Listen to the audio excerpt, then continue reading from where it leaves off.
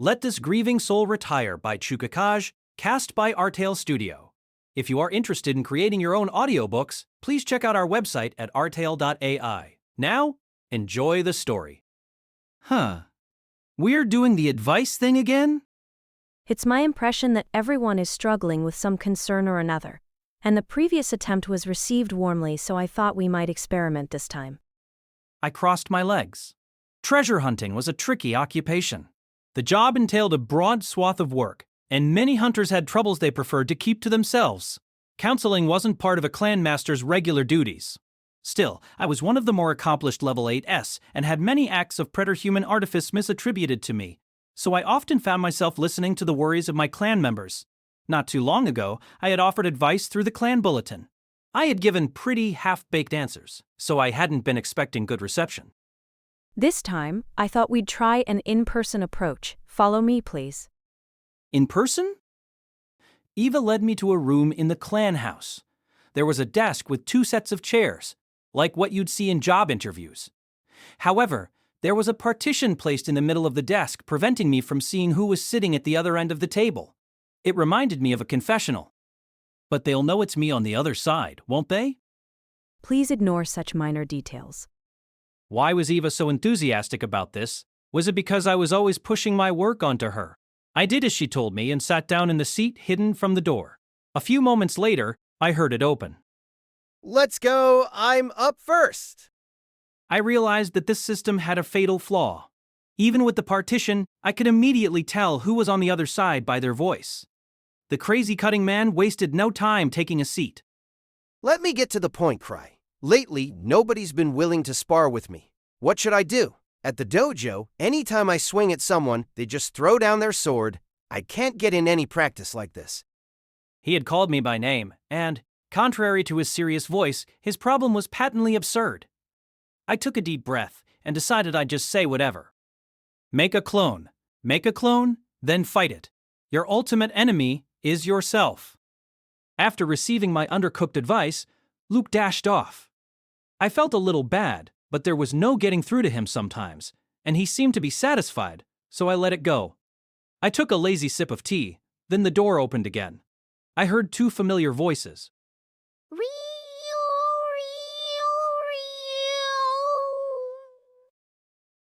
And your dear friend Citri, serving as her interpreter. This was completely unexpected, but it would take more than this to faze me now that I was set to half-ass everything. These 2 sure are good friends. That reminds me, did these troglodytes get citizenship? I saw them around the capital from time to time, leaving me wondering how they were being treated. The 2 sat down, and the troglodyte immediately started saying incomprehensible things. Rio. My king, we're making our skills known throughout the imperial capital. We request your guidance in planning our next steps. Also, Citri here is an excellent woman fit to be your partner. She said, did you hear that? Ryu! Citri! Wow! Ryulin, don't hit me. Why did you 2 come here? Well, at least you're passionate about something. It seemed Citri could talk with the troglodytes now, but I really hope she wasn't teaching monsters, or were they sapiens, our language. I cleared my throat and just said, whatever. Ryu. Ryu?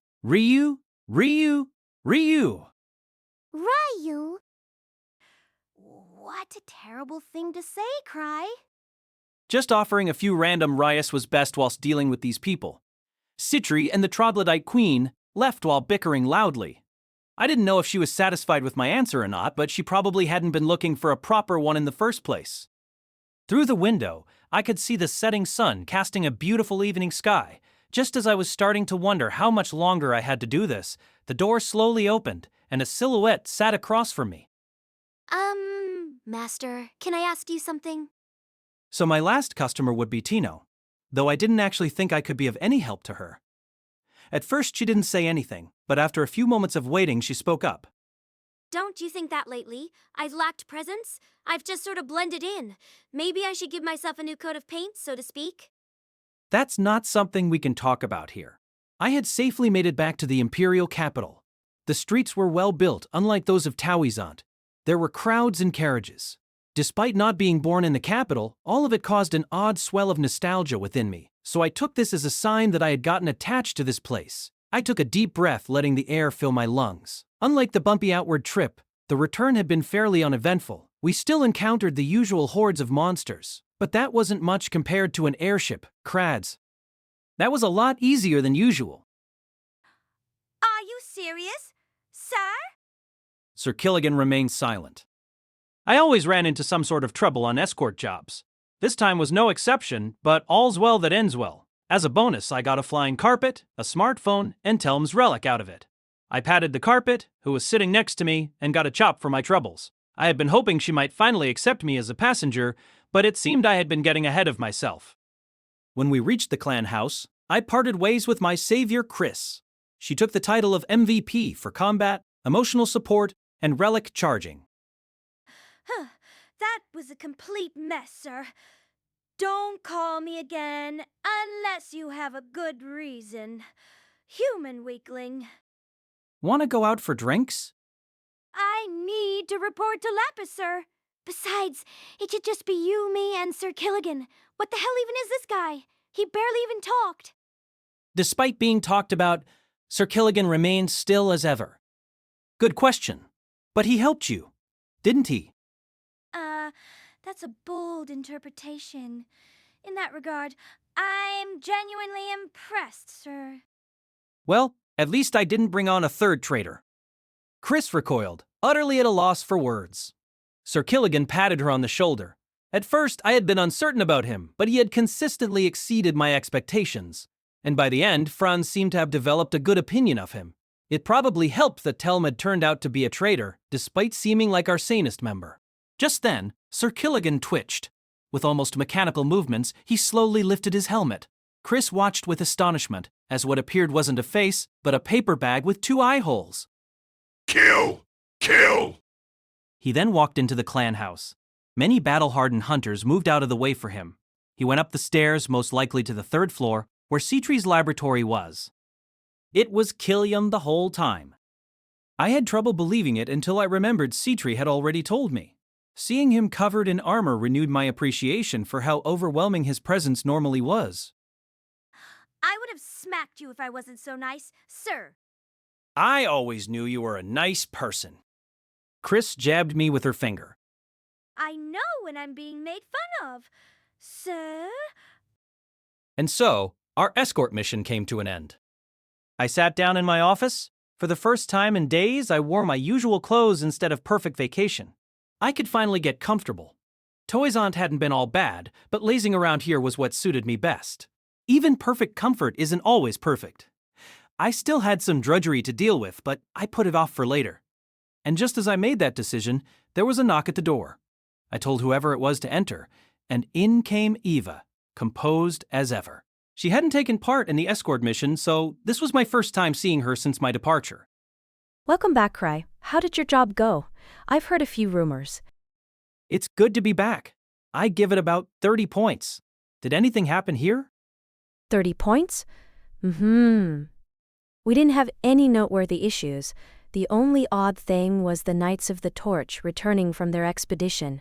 However, they've already departed. Oh? That's some unfortunate timing. Well, that's the life of a mercenary. Tuka seemed very disappointed, though. The Knights of the Torch boasted the largest membership of any party in First Steps.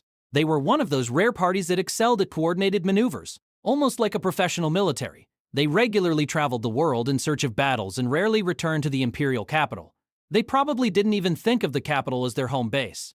The Knights of the Torch had been with us since the founding of our clan. Though they had little reason to join up with us, they cooperated when Citri presented them with expensive potions. In other words, they had been bought. Their leader, Kongboin Tuka, lived by the mantra of even lives can be bought. Tuka and Citri got along fabulously, which meant she also got along with me. If they had been in the capital at the time, I could have just left the job of protecting the Emperor to her party. What a shame that they had already left. I yawned, slouched in my chair, and pulled out my new smartphone. That's right, I hear Toysaunt has finally succeeded in its goal of establishing a forest. Yeah, there was a huge fuss about it, but it had nothing to do with me. That's not quite what I heard. It was all a product of their hard work. According to Franz, the head of Tauisant had been too giddy to focus on the conference at hand. Still, I maintained that I had nothing to do with the trees. Crowds of people had come to offer their thanks, but I sent them all away, saying I didn't know what they were talking about. Likewise, I turned down their gifts. Their gratitude should have been directed at Little Sister Fox. Who would have thought a phantom could be so helpful? There were rumors saying a forest had popped up in a day. Talk about expediency. In retrospect, shoving Little Sister Fox off onto those people was irresponsible of me. Getting in touch with her seemed like a good idea, and now that I had a smartphone, I could talk to her even over long distances. But never mind that. The future is what's important, and I had been waiting a while to bring this up. Eva, there's something I want to talk to you about. That reminds me about the crimson dragon head Luke brought in. We had it taxidermied, per his request. Where should we put it? Looks like Ava has her fair share of headaches, but I've got bigger concerns than a stuffed dragon. Just put it on any old wall. Now I've got a request from the Emperor.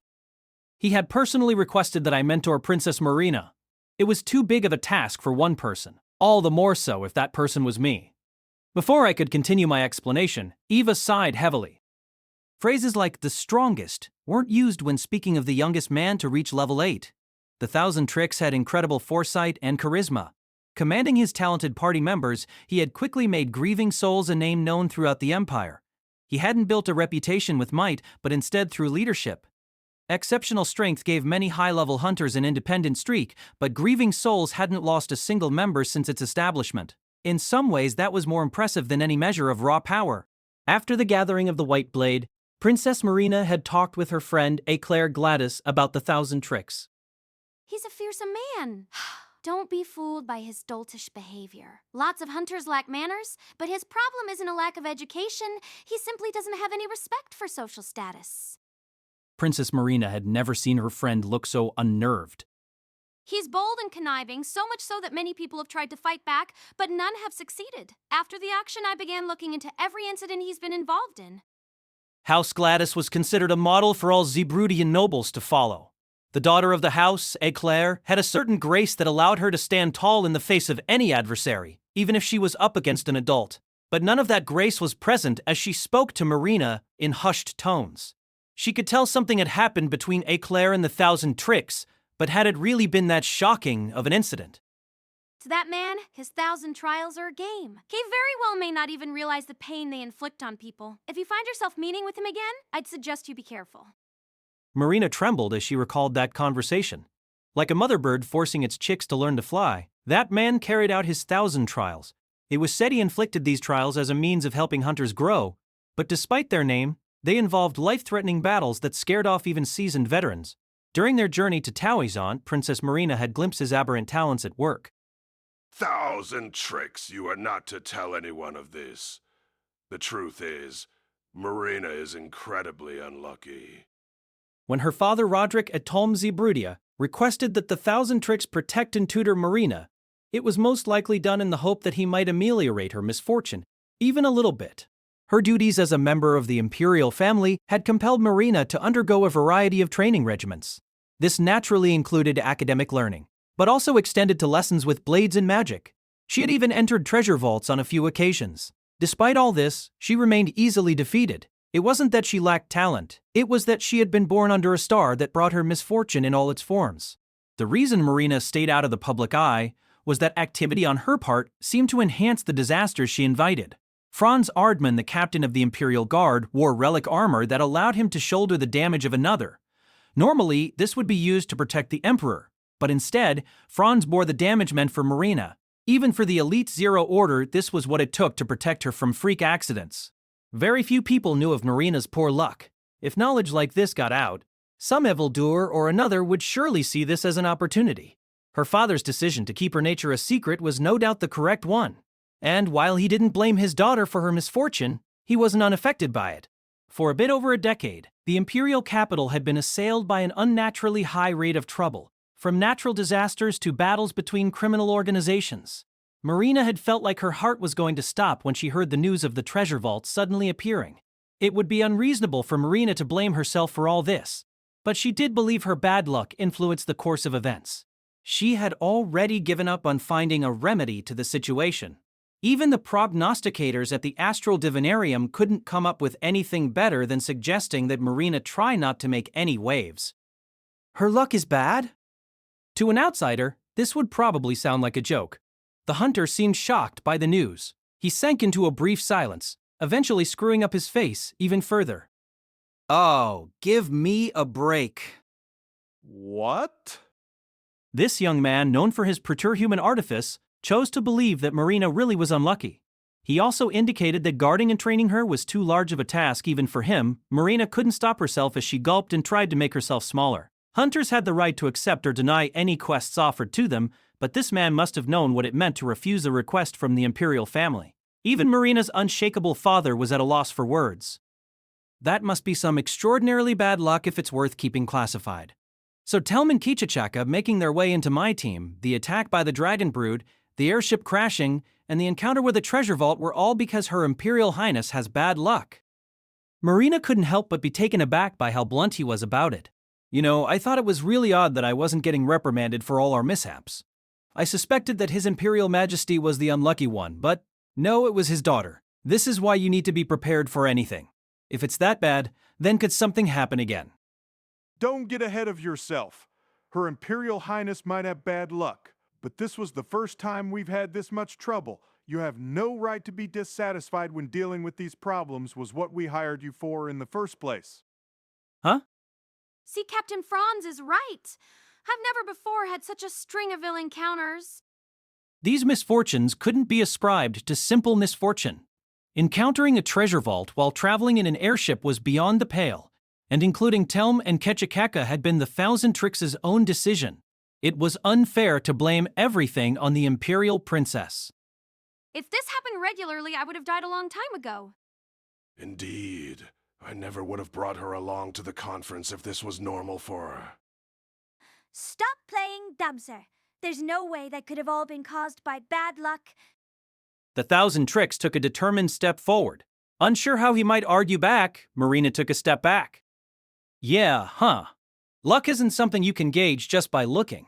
This was all just a coincidence. The blame rests with Telm, Ketchakeka, and that treasure vault. Not with me or Marina. I'd be delighted to accept this job. Marina didn't know what had caused that man to change his mind in such a short interval. Her father had offered to pay him with a ticket to the Supreme Warrior Festival, but she didn't think that had been what caused the turnaround in attitude. The Thousand Tricks was a hunter who built his career on his cunning. He had probably anticipated Franz and her father's arguments, and that's what led her to believe that he was testing Marina's resolve. It was almost unheard of for a member of the Imperial family to receive training from a hunter. She didn't know what sort of regimen she might undergo, but this was very likely a gamble for both the Thousand Tricks as well as the Empire. If something happens, please contact us immediately. We'll be at your side in an instant. I've heard nobody has ever died during one of his 1,000 trials. If this training offered even the slightest chance of improving Marina's situation, then she had no choice but to take it. She understood that she had been sheltered for most of her life. It was only natural that she would fear lessons from someone who instilled terror even in hunters, but she had her pride as the daughter of the Emperor. She breathed in and out, soothing her tense nerves. Yes, Your Imperial Highness, but that doesn't preclude other tragedies. I'll be fine. Now, I have preparations to make, so if you'll excuse me. She said, trying to sound as strong as she could before running off. A treasure hunter's main job was delving into treasure vaults. However, that task required a variety of talents, which meant many hunters took on all sorts of work. Some examples included mercenary work, bounty hunting, and escort jobs, as I had just done. Magi and alchemists received offers to help with research, and capable healers like Sam were called upon to help treat the injured. After I informed Eva about my conversation with the Emperor and his daughter, she briefly thought it over. I gave her an encouraging glance, which caused her to say, That is, quite incredible. You really do receive requests of all sorts. Well, the circumstances are what they are. Yes, very unique circumstances. I heard Princess Marina had her reasons for staying out of the public eye. Becoming her mentor requires significant skills and connections. Can't say I think they made a good choice. I didn't want to take this job, but I wasn't left with many other options. At first, I had wanted to act aggrieved and frame the Imperial Princess's bad luck as the source of all the mishaps. That would give me an excuse to turn down the mentoring job. But then I learned that her luck wasn't that bad, it just meant she couldn't go outside without risking abduction, and carriage wheels tended to break on her. Clearly, my bad luck was far greater, or far worse, if you will, than hers. In a panic, I tried to pivot to saying it wasn't anybody's fault, and I suppose nobody found that unnatural. But can you actually do anything about this? If it's bad enough to be kept a secret, it can't be any easy problem to solve. I'll sidestep it. Huh? I folded my arms and sighed. Bad luck that brought nothing more than bandits and bad carriages wasn't worth the theatrics they gave it. If that was bad luck, then what about a guy who ran into treasure vaults on outings, got abducted by cave people, got beat out at auctions, encountered dragons at hot springs, and got hit by lightning while going for walks? They said fortune tellers had certified her bad luck, but those bunch were anything but trustworthy. Had the Imperial Princess ever been called a bad luck bargain sale? I was certain they were just imagining things. Besides, wasn't her luck already pretty good if she had been born a princess of a major nation? I closed my eyes and gave a hard-boiled shrug.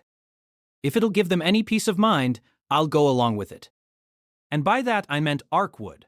I had accepted the job, but nobody specified that I do the training. And what even was there that I could teach? The Imperial Princess probably wouldn't turn down lessons from someone like Ark. And if he couldn't do it, I could find someone else in my large clan. And with an army of guards already surrounding the princess, I didn't see any need for us to work too hard. Oh, I just remembered. Look, Ava, I got something nice for the escort job and as an advance payment for working with the princess. I pulled out a ticket and set it on my desk. It was called a ticket, but it was made of metal and engraved with elaborate patterns. Even to the untrained eye, its fine craftsmanship was apparent. I noticed Eva narrowing her eyes and explained, "It's a ticket to the Supreme Warrior Festival." Ah, I've heard rumors, but I've never seen one in person. The Supreme Warrior Festival was a tournament held annually. From all over the world, warriors of all vocations gathered to compete to be recognized as the best. They competed for the title of Supreme Warrior. In an era that lionized the mighty, there were a number of combat tournaments, but this was one of the most famous. Descriptions couldn't do it justice, but the fights were spectacles to behold, and the tournament was popular even among normal people. The winner was granted fame, fortune, and joined a long list of renowned champions. This was a platinum ticket, something that required very special connections to get. Most nobles, to say nothing of hunters, all yearned to have it. Franz had informed me that this wasn't just any old ticket. Swords and staves were carved into its silvery surface, but nowhere did it list an assigned seat. With this single ticket, I could bring a number of companions with me. When you worked for the Emperor himself, you got paid lavishly. The Emperor had mentioned that I should show Marina what true strength looked like, and I had a number of friends who wanted to go to the Supreme Warrior Festival. Cry, don't you dislike this sort of thing? No, not at all. I've always wanted to go at least once in my life. And it's almost hard to believe, but this ticket lets multiple people spectate. I see. It is a hallowed festival. I hear many warriors invite their friends and family. Eva spoke in a low voice and seemed unconvinced, but I wasn't going to dwell on it. Why don't you come? Huh? You're really going to the Supreme Warrior Festival? Eva looked like she didn't entirely believe me. Was it that surprising? I was told to show Marina what true strength looked like. Training isn't just about your own work. Sometimes it helps to observe the experts. Sure, I'd lived my life avoiding combat as much as I could, but I was still fascinated by mighty warriors. Like many people, I had once aspired to become a champion. I dusted off and red-donned a hard-boiled demeanor. It's an honored tournament. As a level 8, I see no harm in making an appearance. Then I see no harm in going to offer my support. Did Eva have someone she wanted to support? I didn't. I didn't even know who was going to be taking part. Why not bring the whole clan? This is a rare opportunity. I'm sure Tino and many of the other hunters would be delighted to attend. That sounds great. I think there's a limit on how many people can spectate, but, oh, maybe some of our own will be combatants. Ark was the first to come to mind, but our clan had a number of moniker bearers. There would be nothing strange about one or two of them taking part.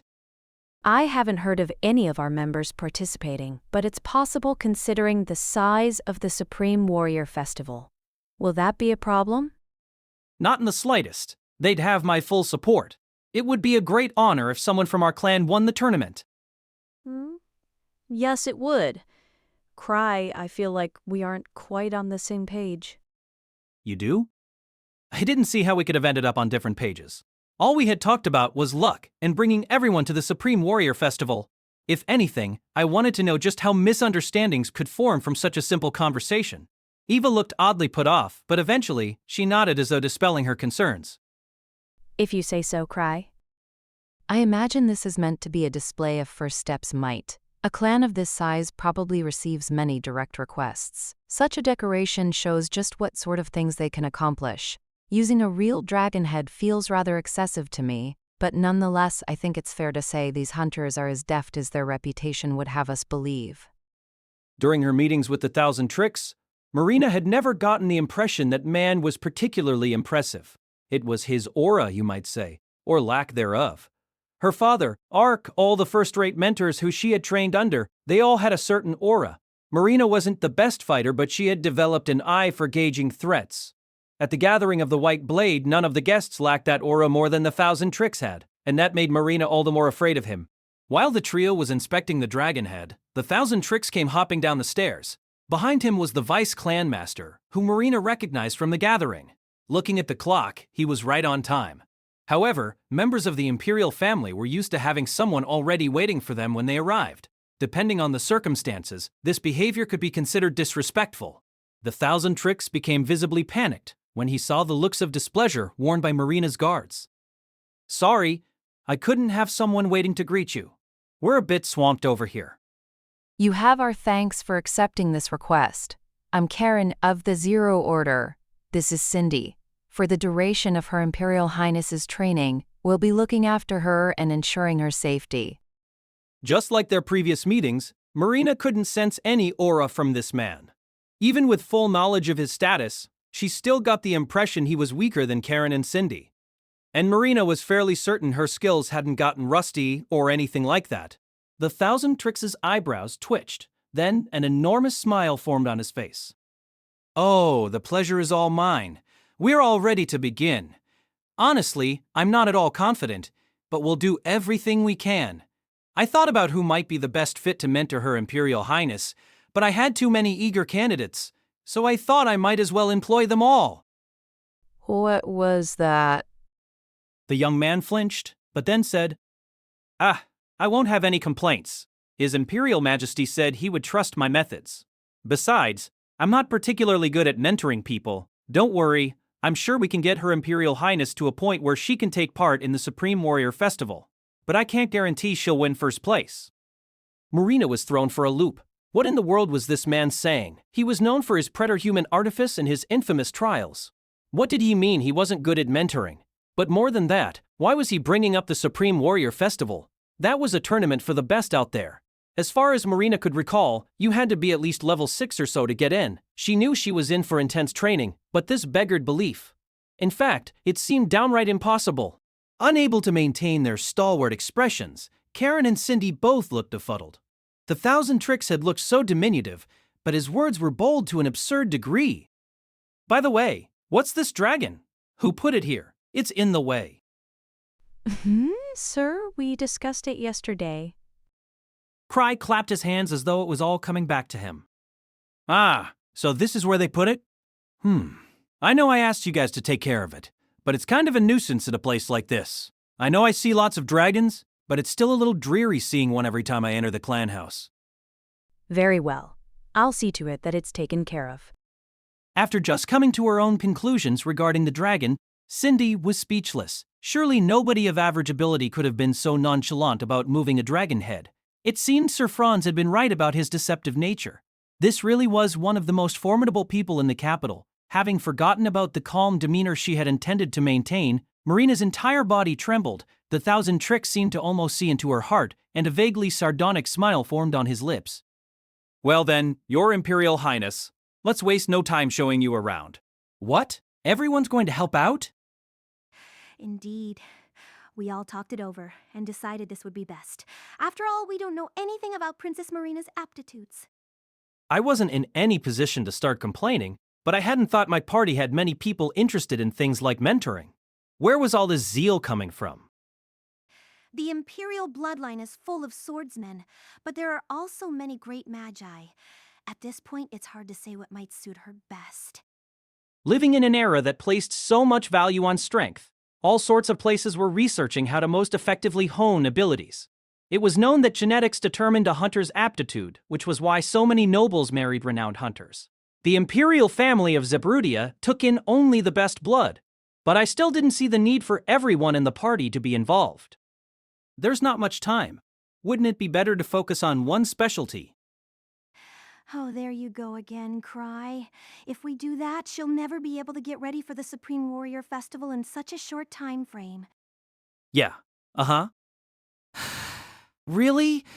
I knew we were working towards a difficult goal, but I didn't see any future for Zebrudia if the Imperial Princess suffered a humiliating defeat in the tournament.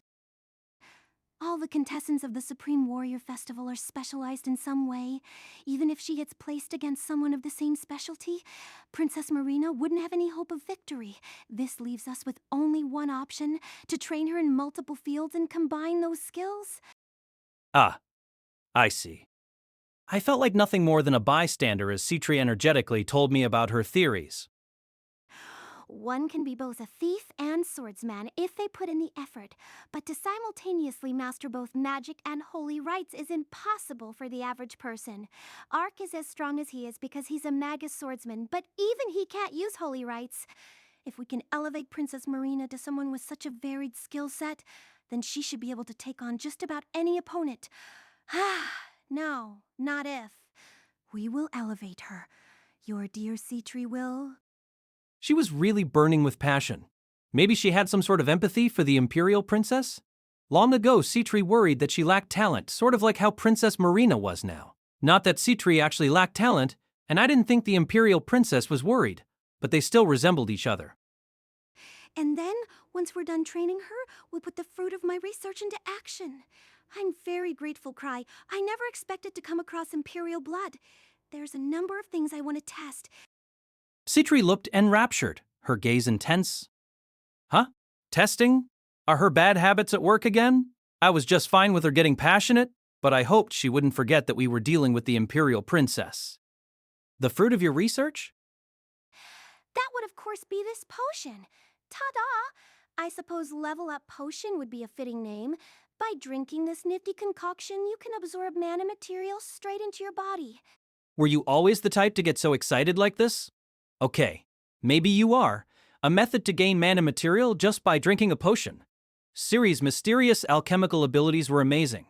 Nothing correlated to strength more than mana material, so I could understand why Ciri was so confident if she had made something so miraculous. Though it seemed a little unfair, I still nodded along. I see. That's incredible. With enough mana material, even the Imperial Princess could rapidly gain strength. I knew I could count on my dear Citri. Even though I was praising her, Citri twitched. She looked at me inquisitively. She put a finger to her lips and fell into a brief silence. I understand. Potions are off the table this time. I'll proceed without them. Huh? I hadn't suggested anything of the sort. Indeed, I haven't conducted enough human trials yet. There still is that minute possibility that the Imperial Princess might not be able to withstand the mana material and explode. Rest assured, I'll think of something else. No matter how many times I turned that conversation over in my mind, I couldn't rest easy. Was this really a good idea? As I showed the Imperial Princess around, I'd put on a hard-boiled veneer to hide any evidence of the doubts nagging at me. All I could do was trust in my friends. The Supreme Warrior Festival is a tournament of beasts who have dedicated their lives to fighting. No matter what innate talents you may have, I don't think simple training will be enough to get you ready for something like that at such short notice. Besides, that's not the sort of strength you need to begin with. So we thought up a plan that would be perfect for you. We'll give you multifaceted strength. Multifaceted strength? And what was that about being ready for the Supreme Warrior Festival? She really was a docile person. I had heard she was friends with Eclair, but their personalities were nothing alike. Of course, we'll do everything in our power, but luck can always factor into a fight. The Supreme Warrior Festival is an event for the very best. I can't guarantee your victory. What are you even talking about? You were asked to train Her Imperial Majesty. However, there's no need for her to become that powerful when she has us, the Zero Order. All she needs is to be able to protect herself should the occasion arise. Huh? Did you not get the memo? What? Karen glared at me. She was like Franz if he were a woman. Maybe this was just the ideal personality for knights? I didn't want to insult the pride of a knight, but it seemed there was a misunderstanding here. Was the Emperor keeping it a secret that he wanted his daughter to take part in the Supreme Warrior Festival? It seemed feasible. This was a man who had picked me, the guy who caused a stir at the gathering of the White Blade, to protect him, most likely in spite of protests from advisors. He also hadn't shown the slightest hint of trepidation when we ended up in Peregrine Lodge. This might make him seem charismatic and open-minded, but I was sure it was actually because he had a screw or two loose.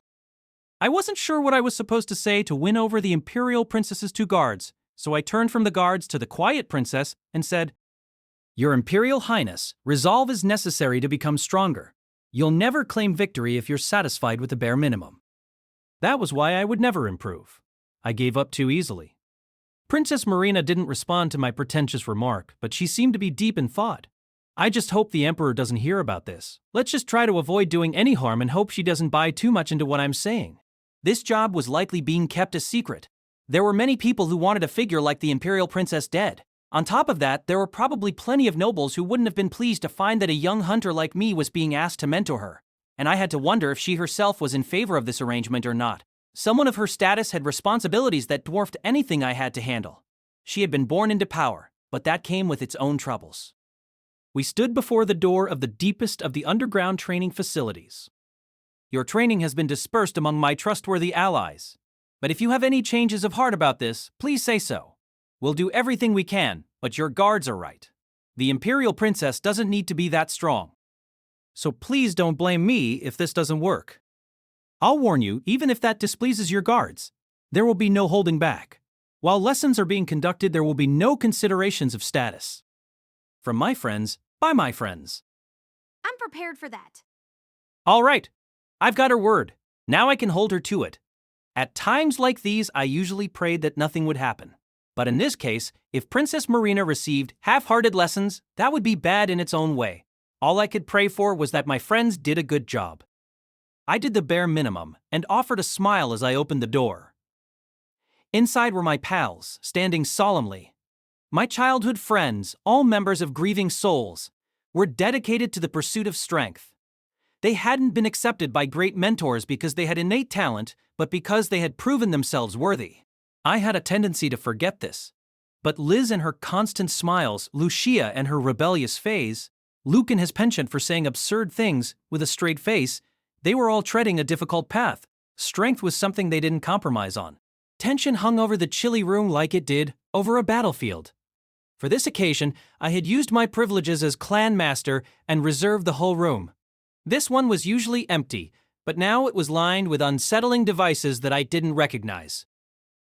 We've been eagerly awaiting you, Cry, Your Imperial Highness. Citri was taking the lead as usual. She approached us with a smile, but that didn't make the room feel any more welcoming. I heard Princess Marina gulp. Her 2 guards were clearly taken aback.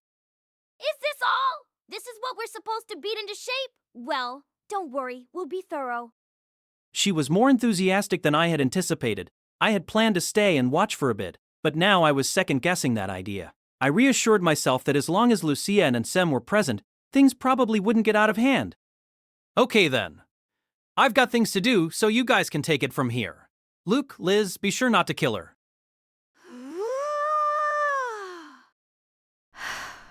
I beg your pardon?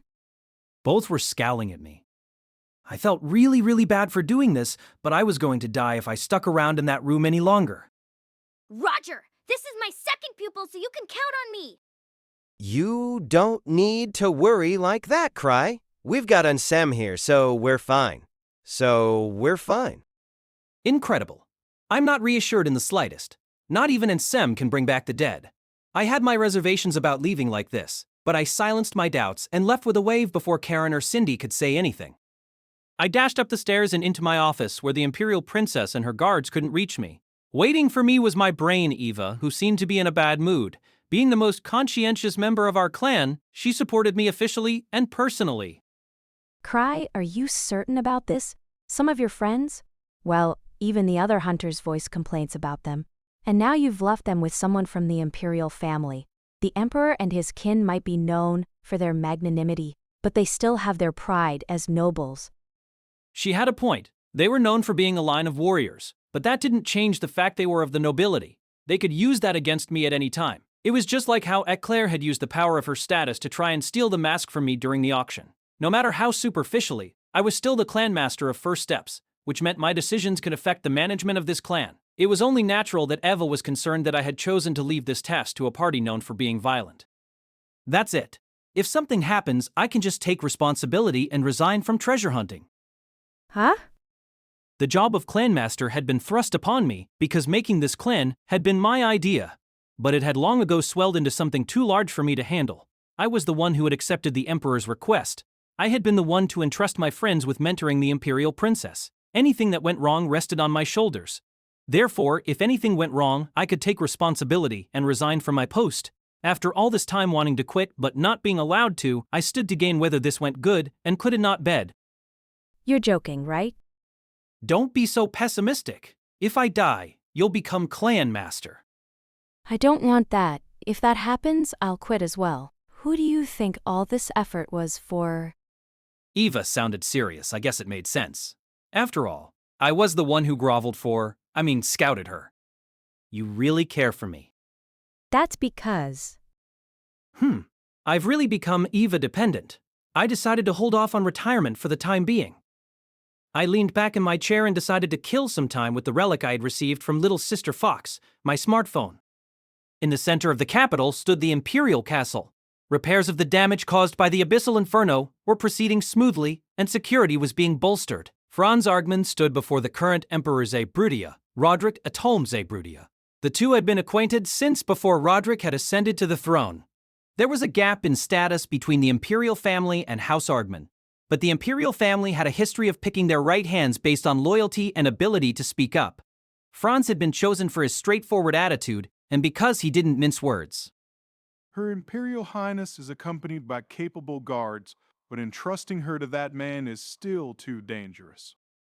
On his imposing body, Franz wore a relic set of armor that shouldered all damage intended for a specific person, regardless of distance.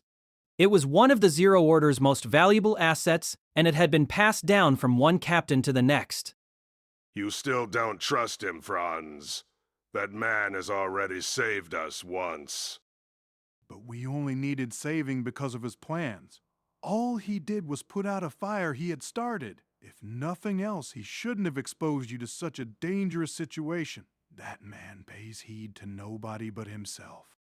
He had been given the opportunity to protect the Emperor, the greatest honor a hunter could accept, yet he had shown up in that flippant shirt. He had the gall to bring agents of Fox within reach of his Imperial Majesty. Everything he said and did defied understanding.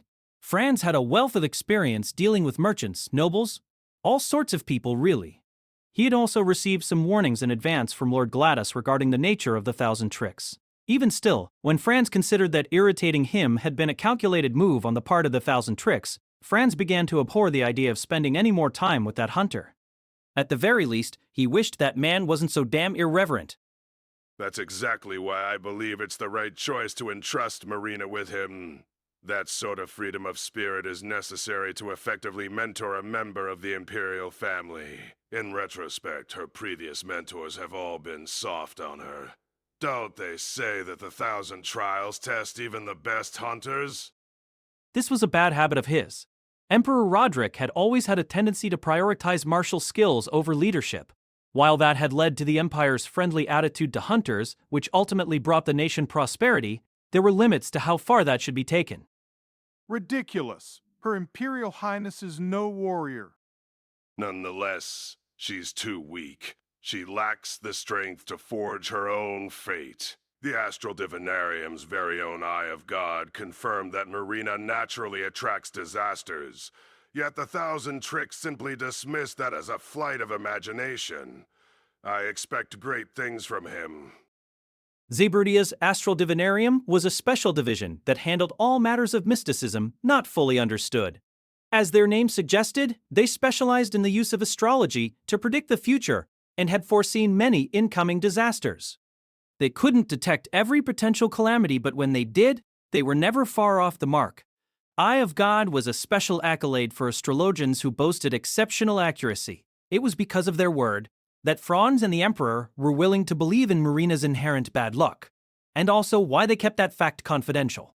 The imperial princess naturally attracted misfortune, but if they kept her interpersonal interactions to a minimum and kept her out of the public, then that misfortune could be held back somewhat. And that was how Marina lived. She hadn't voiced a word of complaint, despite her existence being so rarely acknowledged. Surely nothing could be more difficult for a member of the proud imperial line than to be relegated to the shadows. This, however, was deemed a necessary measure. Zebrutia was an absolute monarchy, which was all the more reason the emperor needed to put the nation above all else. I'm fine with this if there's even the slightest glimmer of hope for Marina. Under her current circumstances, she can't perform any of her duties. As you wish. It wasn't an easy subject for them. Maybe it was different for commoners or ordinary nobles, but for the imperial family, inability was a sin. If someone couldn't be of benefit to the empire, then they had to be erased before they could cause it harm. But even an emperor couldn't remain indifferent towards their very own child. Franz found it humiliating that they were relying on a man who had put the emperor in danger, but he was helpless to do anything about Marina's situation. The imperial princess wasn't fit for fighting. She was too kind. Roderick's expression went from one of sorrow to severity. Are you making progress in your investigation of Nine-Tailed Shadow Fox? We are. We've begun by looking into those two agents, the Counter Cascade and Ketchakak. Given the nature of our adversary, I've made the team as small as possible to reduce the likelihood of information being leaked. Nine-Tailed Shadow Fox was an organization of astounding secrecy. The identities of its members and command structure were all shrouded in mystery. The only reason the name was known was that they had announced it themselves after they had already grown into a formidable force. If not for that, Zebrutia might have remained ignorant of their existence. Uncovering two of their operatives during the trip to Tawazand had been a windfall for the Empire. Foxes excelled at covering their tracks, but if there was one thing Franz was certain of, it was that someone with the talents and status of Telmapocalypse wasn't an asset you could discard without good reason. Unfortunately for Franz, the Counter Cascade hadn't been captured, but he was sure Fox wasn't anticipating any of their members' identities to be compromised. This was a massive leap forward from their previous state of being entirely in the dark. As for Ketchakaka, according to the Explorers Association, they had shown the 1,000 Tricks a list of reliable hunters who might make good candidates for escorting the Emperor. Apparently, they had been quite surprised when he chose Ketchakaka. In other words, someone within the association had inserted Ketchaka's name into that list. They had already begun turning every stone they could in order to find the traitor. After a long standstill, things were finally beginning to move. Only a select few people had been informed that the Counter Cascade and Ketchakaka had turned out to be traitors. They had to act on this before Fox realized two of their own had been uncovered. And we finished narrowing down our list of suspects. Apprehend them. Though I suppose I hardly need to tell you that.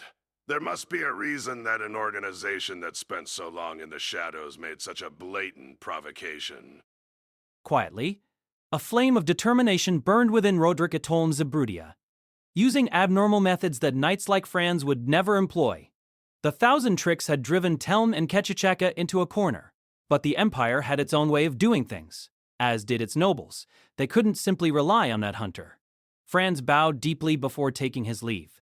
Nothing can be gained without payment. Pain is the constant companion of growth. People of all sorts gathered in Zebrutia, one of the largest nations in the world. Regardless of where they stood in the order of inheritance, all members of the imperial family received lessons from only the very best mentors. Marina followed in this tradition and had been under the tutelage of a number of different instructors. Unlike her siblings, however, she hadn't exhibited any particular talents. She wasn't incompetent, but neither did she stand out in any aspect. In particular, she lacked the bearing of a member of the imperial family. So went the appraisal of Marina Atolm Zebrutia, and she knew it was true. All three of her siblings had the sort of talent befitting the imperial bloodline. Already, they were putting their skills to use for the benefit of the Empire. It would be shameful for Marina to remain cloistered within the Imperial Castle on account of her innate bad luck, and so she fortified her resolve, telling herself that this time she would improve herself. However, before training could even begin, she felt that resolve come close to breaking. You thought you could bring your goddamn babysitters. Did you forget what the hell you're here for? Protecting Her Imperial Majesty is our duty. Be assured we have no intentions of interfering, so long as she isn't placed in harm's way. The stifled shadow was butting heads with Marina's guards. Karen might have seemed like she was keeping cool, but the Imperial Princess could tell just how agitated she was. Karen had never been a very well-tempered person to begin with, and now she was all the more fired up on account of having not been chosen to attend the conference. Yeah, and I bet she'll get real fucking strong by staying out of harm's way. Crybaby asked me to do this and I'm not gonna let him down. It depends on the degree of danger. I'm very well aware that safe training is an oxymoron, but let me just say that I don't appreciate the tone you're taking with Her Imperial Majesty. The tension in the air grew thicker. It felt like either one of them could explode at any given moment. Their words weren't even directed at her, but Marina could still feel her heart pounding. She's not gonna get anywhere on half-assed measures. And what do you know about strength? You're wasting your time if you're not putting your life on the line. You're speaking out of turn. Unlike you, we've got things to be doing. I don't care if she's a princess or if she doesn't want to be here. I'm busy at the best of times, so if you have got nothing to show me, then at least stay out of my goddamn way. Karen took a step forward, and Cindy got ready for a fight. But Liz Smart didn't retreat an inch. Marina didn't know what to do. Faced with having to either side with one of her new mentors or her guards, she found herself between a rock and a hard place. And what had Liz meant when she said it didn't matter if she didn't want to be here? Clapping her hands, Citri walked into the crossfire and said, Now, please calm down. We don't have any desire to harm Her Imperial Highness. However, Liz is right in that we are short on time. With our deadline, getting her to a level where she can compete in the Supreme Warrior Festival simply isn't feasible using conventional methods. There it is again.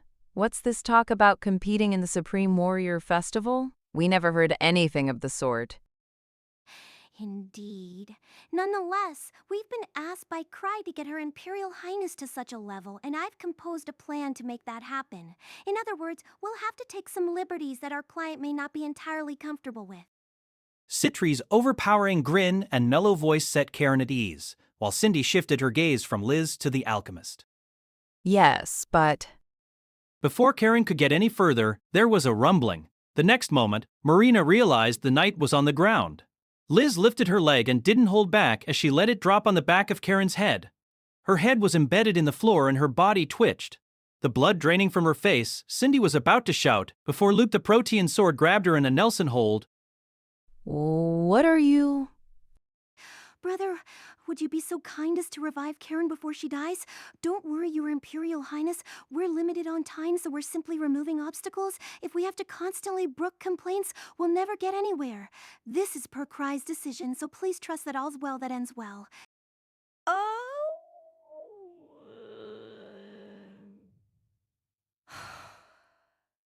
There you go again with the violence. Marina saw a man so large she was forced to crane her neck to see him entirely. This was Ansem, the Immutable. He let out a stern grunt, but it didn't seem like Liz was going to let up. While Marina was doing her best to keep with the situation, Luke swiftly gagged Cindy and then bound her in chains. Ansem lifted Karen out of the floor and directed a healing spell at her bloodied head. Something about his movement suggested he did this often.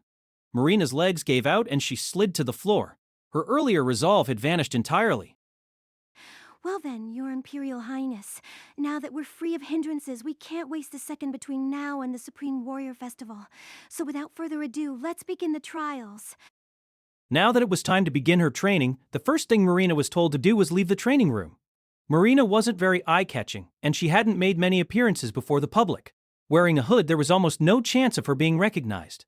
The most conspicuous member of the group was the giant, Anne. His footsteps thundered as he walked along, shouldering a bag that Karen and Cindy had been stuffed into. If the Immutable wasn't known for his kindness, everyone probably would have run from him in fear. Lizzie, what is it we're doing? And who are... You don't need to worry about that. Training 2 isn't much different than Training 1, so I'm dragging you along as well. Marina had heard that the Stifled Shadow had an apprentice, and apparently it was this timid, pitiful girl. The girl called Tino looked at Marina and seemed to realize something. By that, do you mean that this is her? T, you don't need to say it. What if we invite unneeded interlopers? Yes, City. Citri's voice has been perfectly calm, yet it still struck fear into Tino. Still, Tino kept glancing Marina's way. For some reason, she felt an odd sort of kinship with the hunter. It seemed it wasn't because she was an outsider that Grieving Souls was being rough on Marina. Once they exited the building, they entered a carriage that they had arranged for. But after Marina got in, she didn't hear anyone follow her. She looked out and saw them preparing to run. They said hunters trained every day. Marina still wasn't sure about Grieving Souls' violent behavior back in the training ground, but it was clear they were dedicated to getting stronger. Marina found this relieving. Shouldn't I be running as well? She asked Citri, the only other person inside the carriage. Marina knew that improving your attributes was more important than learning techniques. Oh no! At this point, a little bit of muscle won't make much of a difference. If you tire yourself out, you might not be able to endure what's to come, so sit tight for now. I see! Karen and Cindy squirmed in their bag, while the carriage slowly rolled off. Now then, allow me to take a moment to tell you of our plans. That is to say, the plans we came up with to fulfill Cry's request. Now, it won't make any practical difference whether or not we tell you. Very well. It seemed Citri was the party's coordinator of sorts. Perhaps Lucia was in the driver's seat and everyone else was outside, so Citri and Marina could talk in peace. But the Imperial Princess had questions in droves. What had Citri meant by that bit about not making any practical difference? Wasn't Marina supposed to be receiving lessons? She didn't know where to begin. Your Imperial Highness, the most important thing for a treasure hunter to become strong is to raise their attributes. But this isn't a matter of bodybuilding. You see, muscles have a tendency to hinder the circulation of mana. For a magus, a muscular body isn't just unnecessary, it's an inhibitor.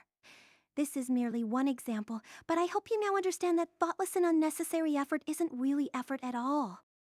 Her eyes were serious, her words spoken with certainty. Unnecessary effort. Marina had received lessons of all sorts from many different mentors, all in the name of gaining strength and identifying her talents. She didn't think those had been meaningless experiences, but maybe this person before her would have considered them unnecessary. Despite everything, Marina was still of the Imperial family. She was easily granted lessons from master instructors that would be out of reach, even for some nobles. Results not immediately manifesting was no reason to give up. And now an entirely novel idea was being brought before her. Becoming strong quickly, correcting her posture, Marina made sure not to miss a single word. What we need to do isn't show you sword techniques or teach you magic. One simple thing will suffice. Your Imperial Highness, you need to absorb mana material, then make effective use of it. To Marina, this sounded incredibly obvious. Mana material? Why didn't you simply say... You don't understand. Your Imperial Highness. Merely absorbing it won't do. Mana material bolsters a person in accordance with their desires. Someone who wants speed will move like lightning. Someone who wants to excel in magic will achieve excellent mana flow. And someone sworn to protect will gain overwhelming resilience. You can even make your chest larger. However, strength only comes to those with strong wills. That is what separates a champion from the rest. Strong wills. Indeed, that very well could have been what Marina was lacking. Nobles of the Empire were encouraged to venture into treasure vaults in order to receive the benefits of mana material. Most of them did exactly this, and Marina was no exception. However, she knew the effects had been limited. The one time she really felt a change had been apparent was after the encounter with Peregrine Lodge. But that invited the question, how did you temper something as intangible as will? Still, Marina puffed out her chest, her expectations higher than they had been not long ago. And this is where Cry came up with an unprecedented idea. Our wills are at their strongest when our survival instincts activate. What this means is that you can get the most out of mana material by entering treasure vaults beyond your level. The logic is simple, but nobody's yet tried it despite the many years we've lived with mana material. Princess Marina, you will be a living testament to Cry's suggestion. You have nothing to worry about. We'll first do a test run on T.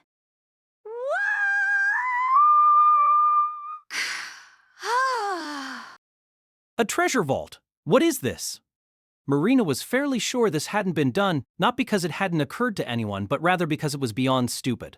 The vicious phantoms of high-level treasure vaults could butcher even an expert hunter with a single attack. This sort of training might be safe in a low-level vault, but those weren't as dense in mana material. Then, as though passing down a death sentence, the ignoble said, There's nothing you need to do. Just hang on with all your might. You may die otherwise. After a few hours of travel, the carriage came to a stop. Marina got out and was taken aback by what she saw. There was a dense curtain of falling white petals. Flowers of all sizes bloomed across the ground. As though held back by an invisible wall, the foliage all stopped at a set point. It was like something from another world. A barrier keeps it in place. It's too dangerous to let its influence extend any further. Even still, this treasure vault is quite large. The blood drained from Tino's face and she sunk into a silence. Before them was a high-level treasure vault, defined by its veritable blizzards of petals. It had appeared a few years prior and temporarily became an obsession across the Empire. It had since been conquered multiple times, but it was still recognized as one of the most dangerous vaults in Zabrudia. Even someone unfamiliar with these matters like Marina still knew of this place. This is Prism Garden, where firmamental blossoms come from. Let's take this opportunity to train our resilience together. There really is no better place. Your field of view is low, requiring that you utilize all your senses. And the phantoms are powerful, so you have to fight to the best of your ability. There's also the pollen, which can temporarily hinder you. This is an easy place to die. Look, Your Imperial Highness, your trembling is proof of your instinctual fear. What? Marina hadn't realized she was shaking. She hadn't even entered the treasure vault, but her head throbbed, her heart was pounding, her throat was dry, and her body felt weak. However, standing nearby, Tino seemed to be in a similar state. It appeared that an intermediate hunter was no better equipped to handle this vault than Marina was. The thought of that was oddly reassuring for her. Well then, how about we start with some thief skills? If you don't improve your senses, you'll die and all that. Oh, right! Your growth might get skewed if you have anything unnecessary, so I'm confiscating your weapons. And so began the longest week of Marina's life. Achoo! Is someone talking about me? I think this is going to go well. With nothing else to do, I opened up a magazine. I felt like a weight had been lifted off my shoulders. I wasn't entirely free of my burdens, but I had done everything I could. Cry, are you certain about this? I wasn't even doing anything, but she still looked at me anxiously. This didn't directly concern her, but she still seemed more uneasy than I was. Her worries were only natural. I was the clan master, and that meant any harm to my reputation affected all of First Steps. But there was nothing either of us could do but go with the flow. Don't worry, I trust my friends. They'll do a much better job than I could have. I didn't know the specifics of their agenda, but they were hard workers. We might get some complaints that the Imperial Princess had been pushed too hard, but if they didn't like it, then they shouldn't have asked for lessons from high-level hunters. Once again, my fortress of reasoning was sound, though maybe that wasn't something to be proud of. She looked at me and said, That's not what I'm concerned about. I know how discerning you are in these matters, and I know you won't let our client's status stop you from doing what you think is best. It's the Supreme Warrior Festival that worries me. It's a renowned tournament, but poor results might negatively affect our clan. I see. Do I? Whether or not I saw didn't actually have any bearing on my response. Haha, Eva, you worry too much. Just to be sure, Cry, you are confident about this, aren't you? Every year, this tournament draws in the very best. Huh? No, not at all. How could I be? After all, this was Princess Marina we were talking about. There was only so much you could do in such a short time frame. I hadn't heard from her since our initial conversation, but it sounded like there was a possibility Liz might be taking part in the tournament. But I was fairly certain the Emperor didn't expect his daughter to take home the championship or anything like that. Don't worry. Worst comes to worst. I can always grovel. I've done everything I can, so I've got no regrets. Eva looked at me incredulously. Everything? Hey, don't stare like that. I thought after all this time that she'd be used to my vague statements, but I suppose she wouldn't really be Ava otherwise. Should I look into the other potential contestants?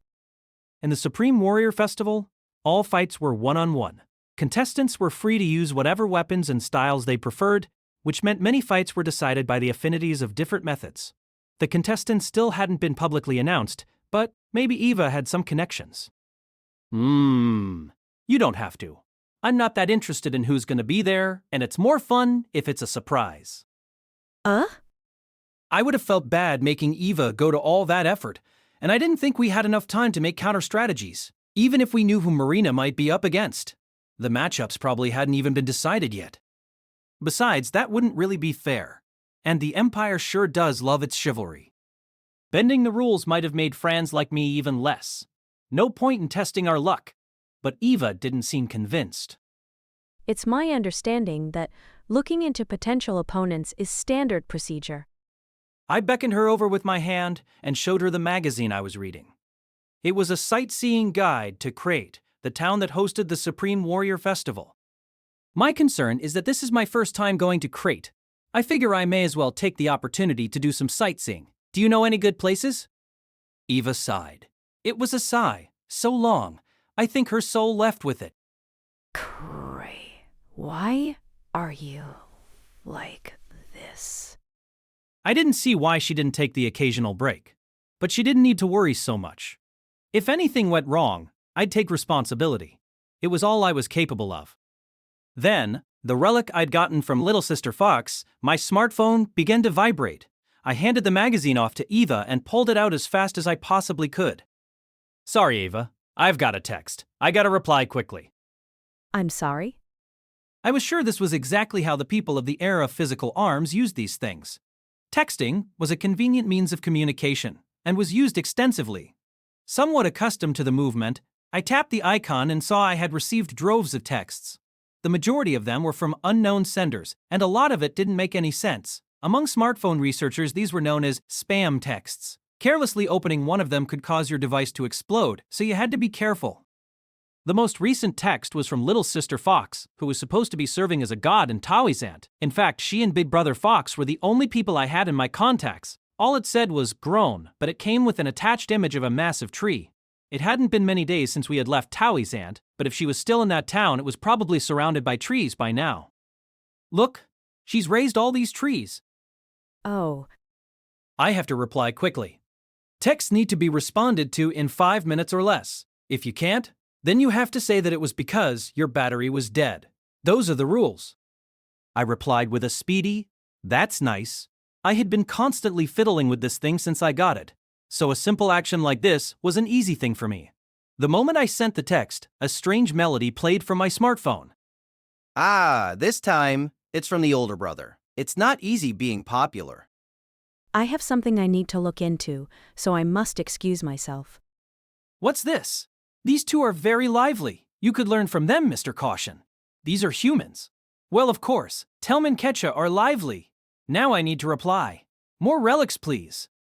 There was still a lot I didn't understand about it, but this smartphone was a wonderful thing. I could dream of the possibilities. If I could get one for all my party members, we'd never have trouble meeting up ever again. I wish I had been born in such a convenient era. I began to imagine what those previous eras might have been like when I suddenly remembered I had been talking to Eva. I looked around, but she had disappeared at some point or another. I looked down at the small relic in my hands and furrowed my brow. I see. So this is how civilizations fall. Convenience has its time and place. Information gathering was an indispensable part of hunting. Treasure vaults were living dungeons, and sometimes became drastically more or less hostile in short time spans. Treasure hunters always kept an ear to the ground, both in the name of profit and for the very thing that defined them, curiosity. For instance, this was how it quickly got around that I had been aiming for that mask in the Zebrudia auction. When I entered the lounge, I saw that one of our best parties, Obsidian Cross, was occupying a table. Sven Anger got up and waved his arms as he approached me. Cry, I hear you're going to be part of the Supreme Warrior Festival. Is this true? Who told you that? Who? Liz. She was running around shouting about it. Liz. What an uncontrollable ball of energy. And her information wasn't even right. No, I'm not going to be taking part. I'm just going to watch. Even I want to see what the best have to offer. That's so? Well, I suppose that's surprising in its own way. For most level 8s, there was nothing strange about them wanting to be part of a grand combat tournament. These false rumors wouldn't have gained traction otherwise. But I wasn't a normal level 8. In the right situation, even a level 1 could best me. This is just between us, but it's not me that'll be participating. Sven looked at me like he didn't quite understand.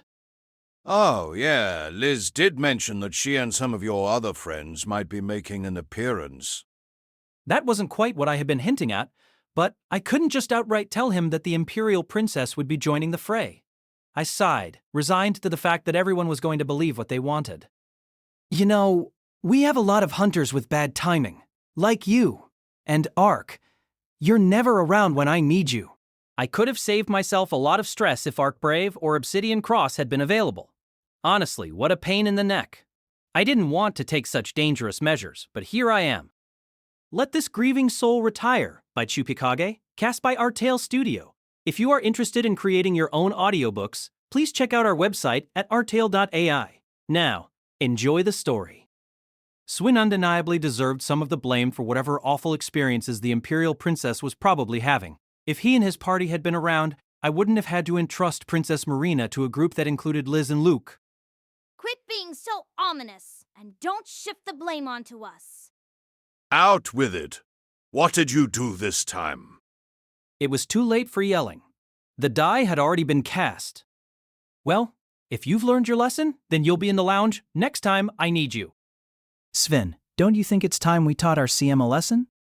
The cleric and youngest member of Obsidian Cross looked awfully tired for someone making threats. Good grief, I can't even tell if that was a joke. I'm joking. By the way, Sven, will we be at the Supreme Warrior Festival? Well, our schedule is clear for the time being. Why don't we go see what our cocky CM is capable of?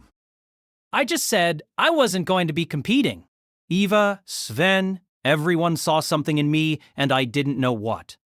But I was in charge of the Imperial Princess's mentoring. Maybe her results could be considered a sign of what I was capable of. Maybe. Then, a shrill cry rang throughout the lounge. Human weakling, are you really going to be part of the Supreme Warrior Festival, sir? You never take a break, do you, Thousand Tricks? As your clanmates, it behooves us to offer our assistance. Running in was my savior during the Emperor escort job, Chris Argent, and her party leader, Lapis Fulgor. Being noble spirits, they were beautiful, and their presence alone made the lounge feel a bit brighter. Unfortunately, they weren't very good candidates for training the Imperial Princess, as they were what we might call lacking in manners. I knew they were good deep down, but I needed people good on the surface as well. Ah, I wasn't looking for you two. We haven't met since getting back to the capital, and the first thing you do is pick a fight. Sir! It hadn't occurred to me that I had been that long. I had also totally forgotten about my offer to go out for drinks. Chris started right up to me and pressed her finger against my chest. Why didn't you come to see me, sir? I was bedridden. You were? I would have come if you had called me. I'm not going to do that. I shouldn't have to go out of my way. We were only party members for the duration of that job. Sir? Yeah, I had entered my usual smile and grin mode, having abandoned any hope of understanding what was happening. During our job, when you sat on your ass and made me do all the fighting, don't tell me that was because you were preparing for the Supreme Warrior Festival? Yeah, Chris was red in the face and her language was coarse as ever, but her melodic voice softened any impact. Are you really going to participate?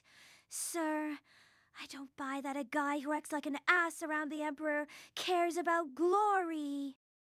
Yeah, She was right. I didn't have much interest in glory. That always came with privileges and obligations that I didn't have the skills to handle. But I didn't recall ever acting like an ass around the Emperor. It seemed Chris didn't care for my response as she was getting more and more heated. Lapis abandoned her job as Chris's muzzle and just gave me a shrug. Sven looked resigned. Being oblivious to their reactions made Chris look incredibly childish. Oh, it's fine. We're all used to this. The Supreme Warrior Festival is famous even among noble spirits. A champion among our kind will be competing. A flaccid dope like you will just get hurt, sir. Are you sure you won't just be spectate? I'll forgive you. So just stop petting me.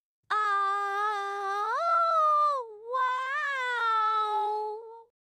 Chris squirmed in an exaggerated manner. It seemed the thing I understood best was this feline noble spirit. Without thinking much about it, I reached out and began rubbing her head. Her silver hair felt like silk and was cold to the touch, making it pleasant to run my hand through. Tears welled up in her eyes and her face flushed. Oh, okay. Sir, I go and cheer you on. So just stop that. Stop. Stoop. At least be a little more gentle about it. Well then, I can't wait to see the look on her face when she realizes it won't be me, but the Imperial Princess taking part. Within a certain town was a building decades old. Dozens of shadows were seated around a large table. Despite the building's age, there wasn't a speck of dust anywhere in the room. This was evidence that while this room was used in secret, it was also used frequently. There wasn't a single window. The only light came from a single lantern on the table. Is it true the plan failed? The details are unclear, but the conference ended without incident, and Roderick is unharmed. There is one conclusion. In height, gender, age, and more, the assembled figures varied widely. But there was one thing they all had in common. Everyone wore fox masks. The masks differed in shape, color, and other more subtle details. But these masks were proof of their shared membership of a certain group. Nine-tailed Shadow Fox. They were a secret organization that lurked in deep shadows and worked under the cover of darkness. Gathered in this room were some of its members, foxes as they were called, who had come from all over the world. Now, they were daring to make an in-person gathering. To think that the counter cascade was one of our own.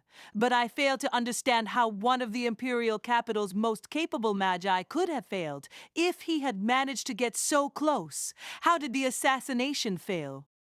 Fox was an organization built on thorough secrecy. The members were divided into ranks referred to as tails. The greater the number of their tail, the higher their rank was. This equated to greater access to information and increased authority. As a general rule, lower-ranked members didn't know the identities of higher-ranked members. This time, however, information had trickled down because the operation had failed. The attempt on the Emperor's life had been handled by a member of the Seventh Tail who had been a candidate for Fox's upper brass. Even in this packed room, only one person had known that the counter-cascade was a fox, as he was of the same tail. The counter cascade really screwed up. Everyone's gaze fell on the perturbed speaker. It was a large man in a gold mask and the leader of the current operation. We've got other people in high places, we've got other people who can get their hands dirty, but he was one of our best assassins.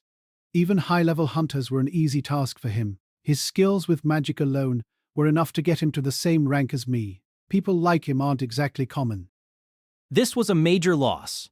Teln had the trust of some of the nobility and a unique spell that could produce clones.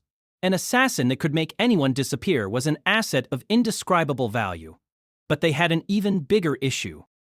It doesn't end there. Faum brought the dragon caller with him. We lost 2 irreplaceable hands. You probably don't need me to tell you this, but this will affect our plans. The counter cascade had definitely been top brass material, but his cohort, the dragon caller, had also been exceedingly useful to the organization. What better way to throw society into chaos than the power to summon dragons, the strongest of all mythical beasts? Dragons had a tendency to draw attention, which created openings that could be exploited for any number of purposes. The current operation had been planned with the dragon caller in mind, but now that wouldn't be happening due to Teln's failure. The upper tails aren't happy. The counter cascades operation was of the utmost importance. The death of the Emperor would have hindered Zeebrudia and their position would have been weakened if the conference had been cancelled. But look what happened. The Emperor still lives and the conference went on as scheduled. Our operatives probably had their identities compromised as well. It's the biggest failure in our history. The assassination of Emperor Roderick was so important that Teln would have been welcomed into Fox's highest echelons if he had succeeded. Fox's influence and membership was as great as it was because of their accomplishments. A major failure would make their organization less alluring, weakening them overall. We'll continue as planned. The man slammed his hand on the table. His voice was low and intimidating, his eyes shining brightly. This is a huge operation, Everything else we've done will pale in comparison. The counter cascade's failure was entirely unexpected. We can't suffer another screw-up. But Galf, the Supreme Warrior Festival, is a gathering of all kinds of deadly people. Isn't it dangerous to push this operation along when we've already been weakened? If there's a high chance of failure, we should consider a delay. The thing they feared most was their identities being revealed. Telm's greatest error wasn't that he hadn't been able to carry out his duties, but that he had been revealed to be a fox. Cautious planning, evading anything that might fail, and sticking to the shadows was how they operated. And the leader, Galf Schenfelder, smiled at his subordinate's very reasonable objection. That won't be a problem. The loss of the Dragon Caller is a shame, but we can procure more pawns on the scene. The success of this operation will more than make up for the Counter Cascade's failure. This operation was ordered by our boss, and they've approved the dispatch of a maiden. I can guarantee you we will pull this off. The time for lurking has passed. Nine-tailed Shadow Fox will make its move. Now, has it been secured? Yes, just as planned. And it doesn't seem they've noticed. Galf's smile grew.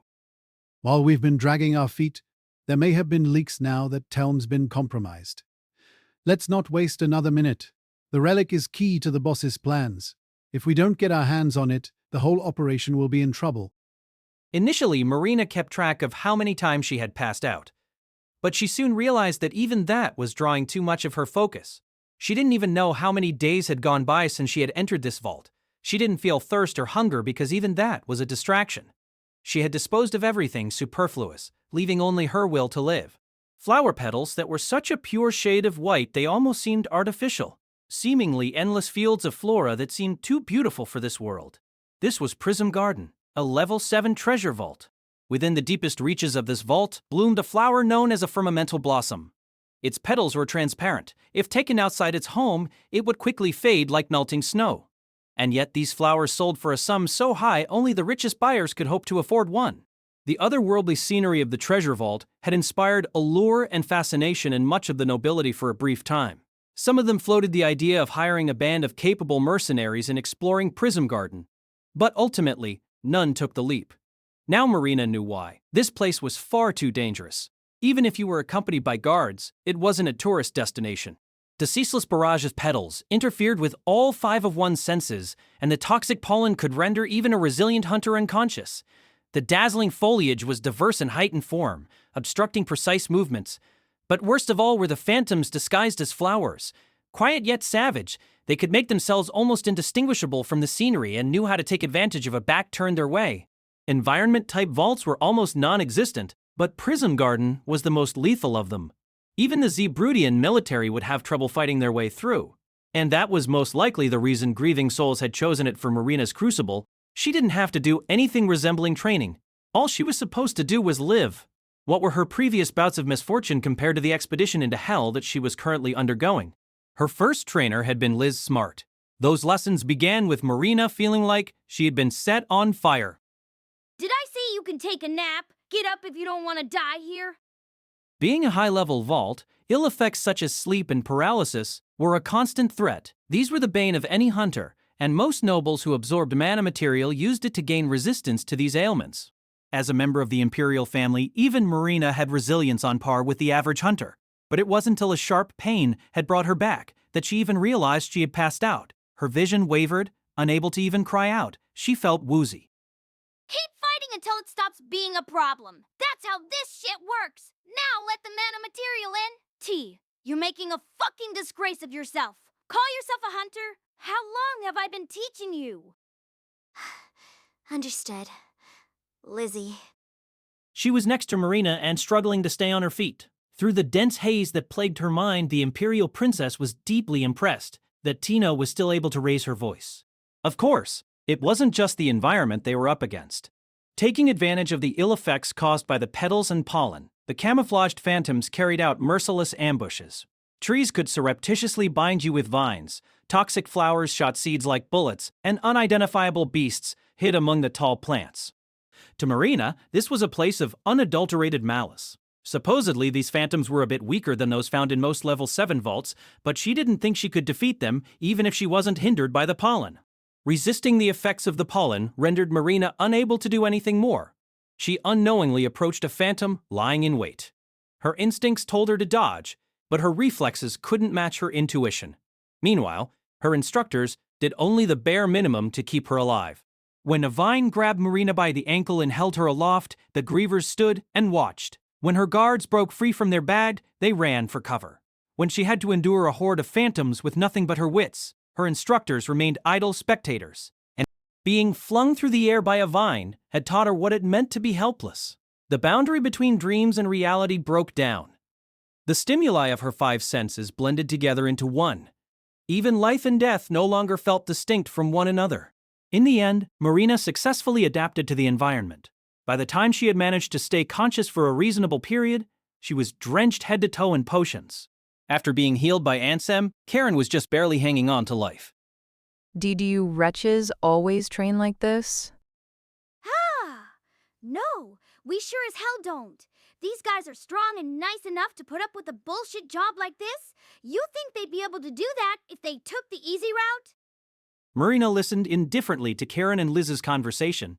She felt feverish, but that was leagues better than her earlier state of nigh unconsciousness.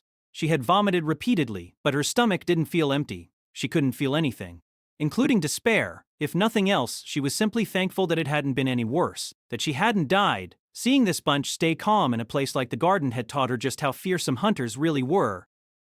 No time! We'll have to cut it here! Hell yeah, now it's my turn. I'm gonna teach you about swords. Swords are important. Not a whole lot you can do without them. These words filtered into Marina's ears, stimulating her dazed mind and bringing her back to life. Swords! I like swords! I like swords! I love them! Oh, funny you should say that. I like swords too.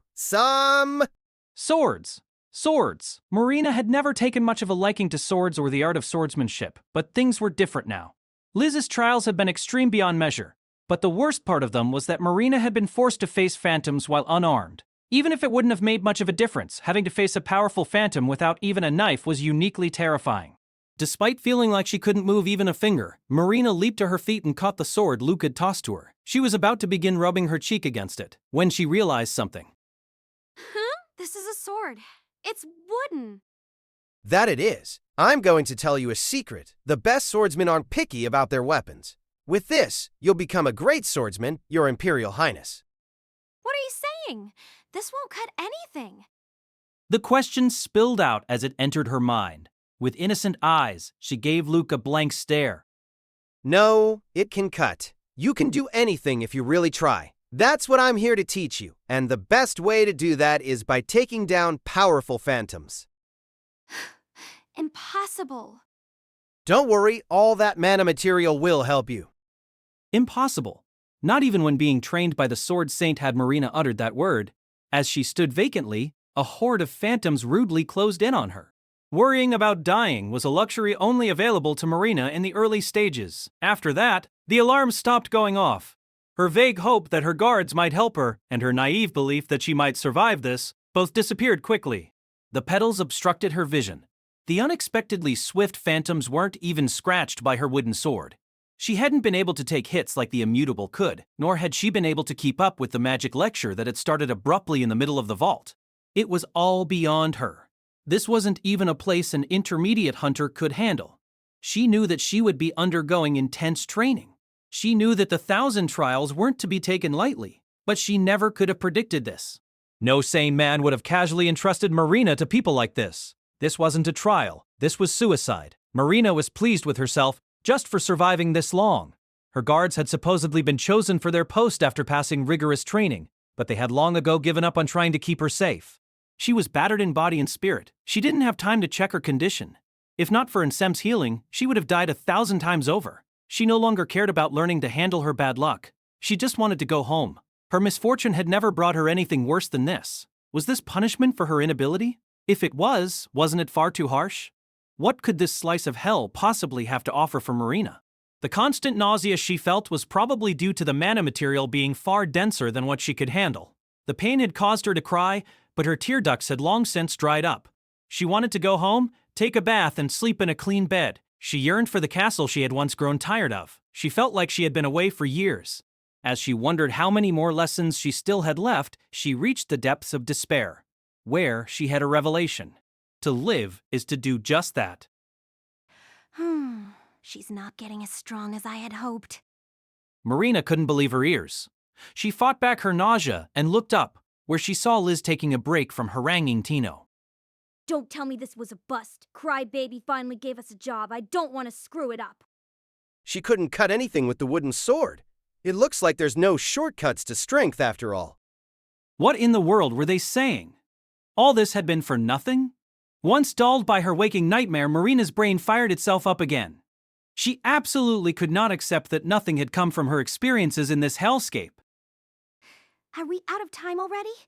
I suppose she did absorb a fair amount of mana material, and we did teach her the basics. Unsem grunted in agreement. Marina was racked with quaziness, but she could no longer tell if that was from the mana material or the stress.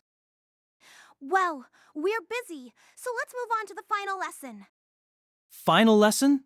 There was still more? Citri was the only one who hadn't given her any training. But she was an alchemist, not someone who fought on the front lines. Marina had been convinced she simply managed the party. Marina told herself to keep it together. Her heart would give in if she didn't. As she looked at Citri, there was fear and indignation burning in the young princess's gaze. Citri gave her a malicious smile and said something unexpected. To still be capable of such strong feelings under circumstances like these requires a spirit pliable yet unbreakable. I wouldn't expect anything less from a member of the Imperial family. But there's no need to fear. You can rest easy, because my lessons can hardly be called such. I'll just be doing a blood test. I need to make sure your body is all right. If something happened to you because of our training, it would be quite a mess. Generally speaking, phantoms were an enemy to mankind. They were life forms, except they weren't technically living, made when mana material coalesced into recreations of the past. Even the ones that were intelligent enough to parse human language were still driven by territorial instincts and had no mercy for intruders. What's more, some phantoms had a resentment for humanity born from the past events that formed their foundation. But I might have become the very first human to ever make peace with a phantom. Relaxing in the sunlight, I fiddled with my smartphone. I couldn't even begin to guess just how many features this relic was loaded with. Despite sharing one name, these devices came in endless varieties, each with different capabilities. I was still getting the hang of it, but little Sister Fox seemed to have plenty of free time, as she was constantly sending me texts. According to the manuals that were often found with smartphones, frequently exchanging texts meant two people were friends, or phone friends as they were called. In other words, little Sister Fox and I were friends. That, of course, went for her older brother as well. We were in each other's contacts. Man, oh man, have I become an intermediate smartphone user? Grinning to myself, I looked at the picture sent to me by little Sister Fox. It was of that day's fried tofu. The next moment, the door swung open without a single knock. I thrust my phone into my pocket and saw Citri entering. Her cheeks were flushed and she had a vial so large she had to use both arms to carry it. Cry! About the Imperial Princess, I believe we've succeeded. Huh, thanks. You guys were a huge help. Where's Princess Marina now? I wanted to bring her with me, but she refused. Should I be worried? What sort of training did you guys do? A scowl briefly crossed my face, but then I noticed Citri's smile. It was the pure and innocent smile of a young girl. This was also the smile she made when she wanted my praise.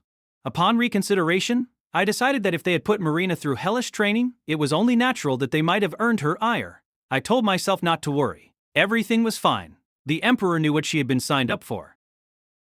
As for her training, that was a failure.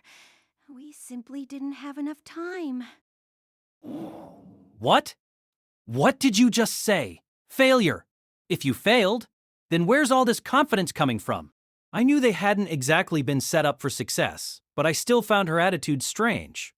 I couldn't hand out the compliment she clearly wanted. Gray, look! Citri gleefully placed the vial before me. It was filled with a dark red liquid. I couldn't smell it because the vial was sealed, but I still found the potion unsettling. It reminded me of blood. I sat in silence, awaiting an explanation. The training may not have gone well, but the results are before you. I didn't think. I just let myself become a praise dispenser. Great job, Citri. You're incredible. This is Princess Marina's blood. Thanks to you, I was able to obtain such a large sample from my blood test. Excuse me? My eyes darted back and forth between Citri and the vial. Blood test? And who was to thank for this? And why was this vial so big? Princess Marina was a small girl. I was pretty sure this was more than her entire body could hold. This is Imperial blood, perfectly preserved. This isn't easy to come by. The Imperial Princess herself isn't particularly remarkable, but I'm sure this blood is worth researching. Then is it really a blood test? What did you do to the Imperial Princess? Citri's eyes were shining. Though I knew she had a mad scientist streak in her, I had always considered that to be one of her strengths. But I had just one question on my mind. Just one. Is she alive? I gave her a potent hematogenous potion and we healed her in the treasure vault, so I'm sure the mana material is doing its job. It placed a considerable burden on her, but I followed your orders and made sure her life remained intact. Citri, just because something doesn't result in a fatality doesn't necessarily make it okay. Hadn't I told her to train the Imperial Princess? Why was she acting like I had ordered all this? I was at a loss. I was always worried about her, but now it looked like she might be facing the death penalty. I received a summons to the Imperial Castle sooner than I had expected. I normally would have taken one of my brains, Citri or Eva, with me, but this time I went alone. Citri was out of the question, and I was reluctant to take Eva, given the circumstances. Cray Andre, don't tell me you always go around dressed like that. When I received the summons, it felt like I had been given the date of my execution. So of course I had decided to throw on perfect vacation. I was shown to a room that was robust, just like the Empire itself.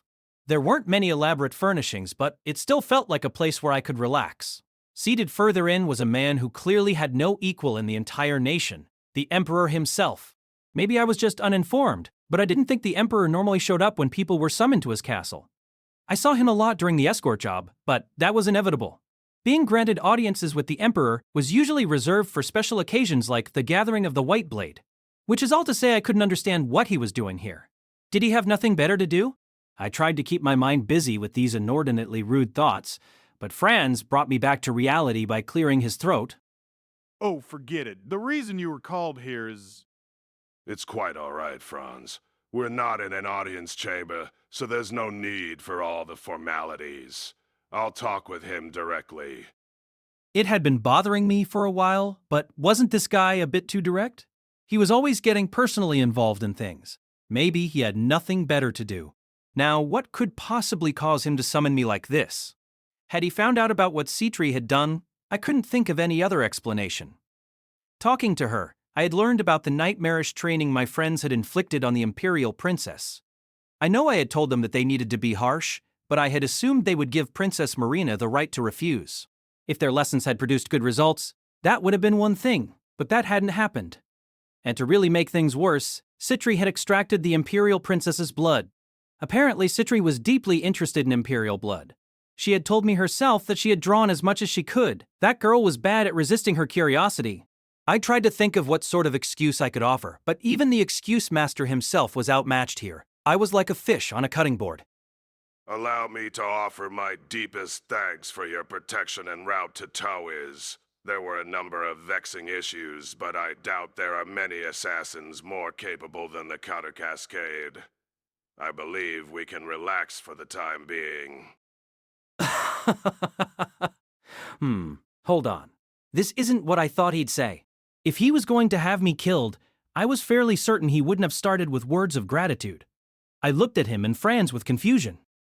Furthermore, I would also like to thank you for training Marina. He doesn't know?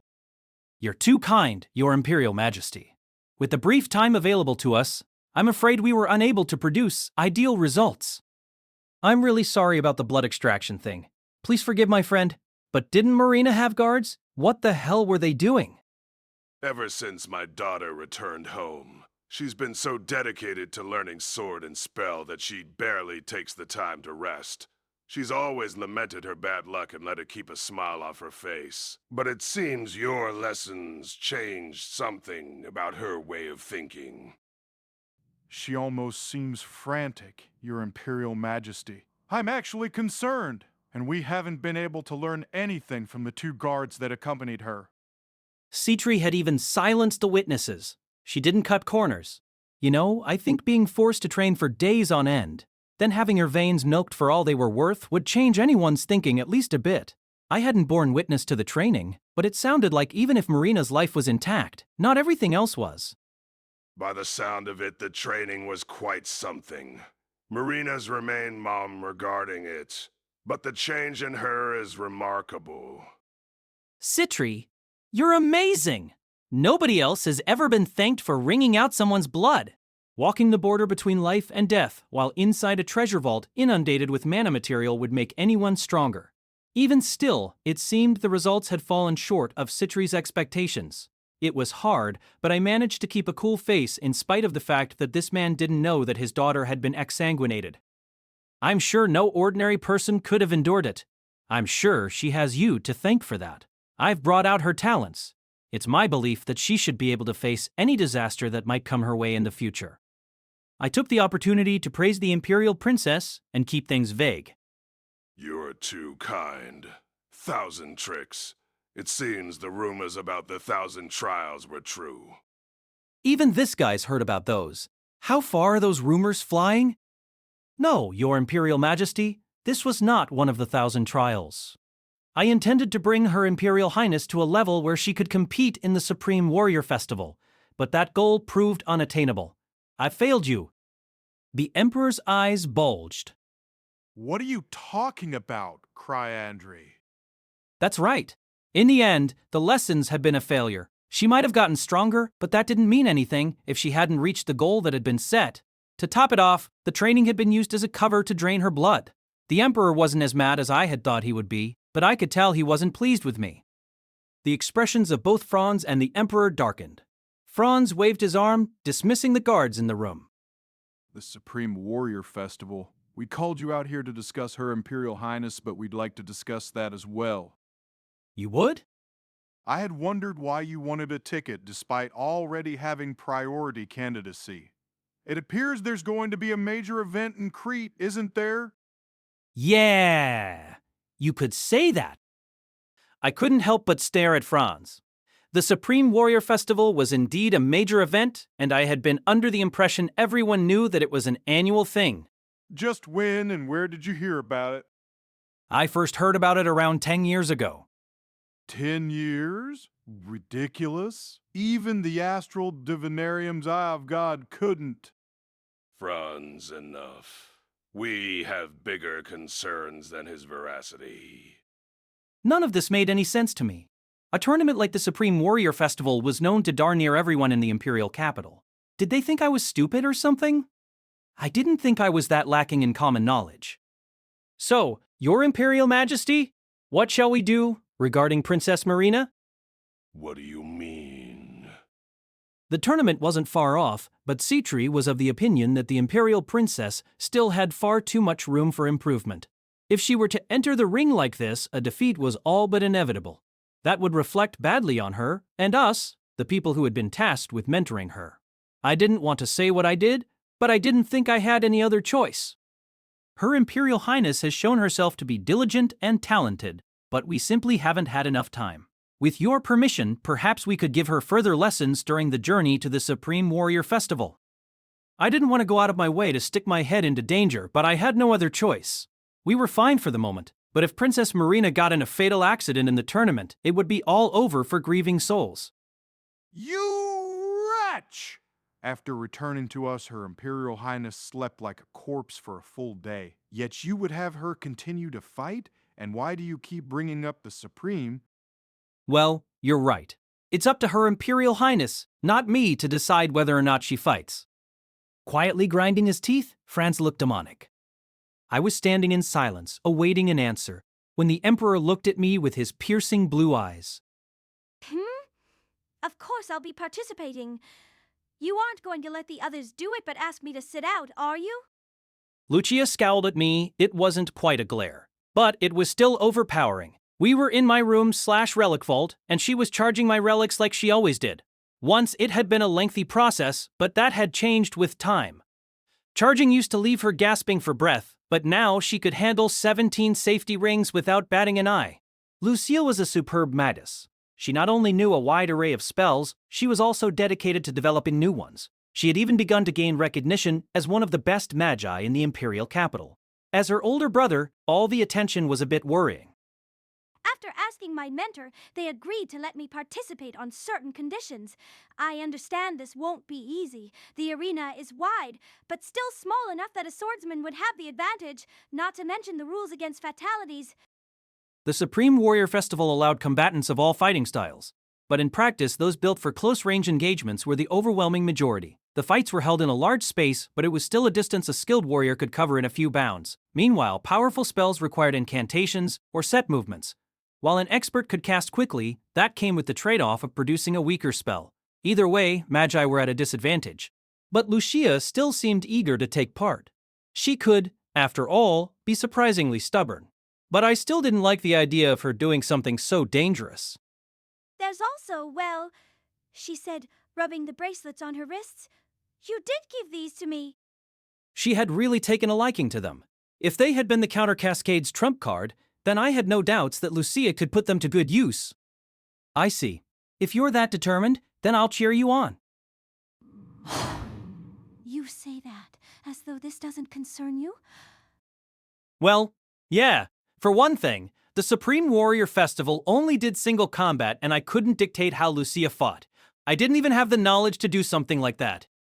Do you need some encouragement? If you're able to worry, perhaps you should worry about yourself. That's true. But I didn't think worrying would get me anywhere. It wouldn't make the Imperial Princess any stronger. Even though I had gotten permission to give her more lessons, her chances of victory were still low. I need to remind you that these fights are one-on-one. Isn't that your least favorite? Not really. I like the tension that comes with one-on-one battles. Of course, you can't knock brawls and other spectacles, but it's not like there's any point in griping about the format. I didn't like participating in any sort of fight, but I enjoyed watching all sorts. However, when I was going on hunts with grieving souls, I got to experience plenty of spectacle fights firsthand. After that, even sitting on the sidelines was something I was willing to live without. Leader, you're acting awfully sure of yourself. Do you have another bizarre idea in your head? I'm just hoping this tournament goes well. I didn't want Lucia to put herself in danger, but it was too late to say that when she was already a treasure hunter. Oh, right. Did everyone else manage to secure a spot in the tournament? Yes, so it seems.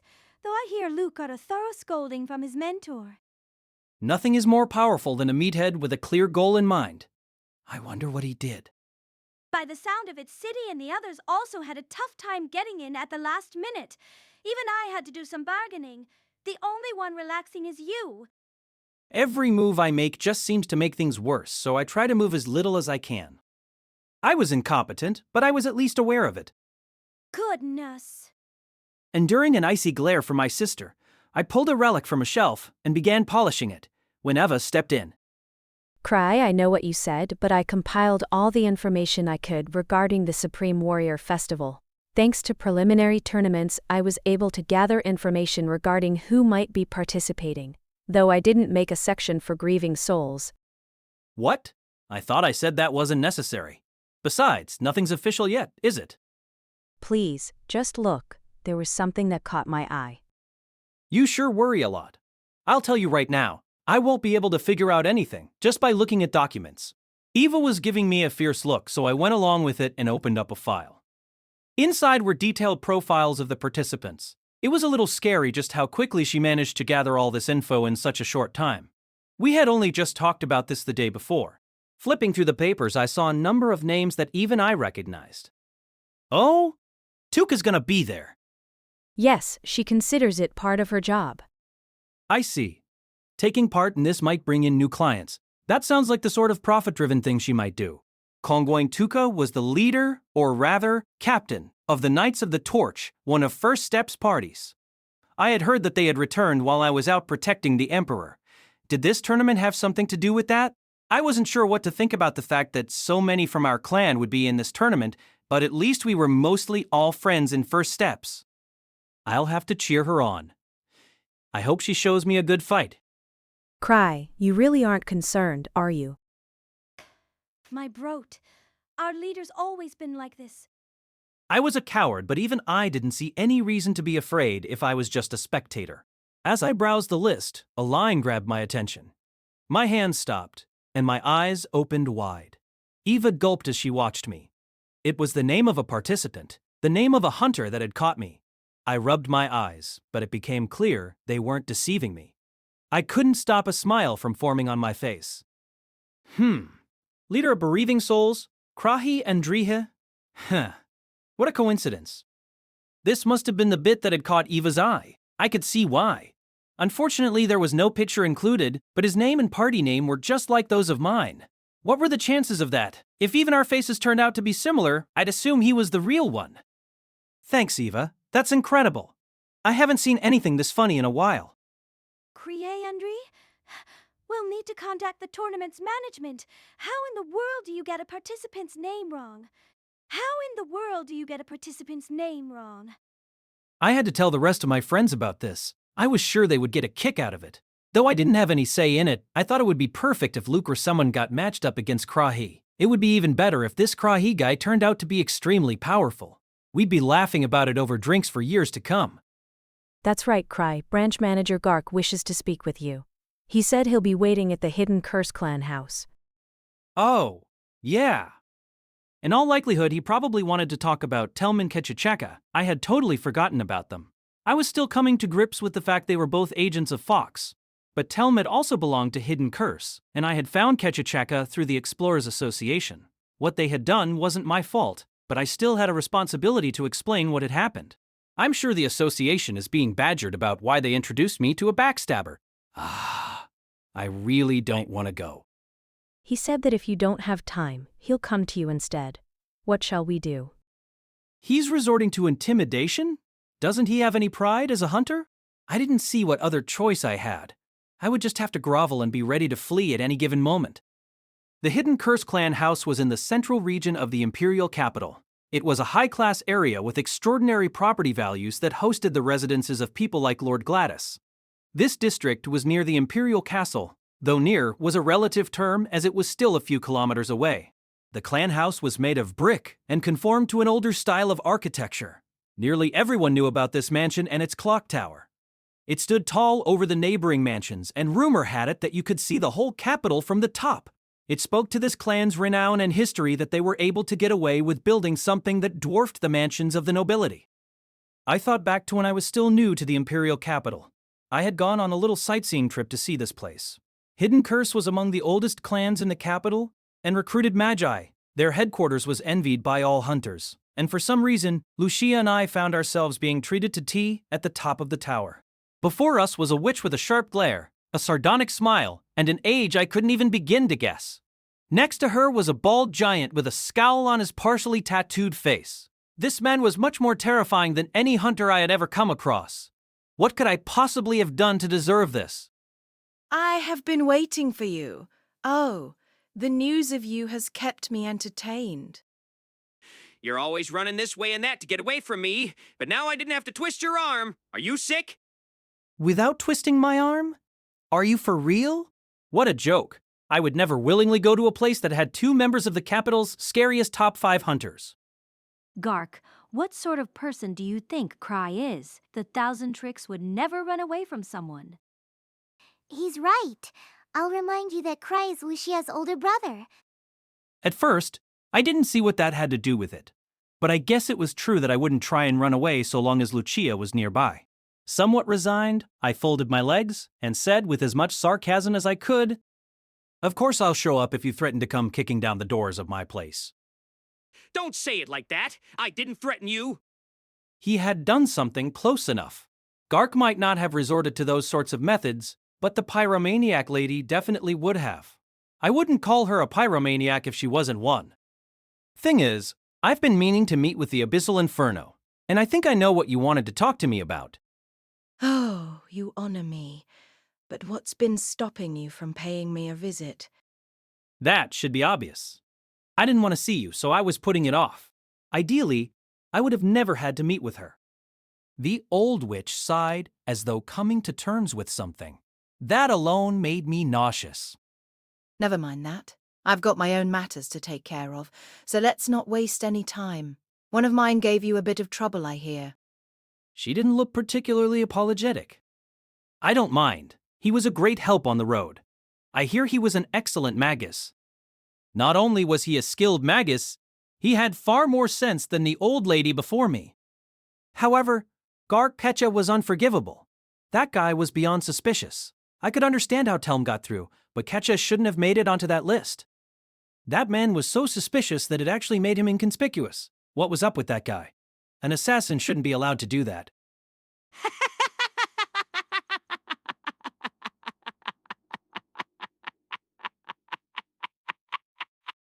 He was absolutely red in the face. Did he hate apologizing to me that much?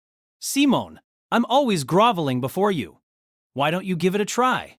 Of course, hell would freeze over before I actually said something like that. But if you thought he was suspect, you should have said something at the time. You need to stop keeping stuff like this to yourself. I couldn't do that. Even now, I was struggling to keep up with the situation. A few weeks prior, I had borrowed Telm from Hidden Curse so I could take him with me to protect the Empire. That turned out to be a poor call, as he was actually a member of an infamous organization. For some reason, he had loyally protected the Emperor for the first stretch of the journey. For some reason, he suddenly revealed his identity. For some reason, he suddenly ran off. And now, for some reason, he was older brother Fox's plaything. Why? No matter how many times I looked back on it, I couldn't figure it out. Why had he suddenly asked if I was one of his comrades? You can't blame me for that. Even I was surprised when Ketcha turned out to be an assassin. I wasn't expecting to be betrayed by both the vice-clan leader of Hidden Curse and a hunter bearing your recommendation, Gark. It was easy to accept that Ketcha had been a traitor, but I was still wrapping my head around the idea that Telm had been working for the other side. Utterly baffling that the Scorched Earth Lady had a clean record, but Telm was a turncoat. When I looked up, the Abyssal Inferno was inexplicably smiling at me, her eyes wide open. Gark's cheek was twitching, a gesture so scary that I would have started groveling in any other situation. No, I suppose you weren't. We've begun rooting out and taking care of those involved. Taking care of? What does that mean? Am I going to be next? Ever since our days at the Academy, Telm the Counter Cascade was diligent. He never broke the rules, even the most trivial ones. He looked especially good when compared to Noctis Cochlear and myself. I didn't know what she was talking about, but I could tell I was supposed to keep quiet by the reactions of everyone else. The old lady glanced at the relic worn on Lucia's wrists and continued. If he hadn't accepted my invitation to join Hidden Curse, there would probably be another powerful Magi clan in the capital, and that would have made things around here a bit more interesting. That man did everything properly and without error. If he got on the wrong track, it's not surprising to see how far he went on it. You see, boy, I've got a small regret. Telm the Counter Cascade shouldn't have walked by my side. He should have been my competitor. Maybe that way he wouldn't have gone down the wrong path. Her voice was dry, but I could tell how much emotion was behind it. It seemed this lady was human, after all. I was wondering what to say when her mouth contorted into a deep, deep smile. Tell me, boy, will Telm come back? That's, up to Telm. I couldn't exactly say no. Well, I'm glad he's not dead. I'll settle things with my own two hands. While my body can still move, before I make way for the next generation, I'll make sure Fox and their lackeys are reduced to nothing more than piles of ash. She wasn't yelling, but her voice still shook the table. She may have been smiling, but burning deep in her eyes were tongues of hellfire. Please, calm down, CM. Without even beginning an incantation, flames began to form around her crimson hair. They said the best magi could make phenomena occur through sheer will. But I was still pretty sure something about this lady was off. She wanted to incinerate Telm. She hoped he was alive, so she could carry out the aforementioned incineration. That didn't sound like the reasoning of a fellow human being. This guy was a former ally of hers. I mean, if Lucia joined Fox, then I'd probably go with her. Thank goodness the Abyssal Inferno was on our side. It didn't seem like she was inclined to incinerate me, but I still wanted to get out of that suffocating tower. That's enough. Just as I was breathing an internal sigh of relief, Gark made a smile just as vicious as the old lady's. Now for the reason I called you here. Thousand Tricks, we've got a big task ahead of us. Fox dared to screw with us. We're going to crush him. Artie and Mary listened intently. So did Lucia, for some reason. As usual, the only person not being serious was me. I thought for a moment. Sorry, but can I use your bathroom? When I got to the bathroom, I found that iron bars had been installed over the window. I felt sick to my stomach. We sped back to the clan house. During the trip, I stayed silent, as did Lucia. Was I crazy for thinking those people were lunatics? Why were they blatantly picking a fight with some maniacal secret organization? Why did they take for granted that I would lend them a hand? Compared to telling the Counter Cascades Fox, I much preferred the Phantom Fox that had given me a smartphone in exchange for fried tofu. If Gark wanted help, he should have hit up Franz. Moving of their own accord, my hands pulled out my smartphone and sent a text reading, "I'm screwed" to Big Brother Fox. He immediately replied, "That's nice. Nothing nice about it." At the meeting, I had managed to shake Gark off by telling him I was busy and would have to talk again another time. I had dodged a bullet, but I felt as though my life had only been extended by a matter of seconds. How pathetic that I couldn't shake him off with the word no. I'm busy. I've got things to do, I told myself. I had to go to the Supreme Warrior Festival, and there was that request from the Emperor. I didn't have time for things like criminal organizations. When we got back, I made a beeline to the Vice Clan Master. Eva! We're leaving the Imperial capital immediately. What? Where's this coming from? I hadn't been in her office for some time. I made my way through the miscellaneous objects piled about and yelled, "We can't stick around here. We have to get to the town of the Supreme Warrior Festival." Which town was it again? But Cry, there's still time until the tournament. Has something happened? Not yet, but we need to get going so it stays that way. I was freaking out. When Gark said he was going to do something, he really did it. He had taken care of some of his employees, and I could very well be next. And then there was the Abyssal Inferno. She had mentioned making way for the next generation, but I was pretty sure she would outlive them. I could tell she would be all too happy to immole at me if I said I didn't want to help exterminate Fox. Safety rings weren't much use if you were in the middle of a blaze. Brother, in exchange for getting entry into the tournament, I have something I need. Oh, never mind. Very well. I'll begin preparing. However, gathering the clan members on such short notice. Forgot about them, but make sure grieving souls come along. I sure as hell can't go by myself. I need to call them over. But I also have to pick my relics. Is it something that's serious? Huh? No, not that serious. Not even Gark or that old lady would go after someone without good reason. The issue was that they always thought they had a good reason to go after me. But what if Princess Marina isn't ready? Before Eva could finish that statement, she abruptly turned towards the window. I walked up next to her and followed her gaze to the ground below. I was dumbfounded. There was a small, nondescript carriage parked outside the entrance to the clan house. I see. What perfect timing.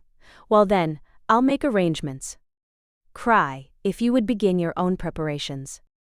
Sorry for everything I put you through. Forgive me, CM, but I won't be holding back in the tournament. You don't pay us enough for that. So she would if we offered up enough cash, but more importantly, she seemed to be under the false impression that I would be participating. She must have heard the rumors going around. Just between you and me, Tuka, I'm not the thousandfold Thyrgix. That's the real me. Even someone as composed as Tuka would be thrown for a loop if she met Krahi. I looked forward to seeing it happen. Likewise, my true self doesn't hold back. The real me is pretty strong and has a billowing coat. Though the fake one also liked to flap his coat when he could. I see. A coat. Well, I hope some mercy isn't too much to ask for. Well, I'm here to spectate. You should really be watching out for these guys behind me. I wanted to lower their expectations. They might get mad if they were expecting me to participate. Just as I remembered them, Knights of the Torch gave one a unique impression. Their relationship with grieving souls couldn't be described as good or bad, but they were rarely in the Imperial capital, so we didn't have many chances to interact with them, but they still seemed happy to see us. We sat around a table with them, and Tuka and the other prominent members began to pour me drinks. I don't think it's a coincidence that we ran into each other here. Drink up, we'll get you more. Except this was all coming out of Citri's wallet. She seemed to like Knights of the Torch, probably because money could resolve any problems with them. You heard him. Our master client requests it. Don't squander their generosity. Drink up. Remember to be grateful to Citri, as clients are rarely as kind as her. Salute. Thank you. Citri looked mildly astonished. These guys seemed to think saluting was never a bad idea. And what was a master client? While we drank, I learned about what they had been getting up to lately. They had been doing their usual bounty hunting and fighting while traveling the world and then returned for the Supreme Warrior Festival. They had hunted down a pack of orcs that had attacked a village, crushed a gang of beastmen robbers, and went to a treasure vault just for the hell of it. I was impressed, but then I realized we had been up to an even greater variety of escapades. Liz was having a drinking contest with one of the knights, and Lucia was watching with exasperation. Luke had set his sights onto the customers and was looking around the room with the eyes of a raptor. While a knight poured me a drink, I asked the question that had been on my mind. Did you guys expand? Tuka gave me a sharp look. Had I said something strange? Knights of the Torch was a nomadic party that picked up new members as they traveled around. It was generally frowned upon for a party to increase their membership without consulting their clan, but First Steps allowed it. I couldn't recall the exact number of members they used to have, but it seemed to me like they had gained 2 or 3 people. Yet it appeared that I was wrong. I didn't remember their individual faces, so maybe I really was off the mark. I tried to brush it off with a laugh and said, I just thought you used to be a smaller party. Yeah, you've gained what, 10, 11 members? This was a joke. They might have grown, but definitely not that much. I expected Tuka to laugh and tell me that I was being silly, and maybe tell me I was a funny guy. Instead, she folded her arms. Sharp as always. Indeed, we've gained 11 new members. Huh? For real? No. There was no way they had gained 11 members. Was she playing along with the bit, inviting me to play the straight man? I might have done it if I was with Ark. But Tuka was a different beast. Citri, who had even more people than me pouring her drinks, looked around wildly. You don't appear to have gained any new faces. Are they somewhere else? Indeed, they're on a mission. We've become well known, but that's brought us many enemies. Forgive me for not informing you earlier. So she wasn't joking? Not only that, the ones in the pub were all old members. I really didn't know what to do. Raise your head. You're free to expand your party. That was one of your conditions for joining our clan, remember? Cry's right. You help us all the time, and we're fine with it as long as it doesn't cause us any trouble. There? Oh, yeah, exactly. You guys always do so much for us. Getting new members is no big deal. Ha ha ha ha ha. Their expansions didn't cause any trouble except, for Eva. Managing clan members was her duty. I was totally neglecting my responsibilities, but Tuka nodded like I had a point. I appreciate your leniency. The Supreme Warrior Festival is a profitable time of the year for us. You see, a number of contestants have bounties on their heads. Violent words attracted our violent members. What's this? Bounties? Oh, what are we gonna kill? So they were hunting down contestants. Even before the big tournament, Knights of the Torch was hard at work. Enduring Luke's and Liz's stares, Tuka sighed. Right, CM. There's something unusual about the bandits' movements this year. They lack their usual boldness. This is just a gut feeling of mine, but it has me concerned. Do you know anything that might explain it? I was about to say that I didn't know, that we should just be glad they weren't being bold. But then something occurred to me. I snapped my fingers. Tuka's eyes lit up like her party's namesake. Yeah, that was bothering me, so I enlisted some help. They might know a thing or two, so would you like to meet them? Oh? The Fox Mask Fan Club. They were stupidly capable and had a fervent love for fox masks. They did unhinged things like drag me to their lair just because I was wearing a fox mask and show up outside my window, but they didn't strike me as bad people, and some of them seemed pretty strong. I had given them Citri's list of bandits and asked them to find the people on the list. It seemed like the sort of thing they might be knowledgeable about. It was a dangerous task, so I had told them not to work too hard at it, but I think they were the type of people to heed such a warning. In that regard, having Tuka work with them was reassuring for me. Unlike the Fox Mask Fan Club, she was a seasoned professional. This worked for everyone, inducing me. The Fox Mask Fan Club would get a powerful ally, And Knights of the Torch worked better in large groups than small ones. I could also make grieving souls tag along, and I could throw in Princess Marina while I was at it. Man, I'm on fire today! Oh, that reminds me. There's something you need first. Fox masks. The rarer the better. Of course, it would be best if you could get ones that match your armor. Do you think you can do that? Plan X was underway. All they had to do was follow their boss's orders to the letter. Members of the organization didn't need to think. All they were allowed to do was faithfully carry out orders. Thinking was the job of those higher up on the chain. Galf Schenfelder, formerly the Bandit King, excelled at composing plans and giving orders. Even among the Seventh Tail, he was probably without equal in this regard. The bandit squad he once ran wasn't some petty gang that went after towns and travelers. Instead, they would infiltrate towns and slowly but surely take control. It only made sense that someone who reinforced caution with yet more caution had been invited to join Nine-Tailed Shadow Fox. Years later, his skills hadn't rusted a bit. Nine-Tailed Shadow Fox had members across many nations, but Galf's web of subordinates extended even further. Among criminals, Fox had friends and foes alike. Sometimes they borrowed help from outlaws, which was a favorite method of the Bandit King. But even for him, the request given to him was daunting. His subordinates looked over the list once more, then let out a collective groan before voicing their doubts. There's so many on this list, and some of these guys are people we've been feuding with for years. Negotiations are going to be a nightmare. We might have to make concessions. And gathering everyone on this list will put Plan A in jeopardy. These were completely valid objections. The plan, which they were supposed to be in the middle of, was based on precise calculations. Galf had already submitted a report detailing which criminals they planned to employ, so the boss couldn't be unaware of the overlap. Despite this, many of said underworld figures were included on the list of organizations they were supposed to gather. Even Galf couldn't help but wonder what the boss was thinking. At times like this, I wish we didn't have to be so discreet about every little thing. Galf shrugged. That dedication to secrecy was how Fox had grown to its current size. Nobody knew where the bosses could be found, and exchanging information required jumping through certain hoops. This way, even if a lower member were arrested, the organization's core personnel wouldn't be compromised. However, this same structure meant that acquiring confirmation in irregular circumstances couldn't be done quickly. There was nothing Galf feared more than an imposter. It was hard to think someone could impersonate a Fox even higher ranked than Galf, but it wasn't impossible. Except there were code signs meant for these situations, and in really dire cases there were the Holy Fox Maidens. The boss. He wasn't like the one I remember.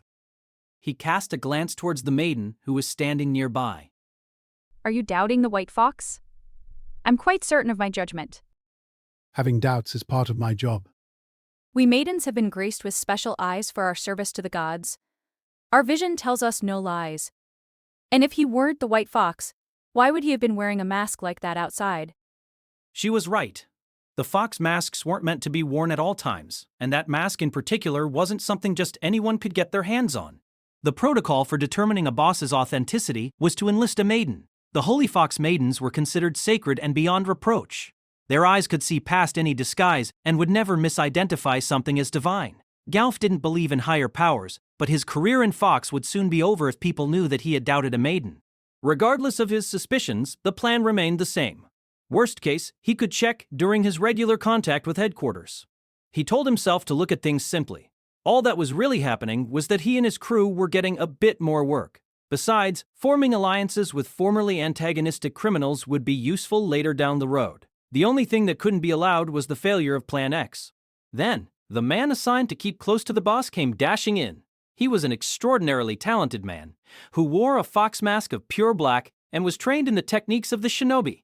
Outfitted with a perception-warping relic, there was nobody more suited to running errands for the boss. Galf would have preferred to have this man gathering information, but other people could do that, and keeping the boss happy was important. The man approached Galf and said in a flat tone, Galf Schenfelder, the boss is calling for you. "Oh, they really came." Upon finding my stalker friend from the Fox Mask fan club outside my window, I gave him a request. I then put on my fox mask, struck a dignified pose, and soon found the leader-looking guy and the priestess girl brought before me. The leader was tall, with a tight, muscular frame. I couldn't see his face due to his mask, but he certainly struck me as strong. Next to him was the priestess aloof as the first time we met. You really came. You take this stuff seriously. You honor me, boss, he said as he and the priestess knelt before me. How valuable did this mask have to be to warrant this excessive loyalty? I had never once said I was their boss. I saw their eyes shift from me to the people at my side, Tuka and Princess Marina. Tuka was outfitted in her usual reddish-brown armor and katana at her side, but she wore a crimson fox mask, just like I had suggested. Marina hadn't been able to obtain a fox mask, so she was making do with one modeled after a tanuki. I figured it was fine as long as her face was hidden. What's the meaning of this, boss? The leader asked as his bulging eyes darted between the two. Sorry. Forgive me for complicating things. I thought they could help with the request I gave you. I realize I asked a bit much of you. So I called these two. Suneko here is good in a fight and has lots of subordinates. Suneko? I'll make sure she has grievers in her ranks. Tuka stepped forward and said in a clear, decisive tone.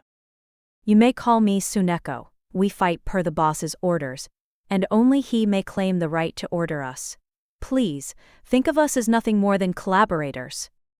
What insanity! We hadn't discussed what I would call her beforehand, yet she simply rolled with it. Awfully gutsy of her. I guess in her case she was just being professional. Is this the boss's primary team? This armor, I've seen it before. Is this what I think it is? Through their zealous efforts, Knights of the Torch had apparently made a name for themselves. I figured it wasn't the worst thing in the world if Tuka didn't remain incognito. Things could get dicey if Marina's identity was uncovered, but I didn't think that would happen, given how rarely she had gone out in public. And, over here, is, right, Panta. She holds a unique position, so just bear that in mind. Panta. Ah, don't tell me that was disrespectful. Princess Panta stood there vacantly. Just as I was wondering when her passive nature might improve, she stepped forward, and for some reason bowed gracefully. Please call me Panta. I hope you can forgive any mistakes I may make. In Zabrudia's long history, I was probably the only person to introduce the Imperial Princess as Panta. While the leader continued to look back and forth between Suneko and Panta, I got over my bewilderment and said, Are you perhaps not a fan? The Fox Mask fan club struck me as reliable, so much so that it was nonsensical, but Tuka was a good bonus. Plus, Citri was the one paying for her. After spending a moment in thought, the leader dipped his head and said, Nothing of the sort. Thank you for your consideration. Once the Fox Mask fan club took them off, I felt like a weight had been lifted from my shoulders. Thank goodness. All my worries had been dealt with in one fell swoop, and it was thanks to my dear friend Citri for bankrolling Knights of the Torch. I'd have to thank her, and now Marina's training was taken care of. It was like the pieces had just fallen into place. I took the opportunity to sit back and relax. Excellent leadership, O White Fox. What are you still doing here? I have no other duties but to serve you. They took this stuff real seriously. It seemed the Fox Mask fan club wasn't all fun and games. But what would my friends say if they saw this girl following me around? And just how old is she? I didn't know what place she held in the club, but she was the only one not wearing a mask. Looking at her expression, I could tell she was at least a bit on edge.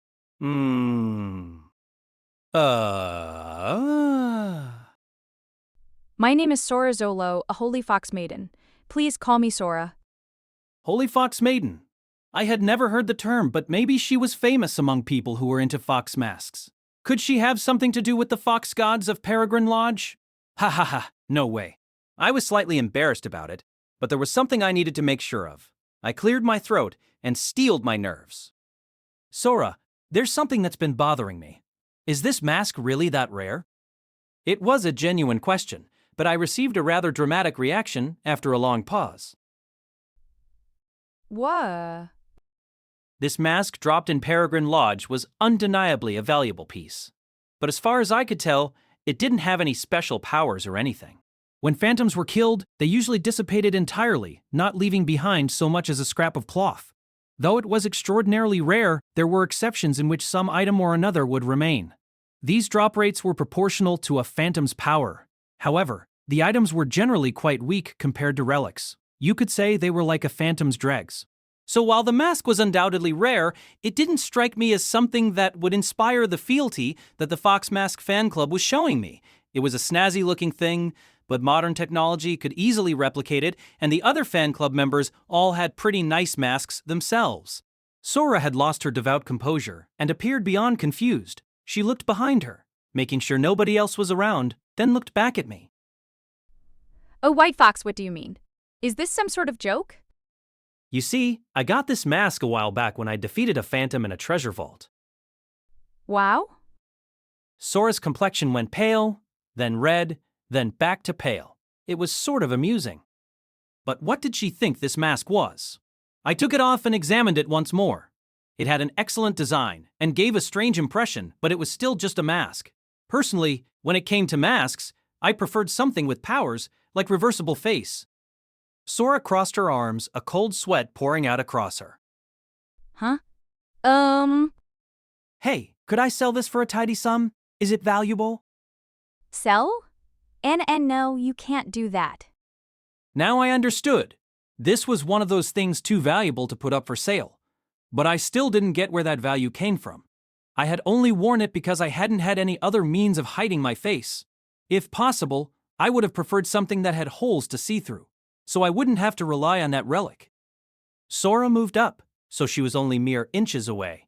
She looked at me closely, then said in a low conspiratorial voice, Please correct me if I'm mistaken. You aren't the White Fox, and this mask is something you obtained from a treasure vault. Those desperate words finally made me realize something I should have picked up on long ago. Oh, have you mistaken me for someone else? Sora let out a faint cry, then clutched her head and twisted her body. This can't be. I put the mask back on and tried consoling her. Now, these things happen. Why didn't you say anything when I grabbed your hand? What was I supposed to say? She was the one who had suddenly grabbed my hand, said, "Right this way," and taken me to the Fox Mask fan club meeting. I never intended to deceive or use anyone. I had been flummoxed from the first minute. So why did you call us the Fox Mask fan club? Was I wrong? You all seem to be wearing fox masks. Who? Who would do that? Is that normal? No, it's not. Nobody told me this might happen. And what was I supposed to say to that? What should I have said back there in that room? For once, I was entirely blameless. This was on Sora and the Fox Mask fan club temp name that dispatched her. But pointing that out didn't seem like the mature thing to do. Instead, I put on a hard-boiled and composed demeanor. Now, if you do the honest thing and fess up, I'm sure they'll forgive you. Forgiven? Is that what you said? I won't be forgiven. I gave them my word. I clearly gave them my word that you're the White Fox. No, you should confess. You need to obey Siokoa. See on salt, see and feed. Alert. Why do you have an authentic mask? Only the divine White Fox and those recognized by our Vulpine gods can own one. It's a boss's identifier. What? I just got this from some trash mob in Peregrine Lodge. Sora recoiled. I was hardly the only person to have wandered into that vault, not to mention that Phantom had been killed by a simple conversation. There were probably a few of these masks floating around out there. And you said this is a boss's identifier? Don't you think that's a funny system? It can easily create misunderstandings. I think you should change it. Why not consult with your club? Sora covered her ears and sat down. There must have been at least a handful of White Fox masks going around. Making a fake one didn't seem impossible either. This time, it was just a simple mistake, but a malicious person might use this system to get close to you. Just be quiet for a moment. Okay. I was trying to help the Fox Mask fan club, temp, name, but it seemed Sora wasn't interested at the moment. With nothing better to do, I folded my arms and waited for her to make a decision. I hadn't done anything wrong. I had simply worn a fox mask I happened to have on hand in order to hide my face. Not a smidgen of blame rested on me. But this was looking like it could turn into something bothersome. I was willing to apologize if the need arose. I had ordered them around, after all. I heard Sora sporadically muttering to herself as though organizing her thoughts. So, was this a mistake? But that mask is authentic? But I was wrong to call him the White Fox. But that divine mask is authentic? But he's not a boss? Could this be the organization's fault? all on my first assignment. I didn't see what the big deal was. We all make mistakes. I did it all the time. What's important is the future. Nobody was going to die or anything because of Sora's mistake, so I thought she should take it a bit easier. Eventually, Sora seemed to have her thoughts in order and stood up. She briefly wobbled from the vertigo, then stabilized herself. As she glared at me, I could see my mask reflected in her tears. You are, beyond all possible doubt, the White Fox. What? You're wrong. I'm just some hunter who happened to acquire a mask. Had she listened to a word I had said? I'm not wrong. You are the White Fox, recognized by the divine bearer of a sacred artifact. Ha! That's wrong. I was taught that if the mask is authentic, then so is its wearer. I'm a priestess, a devout holy fox maiden. My eyes cannot be fooled, this I swear. I see. That's, incredible. She's digging her feet in. What's a devout holy fox maiden? Hell, what's the Fox Mask fan club? Temp, Nain? Is it fun? Maybe I should join? But then would I have to swear obedience to the White Fox or whoever? In summary, I've made no mistake. No, you have. Nor do I have any intent to harm the organization. If anyone claims I've made a mistake, then they're the traitors. Hold on. Is she just trying to gloss over her screw-up? Could it be that she's just bad at her job? I suddenly sympathized with her. Nobody had to make wild improvisations as I did. Wouldn't it be better to come clean? If you do, I'll apologize alongside you. I saw that Sora's eyes were spinning. It seemed she wasn't interested in listening to me. Sweating profusely, she raised a clenched fist. If it's come to this, we have no choice but to break old bonds. We'll forge a new organization, one led by our new blessed White Fox. We'll call it 10-Tailed Shadow Fox. By having one more tail, we'll be the superior organization. It sounded like she was panicking. Was she really okay with this? No, we can't do that. Huh? 10-Tailed Shadow Fox. What an unfortunate name. After the incident with the Emperor, foxes didn't have the best connotations, and we could be mistaken with those other guys. Names are important. I frequently regretted deeming our party Grieving Souls. I had gotten used to the name and lost interest in changing it, but when we were first starting out, it had on occasion caused us to be mistaken for a ghost party. I was a fool, but I never made the same mistake twice. Sora was looking at me with wide eyes. I made a proclamation of pure bullshit. That's a bad name. Here, let's go with this.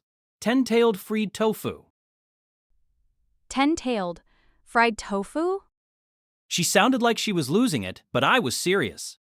Indeed, 10-Tailed Fried Tofu. Fried tofu is a wonderful thing. It can even save lives. It's a delicious name. Fried tofu had in fact saved me from having to go to battle once. And it's delicious. Tasty things are the world's redemption.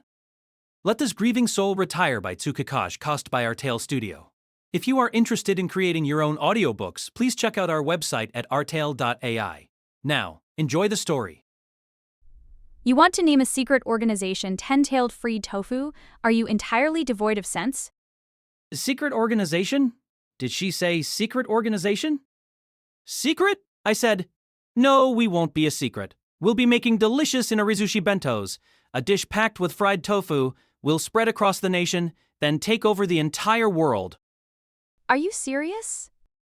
We would produce fried tofu, then make delicious inarizushi bentos marked with the White Fox seal.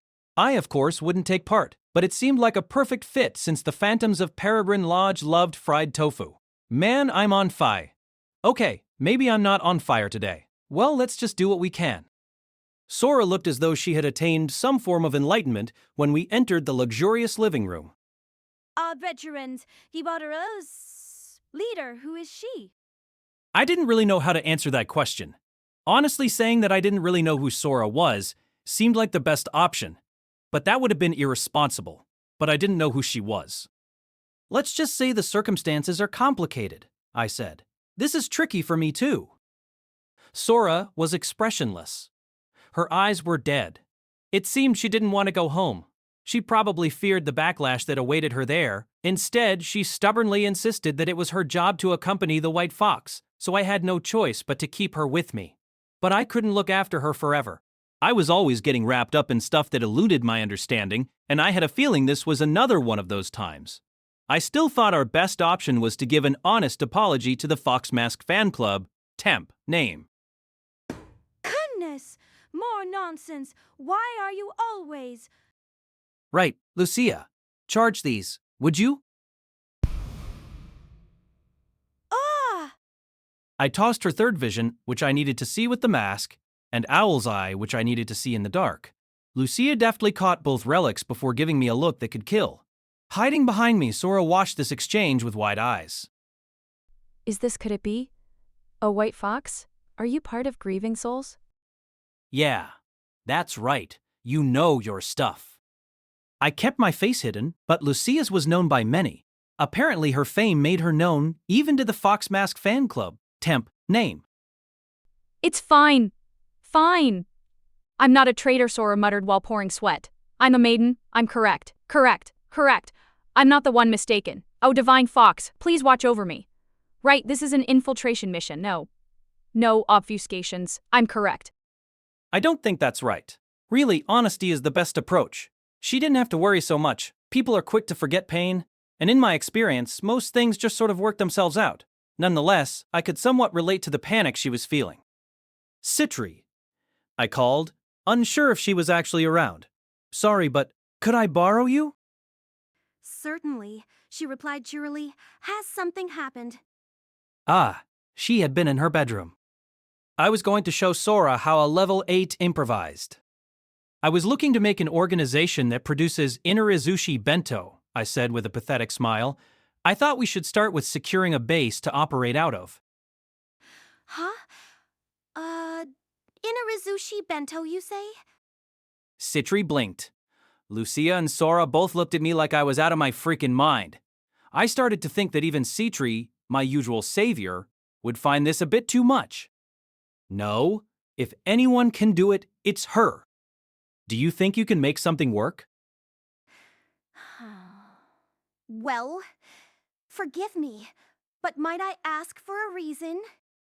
Reason? There's no goddamn reason. I'm just being swept along by circumstance. It's of course for that, I said with a stern expression. That. What was that? It was, of course, that. Citri looked momentarily confused before a smile blossomed, and she clapped her hands. I see. That understood. I'll get to work. When do you need it? Immediately. Immediately. Citri's eyes flew wide open, allowing me to see the confusion she harbored. The Supreme Warrior Festival is about to begin. Yes, but this is that, which we're talking about. Citri sank into a silence, then nodded. Very well. Since it's that, I'm going out for a bit. I may be late getting back. With a suspicious gaze, Lucia watched this entire exchange. Leader, what is that? Huh, I don't know. Brother, you really are going to end up being forced into a marriage with her. Citri sure was reliable. I had always been on Team Citri. She was agreeable, and her personality was compatible with mine. But I wasn't going to marry her. See that, Sora? That's how you improvise. I let out a yawn and sank into a comfy chair. Then I remembered I had some bragging to do. I had to tell little Sister Fox all about how I was forming an organization for making Inarizushi Bento. Sora entirely failed to keep up with the changing situation. It made no sense. The only thing she understood was that she had been thrown into an unenviable position. It was preposterous to think that she had mistakenly identified the white fox. It threw the meaning of the maiden's existence into question. They occupied a special spot within the organization, but by no means did that make Sora irreplaceable. The white fox mask was authentic. Normally, that might have earned her some leeway, but not when that mask was worn by a member of Grieving Souls, the archenese of Nine-Tailed Shadow Fox.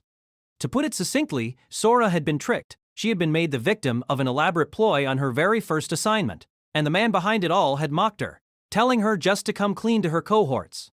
She could never admit to what she had done. To do that would certainly be inviting her own execution.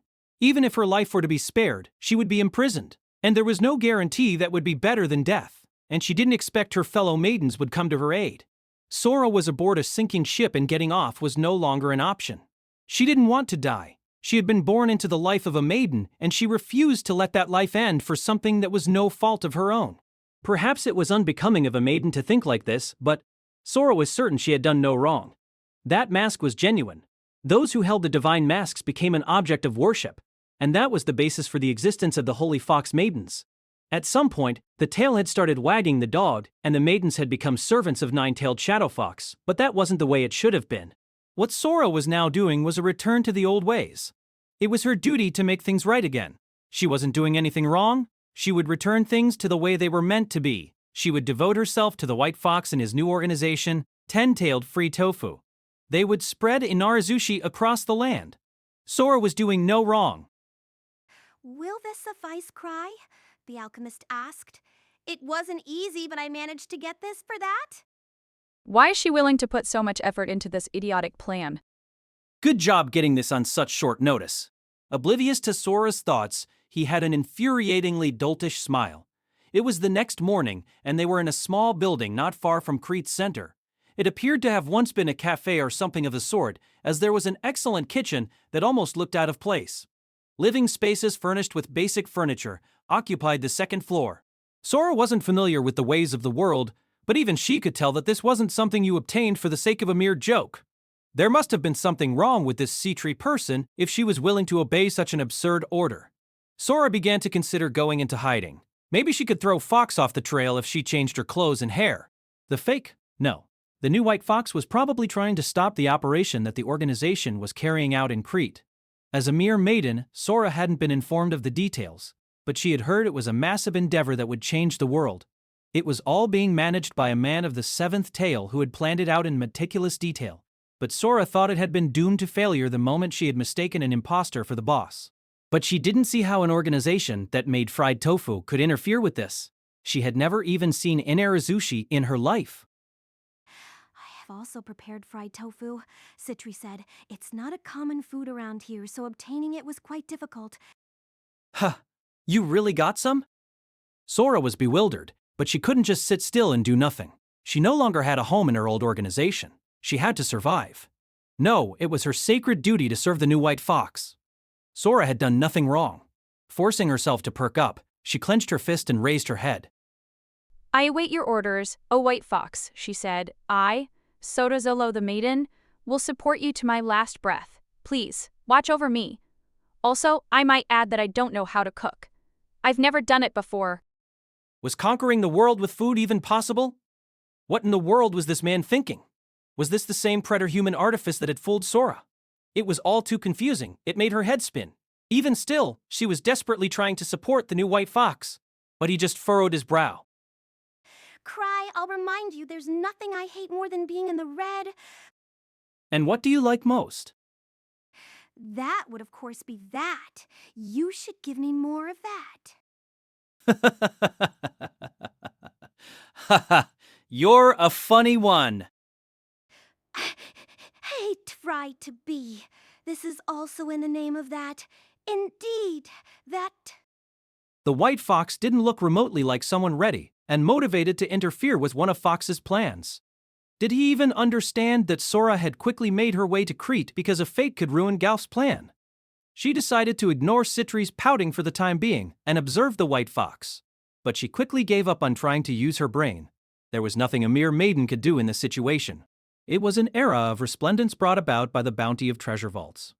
The treasure hunters who retrieved relics from these vaults were sometimes praised as champions. Hunting was considered the fastest path to wealth, glory, and power, thus making this the golden age of treasure hunting. Exhibiting superb talent since a young age, Krahi Andrihi's foray into hunting was inexorable. As far back as he could recall, he had yearned for that life, and for just as long, even the adults around him were convinced he would be excellent at it. Krahi didn't grow up to be particularly large, but his instincts were razor sharp, and his magical aptitude was on a level often thought impossible for men. Generally, women were said to be more suited to being magi. But most of all, he had what all hunters needed, which was the ability to efficiently absorb and retain mana material. And so, as though guided by the hand of fate, Krahi Andrihi became a hunter. But even with his abilities that appeared to be a gift of the very heavens, the treasure vaults proved formidable. The path that he had set out on was a thorny one, but he poured everything he could into moving along it. He conquered a number of vaults. He improved. He came close to losing his life, all the while being targeted by criminals. He didn't waste a moment. He even sacrificed sleep. To Krahi Andrihi, hardships were trials offered by the gods. and overcoming them was a joyful occasion. Before he knew it, his name had spread far and wide. He still hadn't been granted a title, but many hunters had become familiar with his name. Proudly proffering it had paid off. Titles were generally granted by the Explorers Association, but Krahi couldn't bear the thought of getting something unappealing. Thousandfold Theurgics, the powers of the gods, tempered relentlessly. That was the ideal envisioned by Krahi. People got his title wrong on occasion, but that was nothing more than a trifle. Some people even had the false idea that he was a level 8, but that must have been because he gave the impression of being just that powerful. Krahi Andrihi, the Thousandfold Theurgics, could be mistaken for a level 8. At long last, he obtained the right to participate in the greatest of all martial events, the Supreme Warrior Festival. He felt a flood of different emotions. At the time, there was an absurd number of rumors about him swirling around. Krahi wasn't level 8, he had no title, he had never eliminated any major criminal organizations, nor had he made any flower fields into treasure vaults. Surely, such gossip was simply a product of the high expectations people had of him. By taking the championship at the Supreme Warrior Festival, he would be able to overcome those rumors. He would find himself up against immense foes. Many of them had probably been walking the path of a warrior for far longer than him. But Krahi was in top condition. He could pull this off. His might was on par with that of a level 8. Not to mention, he had allies. At first, Krahi had been a solo hunter, but his ideals had attracted valuable comrades to his side. In the Supreme Warrior Festival, you couldn't fight alongside your friends, but just knowing they were there was enough to give Krahi a boost. They were all part of a party. He had been surprised when his friends suggested calling themselves bereaving souls and making a mask their signature item. Krahi, however, wasn't the type to dismiss his friends without at least hearing them out first. In the living room of the suite rented by Bereaving Souls, Elizabeth Smyat, the Eyeful Shadow, and Kule Sai Kul, the Protean Sortie, were having a grave discussion. So are we just screwed? What do we do, Kule? No way I can win against the real one. This is indeed bad. I hadn't anticipated the authentic counterparts making an appearance. Elizabeth Smyat was a thief. She had fluorescent pink hair that burned the eyes and wore gear that left very little to the imagination. But what drew more attention than that was her large chest. That was the source of her title, Eyeful Shadow. She thought her appellation was a stupid one, and she had a bad habit of making snide remarks, but she wasn't a bad thief. Kula Sekul was the brains of the party. He could be easily identified by his glasses and polite register. Inexplicably, he claimed to be a swordsman despite having never swung a sword. He was of next to no help in combat. But since Krahi had no leadership experience, the Protean Sortie kept things running smoothly. The other members also had their odd points, but for someone like Krahi who had been a solo hunter until this point, they were irreplaceable. Besides Krahi, our party is nothing noteworthy, Kule sighed. Well, yeah. If I was anything noteworthy, you think I'd let people call me Isaby? That's not true. Krahi cut in, unable to bear hearing his friends talk like this. However they had met up, it didn't change the fact that they were a party. Though he tried to talk them out of it, low self-esteem was something that plagued their party. Kule, Isaby, if it weren't for you two and the rest of the party, I wouldn't have made it to such a prestigious tournament. You have my thanks. Isaby's face went taut. Kul looked uncomfortable. Why's this guy so goddamn strong? Isaby muttered. I wasn't expecting he'd get to the Supreme Warrior Festival. Well, that's what happens if you make it on your own for so long. He's the only one not faking it. That was right. Krahi wasn't going to lose, no matter who he was up against. He was ready for anything. I'll change things. I'll do more than make myself known. I'll make all of Bereaving Souls known across the land. That was Krahi's other dream. He reaffirmed his determination and looked out the window. With eyes burning with passion, he looked upon the streets of Crate. With the Supreme Warrior Festival approaching, they were becoming livelier with each passing day. Suddenly, he recalled that young man who resembled him. Would he come to cheer Krahi on at the tournament? Chapter 3, The Thousand Tricks' Artifice. Despite the fact that it was like this every year as the Supreme Warrior Festival approached, Gark was still taken aback by the festive mood in Crate. Streets large and small were absolutely mobbed. The town gates were jammed with late arrivals. The influx of hunters, merchants, and tourists from all over made this the busiest time of year for the town. It was also the town's most unstable period, causing some locals to head elsewhere for its duration. Busy as ever, the old Magus in the carriage snorted. When I see crowds of trash like this, I get the urge to incinerate them all. Sitting across from Gark was the woman fearfully known as the Abyssal Inferno. She had gaunt cheeks and bony fingers, but her crimson irises flickered like the flames of hell. As far as simple wide-range extermination went, nobody in Zabrudia could hold a candle to this witch. She was also banned from participating in the Supreme Warrior Festival, as she had once destroyed the barrier meant to protect the audience. You've got a harsh sense of humor, Rosemary. Rosemary? I'll admit, she said with a chuckle, this pre-battle atmosphere isn't bad. All warriors are compelled by instinct to strive to be the strongest. Don't you think the participants have only gotten better? I hear the amount of mana material in circulation has been going up. But aren't most Magi researchers? That's a common misconception, Mr. Branch Manager. Stepping out into the battlefield is a very good way to progress your research. If I hadn't been banned, I'd be going out there. Perhaps the Explorers Association should protest that ban just a bit more? Think of your age, you old hag, Gark thought as he let out a sigh. Of course, he didn't actually say it out loud. The greatest prize offered by the Supreme Warrior Festival was glory. Someone who had reached level 8 shouldn't have any further need for that. Gark might have empathized with her if she had never given the tournament a try, but not only had she participated before, she had made herself something of a legend. Gark was beyond exasperated. The modern Magi were rather mellow compared to those of the past, but it was only by comparison that the current generation could be considered calm to any degree. You don't have to worry, Rosemary. Whether you like it or not, there will most likely come a time when we need your power. Hey. And here we are at the Supreme Warrior Festival. Those kits must have gotten serious if they're aiming for such a large prize. They'll make worthwhile kindling. It's just a shame. Tel won't be among them. Only a few days prior, the careful investigations of the Explorers Association had given them a grasp on one of Fox's tales. After searching Telm's and Keichacheka's living quarters, they had determined which association employee had put Keichacheka on that list. By employing a priceless relic, they had decoded an encrypted document. This current operation appeared to be of an unprecedented scope for Fox, which was also what allowed the association to catch wind of it. The Empire and the association didn't have much to go off of, but they didn't need much to justify going after an organization that had already tried to assassinate the Emperor. Their investigation had given them two key phrases: Supreme Warrior Festival and Key of the Land. The former was quite famous, but the latter was unfamiliar to Gark. However, that didn't hold true for the agents of the Empire. When Gark gave them his report, they got to work immediately and even requested the association's assistance. However, Crate wasn't Imperial territory, meaning their options were limited. Rosemary smiled as she read the newspaper. Look, Gark, my boy. This says the crime rate in Creve has gone down. Suspicious, isn't it? A change in trends isn't a good thing. This is the silence before the storm. Her smile grew and she gave Gark a sharp look. Very bold of that boy to break his promise. Ever since he came to the Imperial capital, people have been saying I've cooled down. I'm not expecting him to hand over information for free, but I'll have to ask just what inspired his sudden departure. The timing could hardly be a coincidence.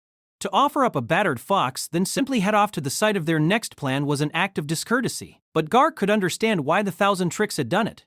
The branch manager didn't know how Cry had gotten his information, but he knew that a tactician's methods were at odds with a witch who solved all her problems with hellfire. Not to mention her one restraint, the counter cascade was no longer with her. That man has his own way of thinking. I won't scorch him. Not immediately, not when he has that brother complex sister. Nothing good would come from a battle between Hidden Curse and Lucia Rogier, the Grand Magus. We've still got people we're trying to recruit into our clan. Lucia, someone just gravely insulted you, Gark thought. Rosemary briefly stared at him with her lambent eyes before shrugging and saying, I guess I owe him for Telm. I don't like it, but I'll play along with him just this once. Rosemary, are you cooling off? Well said, Gark, my boy. There was a commotion from outside the carriage.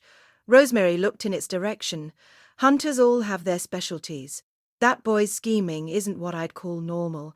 It's not just that he has excellent comrades, nor can he see the future. It's strange. But some freakish talents just defy understanding. She almost sounded like she was talking to herself.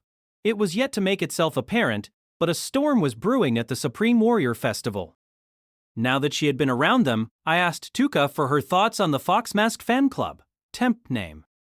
She looked at me uncertainly and said, "I'll grant that they're pros, albeit slightly odd ones. Where did you find them?" It was a dispassionate evaluation. Tuka was one of my few friends who didn't take me at my word just because I was a level 8. I wasn't too shocked to hear that the Fox Mask Fan Club knew what they were doing. I had a pretty good eye for people. It's a bit of a story, I told her. If you're getting along, then I'm satisfied. Today's enemies are tomorrow's friends. But the opposite is equally true. Knights of the Torch have worked with legally dubious people before. But I would appreciate being informed of such details in advance. Sure, those guys were pretty darn suspicious, but that level of skepticism struck me as pretty darn rude. Though I had to admit, their rough exteriors were probably the reason Sora felt she couldn't admit her mistake to them. I could relate to her desire to look away from unpleasant truths, but as the older of us, I felt I had to do something for the priestess. Now,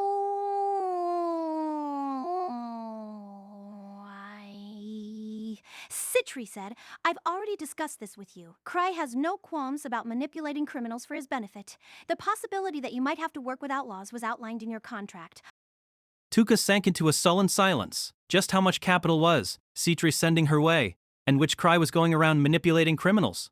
I was always on the receiving end. "Very well," Tuka said. "If it pays, I'll do it. Using what's available to us is one of our tenets, though no offer is great enough to make me spar with the Protean sword." Luke, you must have really pissed her off. The stronger the opponent, the more fired up he would get, which would in turn reduce his ability to hold back. He didn't suddenly snap or anything, but it was telling that he was just as feared as Liz was. At the moment, he had gotten sick of sticking around the lodge like I was and went out with Liz and some others. He was probably looking for someone to wallop. Next time, don't bring the damn princess with you. This was just a meeting between myself and some of their core members, Tuka continued. Next time, I'll bring my party and talk with them in further detail. I understand we're supposed to adjust ourselves to match them, but what is it you're hoping to accomplish? Right? Could you take Luke and Liz with you? Tuka didn't look at all pleased. Is this perhaps one of your 1,000 trials? Had everyone heard about those? And who's Ponta? The Imperial Princess of Zebrudia? Was that supposed to be a joke? Tuka's frigid glare caused my heart to skip a beat. That definitely wasn't the sort of face you're supposed to show a client. Well, on the odd chance something does happen to her, we'll be in the hottest water imaginable. Take good care of her. Citri clapped her hands to signal a change in subject and said, "Now, Tuka, did you get the information I requested?" "Information?" "I commissioned her to look into the other participants in the Supreme Warrior Festival. If I want to win, I'll have to do everything I feasibly can." She was aiming high. Her potential opponents included people like Luke and Lucia, and I was under the impression a typically non-combat class like an alchemist was at a disadvantage in this tournament. But she wasn't letting that deter her. Citri's disarming smile elicited a rare but still awkward smile from Tuka. "Goodness," she said. "You ask this of me when I'm also going to—" "That has no bearing on this transaction." "Very true, and there's nothing more precious than a generous client." They sure got along. If only the other grievers had even half of Citri's social skills.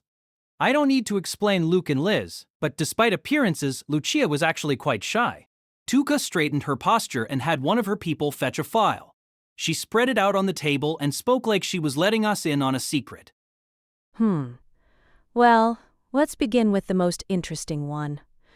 Boss, the fake you will be participating. No, that's the real me. Just as I expected, Tuka looked at me agawed before turning to her party members. Our inn left me wanting for little. The room was spacious and had good airflow, and the food was delicious. The bathroom was large, and the living room was gorgeous. I sank into the couch, reading a newspaper that had been delivered directly to our room, and let out a big yawn. It was peaceful, more than usual even. When I heard that things got hectic around the time of the tournament, I was certain that I would get engulfed somehow, but luck was evidently on my side. However, this had left our man-cutter with extra time on his hands. Rah! This is my new technique. Bisected blade, die! Watch out! Luke. You're going to break your sword. I told you, that's impossible with a wooden blade.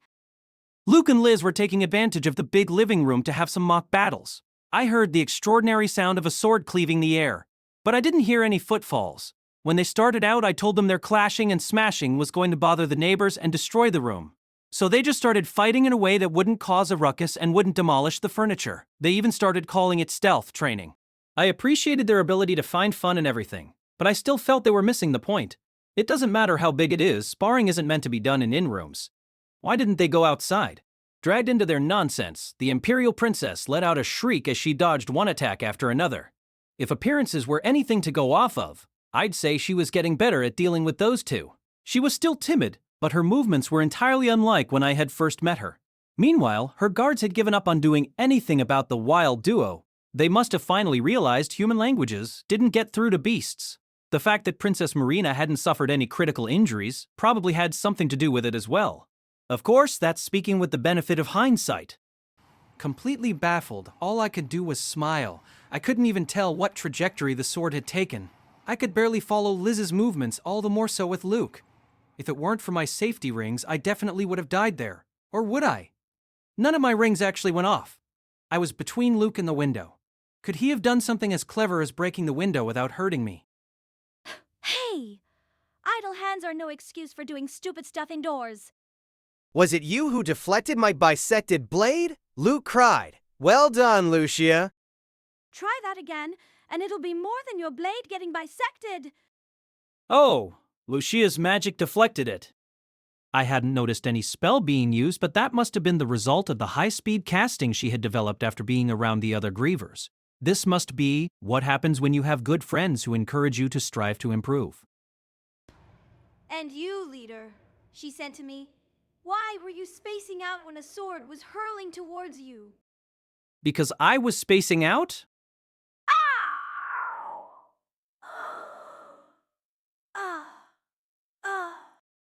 A smile formed on my face as it struck me that maybe Lucia actually had a good shot at winning the Supreme Warrior Festival.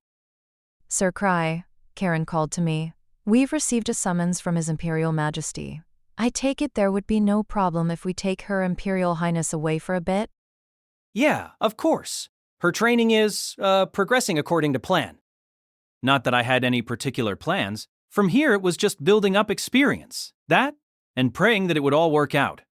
I took it as a good sign that she was playing with Luke and Liz. Not even Tino could do that without screaming. If I may be honest, I still fail to see the meaning behind your methods, even after all this time. But I'll relay your message to His Imperial Majesty. She's become much more agreeable than when I first met her. Man, being an instructor isn't easy, Luke said as we made our way back after dropping off Princess Marina.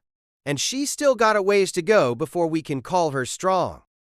Yeah, and she keeps running from you, Liz chimed in. I'm used to it, though, after dealing with T. She was used to it, but it didn't seem like she was doing anything about it. But I prefer not having to hold back, and I can't do that when I'm teaching. Luke, you barely taught her anything. You'll be able to fight unchecked soon enough, so think of it as a warm-up. Wait, hold on, so you're still cutting the Imperial Princess during her training? Don't cut the Emperor's daughter. And to top it off, Lucia groaned. City's been using some weird item, and Cry's once again been keeping quiet and doing whatever he wants, so when Sam and I have to pick up the slack just like we always do. Citri's doing that? First I've heard this. And I don't abide by being grouped with the maniacs. As the four of us walked through the streets, I caught sight of a familiar face among the crowds. He was dressed in black and wasn't exceptionally tall as far as treasure hunters went, but his distinct staff and handsome features drew gazes his way. It was the real me, Krahi Andrehi, the thousand-fold Dirigix. Without giving it much thought, I started waving. How lucky I was to run into him again amid so many other people. I wondered if he remembered me. Hey, Krahi. It's good to see you again. He turned around. Just as you'd expect from the real one, the motion was so hard-boiled I was enamored. The look in his eyes suggested he considered our meeting a very pleasant surprise. You really came. That's the guy City told us about. I had already told them not to say anything untoward to Krahi. Accusing him of being a fake just because our names were similar was uncalled for, and in my opinion he was clearly the stronger of the two of us. The crowd naturally parted on his behalf. This was the charisma of the real. How hard-boiled— What a coincidence, Krahai said as he approached me with an affable smile. I was just wondering if we might meet again. If you didn't know any better, you'd think he was talking to a friend he had known for decades. This must have been a result of his extraordinary people skills. This man was immaculate. But who's that girl clinging to his arm? Pressed against Krahi was a girl in her mid-teens. She had black hair tied up into pigtails, wore a black pointed hat, and had a short staff at her hip. The hat and staff suggested she was a magus, but that was at odds with the frills on her skirt and overall stylish outfit. Oh, this is Lucia Andrihe. She's a magus and my adopted sister. She's also my apprentice. She doesn't yet have a title, but is fairly talented. Now that I knew her name, she looked like Lucia, in a way. The distinguishing traits were identical at any rate. My sister stood silently, her cheek twitching, and her gaze cold as ice. This sure was an incredible coincidence. Not sure how else to describe it. I wanted to get away, but leaving without at least saying hello to her would have been rude. So, you're his sister? It's nice to meet you. I'm a fan of your older brother. So you're my big brother's copycat. Call me Lucia. I'm Cry's love.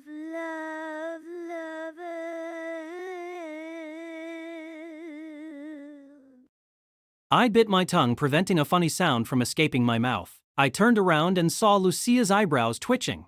She had lost all sense of reason, and that would no doubt mean catastrophe. Liz was also twitching, but that was because she was struggling to contain her laughter.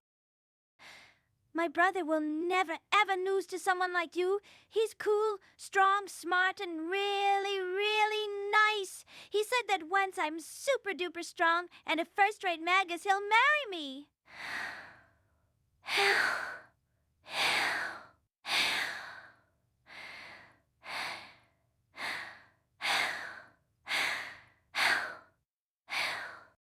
She's one hell of a character. Personally, I didn't have anything against her, but Lucia's expression had shifted from anger to nil. That wasn't good. Cut that out.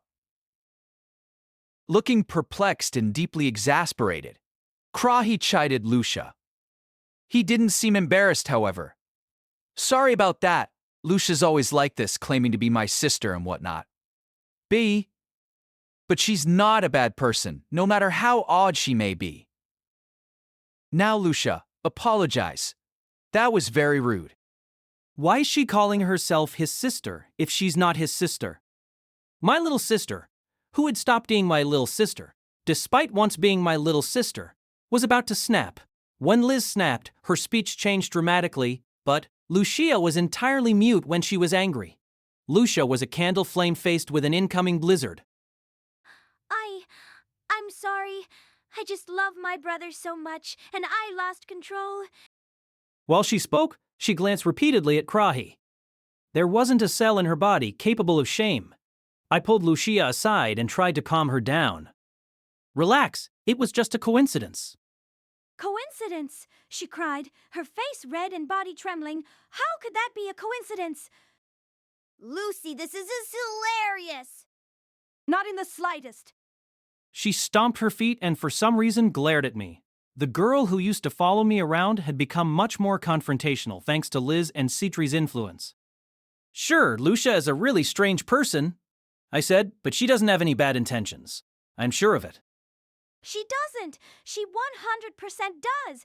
If she doesn't, that will be an even bigger problem. I don't say things like that. Of course she didn't. I understand that.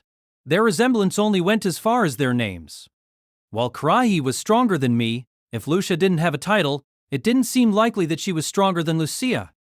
Yeah, you weren't that clingy even when we were younger. It might be okay for a kid to act like that, but not an adult. She wasn't. That right, Lucy? Well, you never wore cute clothes like that. Groaning, Lucia's face flushed as she clutched her head. Unfortunately, the two shared a lot of distinguishing traits. It didn't sound like Lucia was very well known, but if that changed, then she and Lucia would receive lots of comparisons. Hey, Cry! Luke said while watching Lucia intently.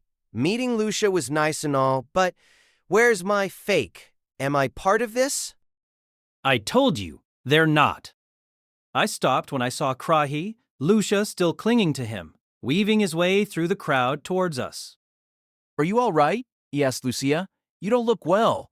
I have potions if you need them. For people with power and charisma, consideration for others naturally followed. The real me sure was impressive. I'd have to take notes. No, she's fine, I answered. It's just the crowd getting to her. Are you sure she hasn't been wounded by the sight of us? Lovey-dovey, as doves. Ikshen? Oh no. Lucia's giving her the "I'm going to brutally murder you" glare. I wanted to chat a bit more, but Lucia and Lucia were a dangerous combination. And consider the prospect of asking a grumpy Lucia to charge some relics. Sorry, we're in a bit of a hurry. Oh, what a shame, Cry replied. I wanted to introduce you to my party. I really wanted that. I had to meet the Smyat sisters. Dragging Lucia behind him, Krahi looked at the crowds and sighed. Well, be careful. I hear Crate is rather dangerous during the Supreme Warrior Festival. The participants themselves are especially at risk. Careful, Liz said. The hell are you talking about? No bandit is gonna take down Crybaby. He's already taken steps against them. Steps? Actually, I had just made it some other people's job to take the steps. Krahi looked at my meaningful smile and eventually nodded. I see. It seems there's more going on than meets the eye. This must be fate. If you don't mind, perhaps I could help. Following his underling's report, Gal found himself in a building at the edge of Crate. Upon entering, he found Sorazalo, the Holy Fox Maiden, cooking in a white apron. Sora, what's the meaning of this? What's the boss thinking? This is all in accordance with the wishes of the White Fox. Sora now lacked the usual air of mysticism that encompassed her when she was in her usual robe. A delightful smell encompassed the kitchen, and wooden boxes were stacked up in the corner. Per the orders of the White Fox, she said, I'm making fried tofu. What are you talking about? Fried tofu. What does that have to do with anything? Only the White Fox is privy to the entire plan. There was no light in the eyes of the maiden. What in the world could have happened? Gal couldn't understand it. Secrecy was fundamental to Fox. Nobody ever had a complete understanding of the purpose of the orders given to them. When Galth had been of a lower tale, he, too, had been given many orders without any sort of explanation. But working as a saboteur, he had never had any reason to harbor doubts. And now they were making fried tofu? Are you going to put poison in it? We are not. I've been ordered to make delicious fried tofu. What's the boss planning? Try thinking for yourself, Gal Schenfelder. Or are you opposing the White Fox? This was the first time Galth had seen her like this. Her once unflinching face was now streaked with cold sweat, and she sounded agitated. Forget that. This is all in accordance with the wishes of the White Fox. Galf didn't see any choice but to keep his objections to himself. He had never known that a base like this was in Crate, but the kitchen seemed fairly new. He didn't think a maiden would have her own source of income, meaning this must have been funded by the organization. By the way, Galf, she said with trepidation, I ask purely out of curiosity, but how did you find this place? Is that a joke? The organization has eyes everywhere. If you're so sharp-eyed, then how? Never mind. Sora shook her head as she tossed a cut of tofu into a frying pan. This is all per the will of the White Fox. Look, Galf, this is how fried tofu is made. For now we're using store-bought tofu, but we'll slowly learn to make our own. The White Fox has ordered this all, so, ouch. I've never cooked before. Why didn't they hire someone? Why was a sacred and unique member of Fox being ordered to make fried tofu? It was unbearably strange, but Galf gave up on any further consideration. If the boss had ordered this, it must be for some noble purpose. As he watched Sora struggle with her unfamiliar task, there was a sudden knock at the door. This was one of the organization's safe houses. There would never be random visitors to a place like this. Galf braced himself as the door opened. Sora, I've got something I want to ask you. Galf's mind froze. The sudden arrival was a young man with black hair.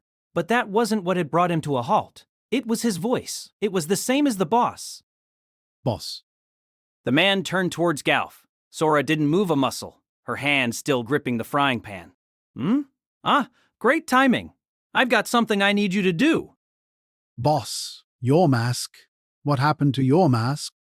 This was absurd. Fox was a secret organization, and the bosses hid their identities as a matter of course. Galf's own experiences meeting the higher-ups confirmed this. With so many enemies, the bosses kept their faces hidden, even from other members of the organization. Yeah, the mask. It's kinda hot today, and it just gets in the way. I'm really sorry, but I can't wear it all the time. What?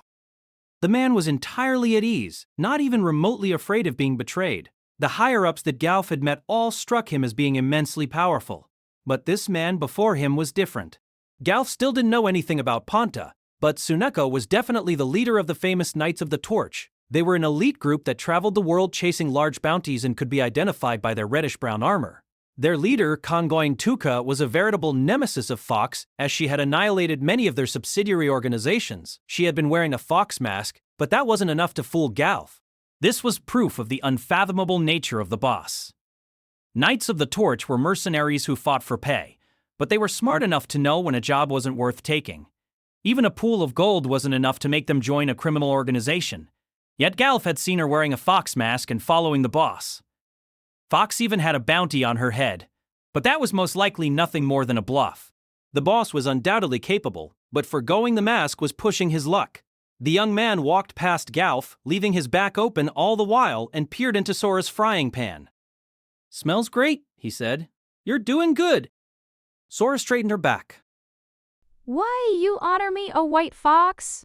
She cried, breaking out in a sweat. It's in accordance with your boss's wishes. The boss looked scrutinizingly at the pan, scrunching his brow. "But Sora," he said with a chuckle, "this won't be enough if we want to rule the world." Galf barely managed to stop himself from crying out at this sudden revelation. He really plans to take over the world with fried tofu. How? My apologies. I'll start over. No need. Take your time. Everybody struggles when trying something new. As you wish. Galf wanted to ask what the boss was up to, but that wasn't really an option.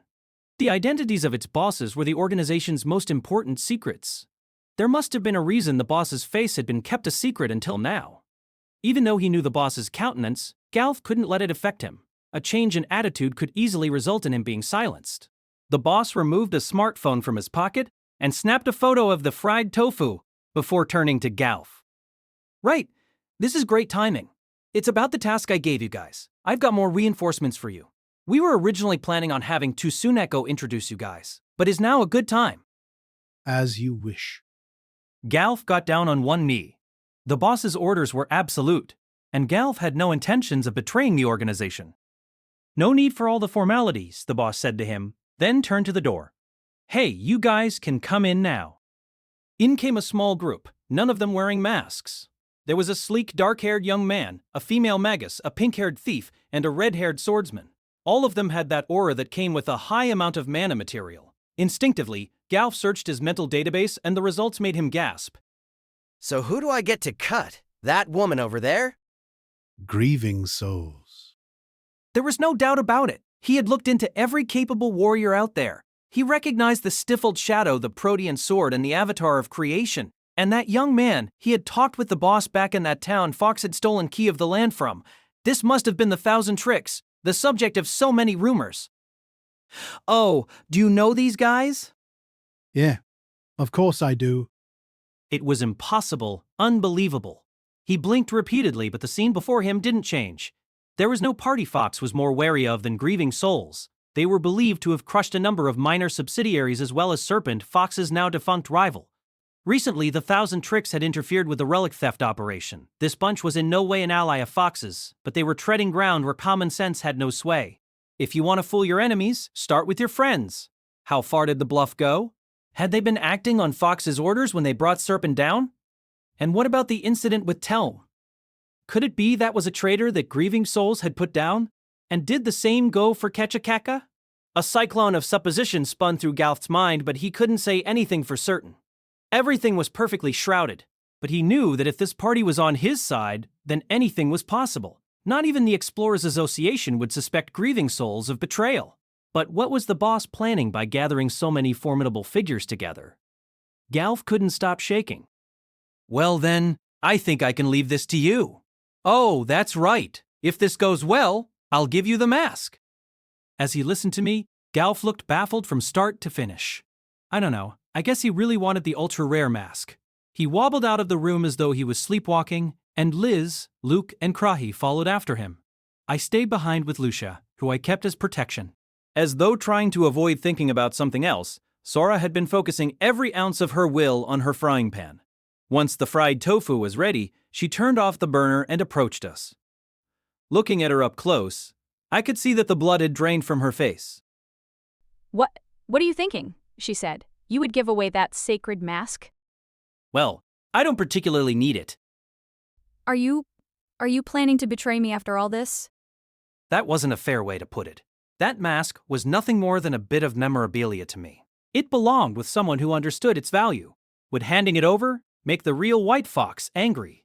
That wasn't my problem. Besides, I only got caught up in all of this because of the Fox Mask fan club, temp, name, and their system. It wasn't fair to blame me for coincidentally owning the same mask as another one of their members. And when I said we should apologize, it was Sora who shot that idea down. But maybe that was because apologizing wouldn't have gotten us anywhere. Vader, what did you do this time? I still haven't done. Not yet, is it? So you plan to do something? Sora interjected. Oh, White Fox, you are a god. A god. Reminds me of tea. Lucia remarked, entirely unaffected by Sora's childish ravings. She was used to being thrown into the center of trouble. Not to brag, but I was ranked number 1 when it came to being in situations that made no sense, and Lucia could attest to that. I've decided. Sora pointed a finger at me. If there is more to come, then I must bring the other maidens to our side. Yeah. Uh-huh.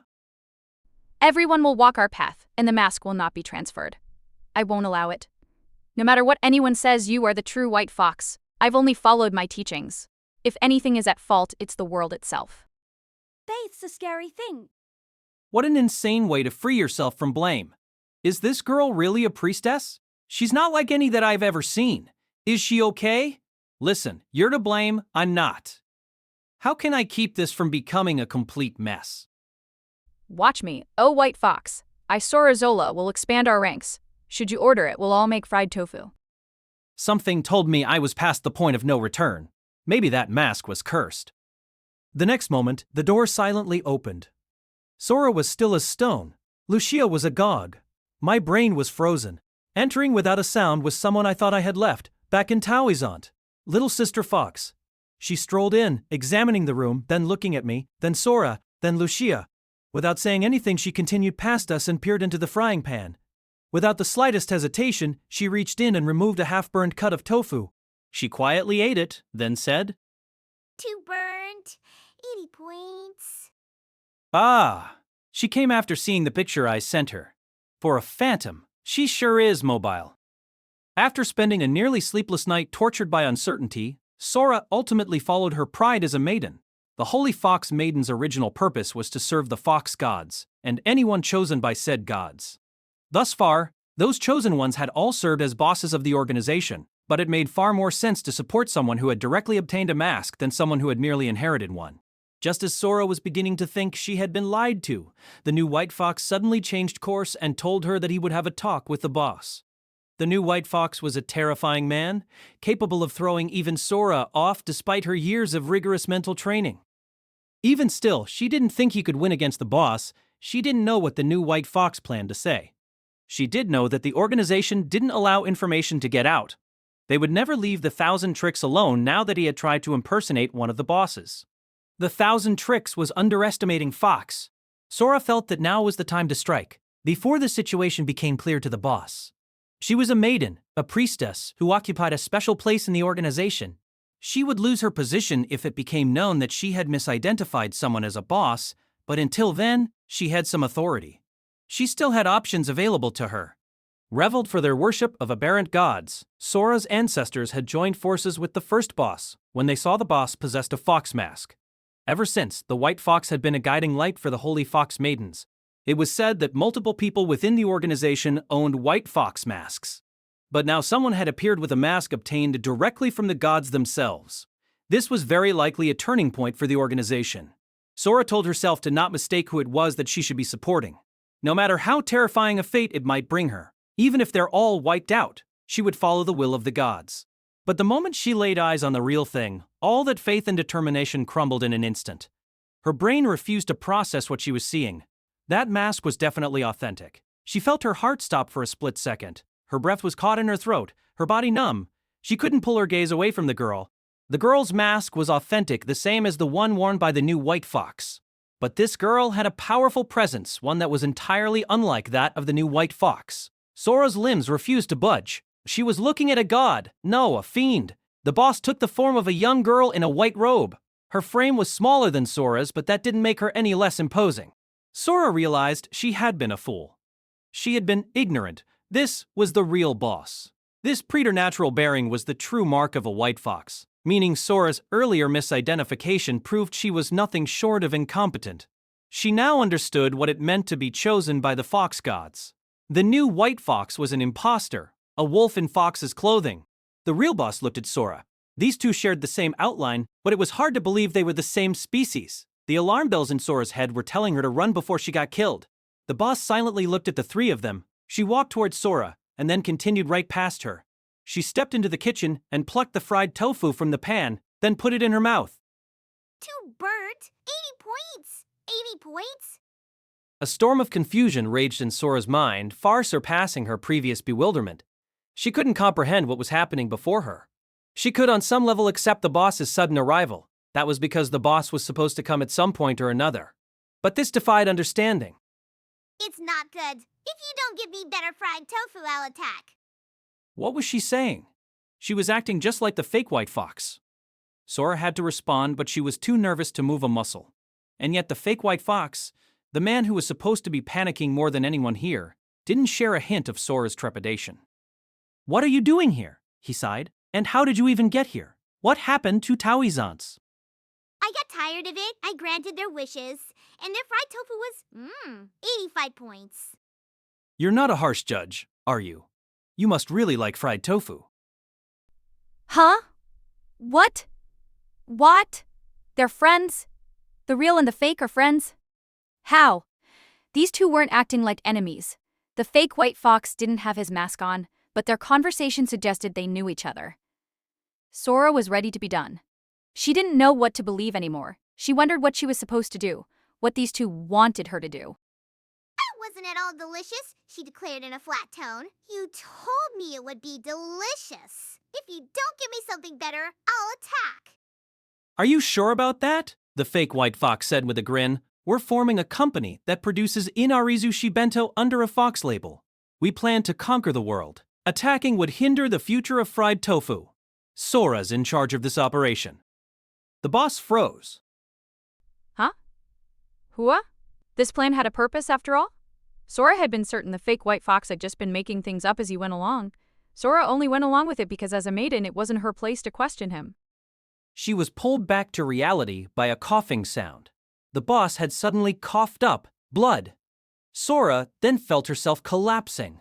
Intense would be a good way to describe the days that followed after Marina had been entrusted to the 1,000 tricks. The training in the treasure vault had been hell. Even after being brought to Creed, her days could hardly be considered tranquil. Under the pretext of mock battles, she had been hit by the stifled shadow and cut by the protean sword. Her blood had been drained, and she had been forced to go up against monsters. They had verbally abused her, asking if she was even trying, and had shown no respect for her status, and forced her to do menial chores. She had been tossed out windows, told she had no talent, and doused with water when she lost consciousness. Everyone in the Imperial family was required to take lessons so that they might one day guide the people of Zabrudia.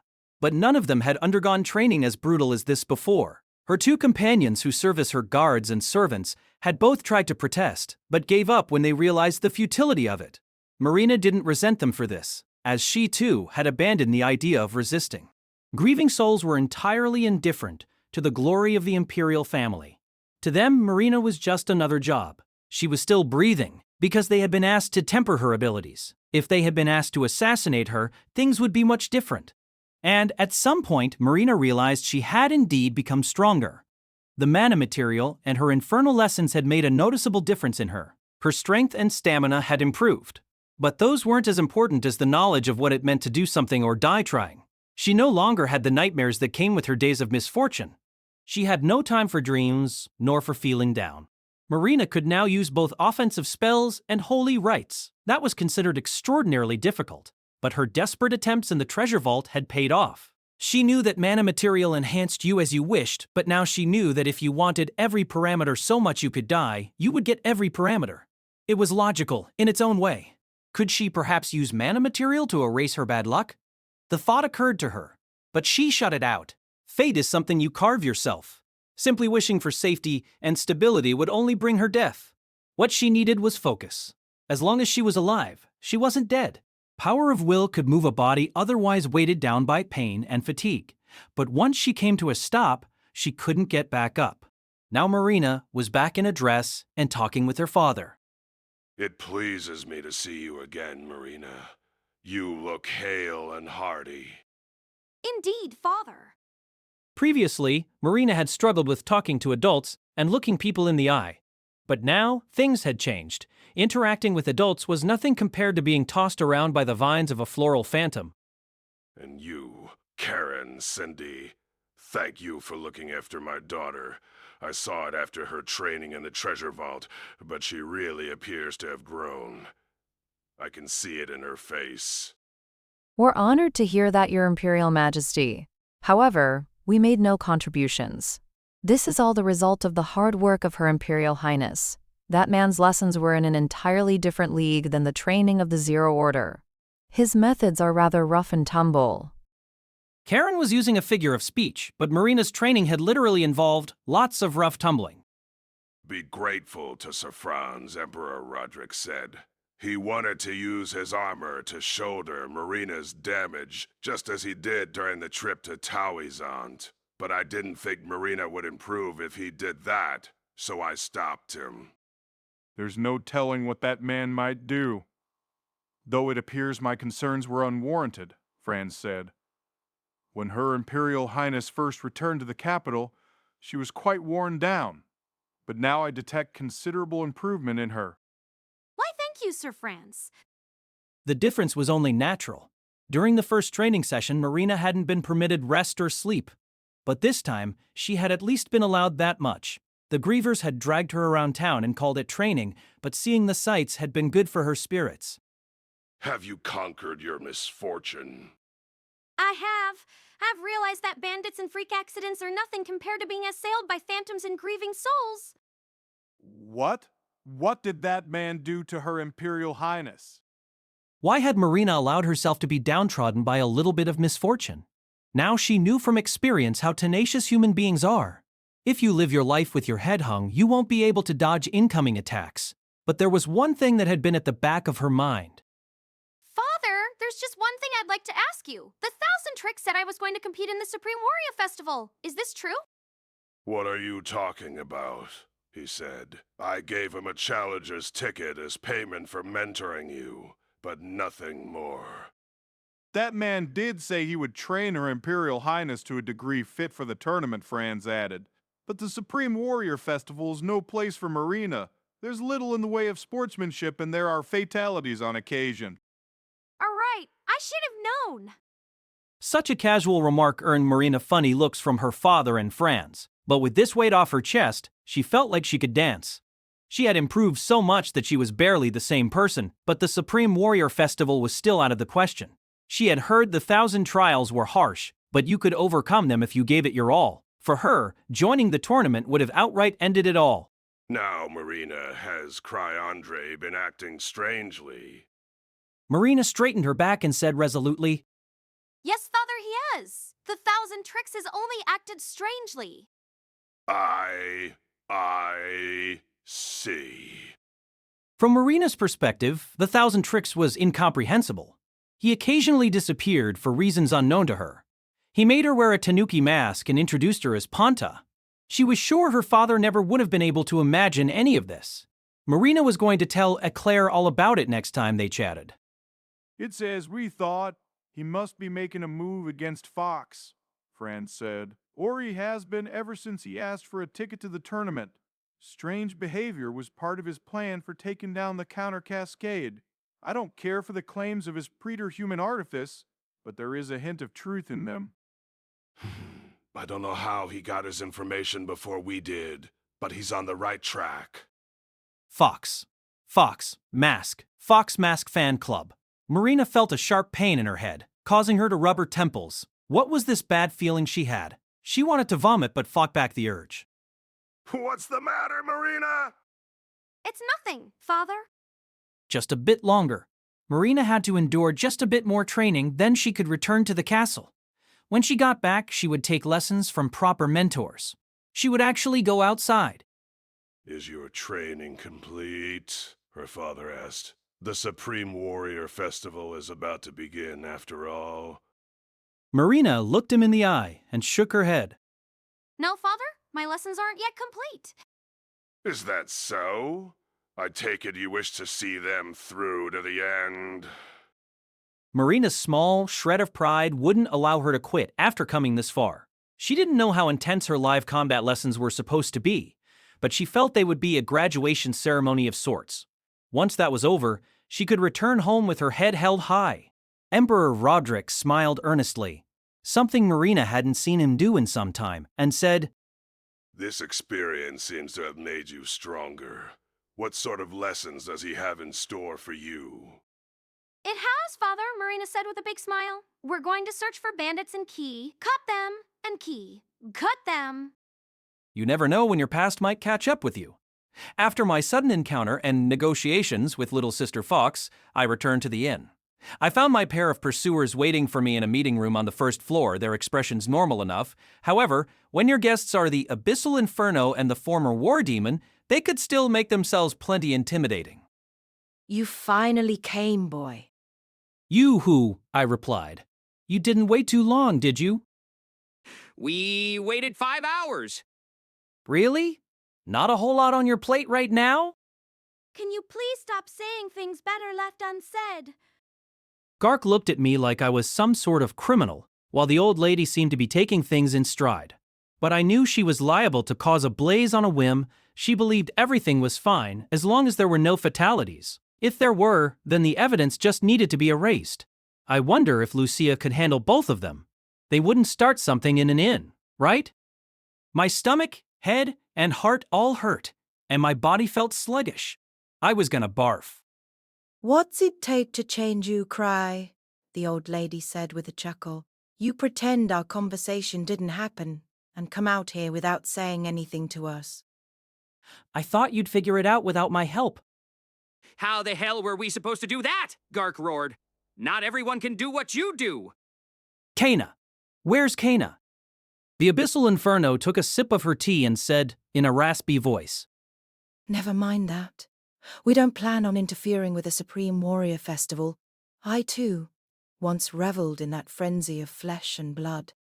So, I've heard, Abyssal Inferno, Lucia said in a placid voice. You were banned from the tournament after you used a wide-range obliteration spell that took the barriers with it. Did the Abyssal Inferno just not have any limiters? Honestly, Luke and Liz were better than her. At least they could only hit one target at a time. The Abyssal Inferno gave my sister a sharp look before returning her gaze my way. She was always soft on Lucia, perhaps because they were both magi. Then again, since childhood, Lucia had a history of being pretty universally liked. Well, I won't force the issue, the pyromaniac said. We'll forgive you for leaving us behind. We're not here to get in your way. We've got our things to take care of. Oh ho ho. Not to mention we owe you. I appreciate the clemency, but how come I never have the right to turn down these little meetings? But they just follow me anyway. I should have been thankful I had Lucia at my side. I put on my hard-boiled demeanor, ready to settle things. Well, I've had my own share of troubles. Now, you wanted to talk about Fox? Don't say their name out here, you moron, Gark yelled. There's no telling where they might have ears. Oh, Samon. And what even is Fox? I still didn't understand a key part of all this. I kept meaning to ask what they meant, but I was afraid to, so I repeatedly put it off. All I knew was that they were a crazy organization that had tried to assassinate the Emperor, and that Telman Kechichaka had worked for them. But throughout my life I had been accosted by dozens of secretive criminal organizations, and I didn't even know how dangerous this one was. There was this group, that one treasure vault, and then the Fox Mask fan club. Foxes seemed to be in style. I didn't know how many more there were, but I really wished they picked more distinctive names. If they wanted to search for this fox thingy, they didn't need my permission. But I knew what they wanted my help, even if they didn't like it. They didn't have much support out here. Maybe I'll lend them some if they promise to return him immediately.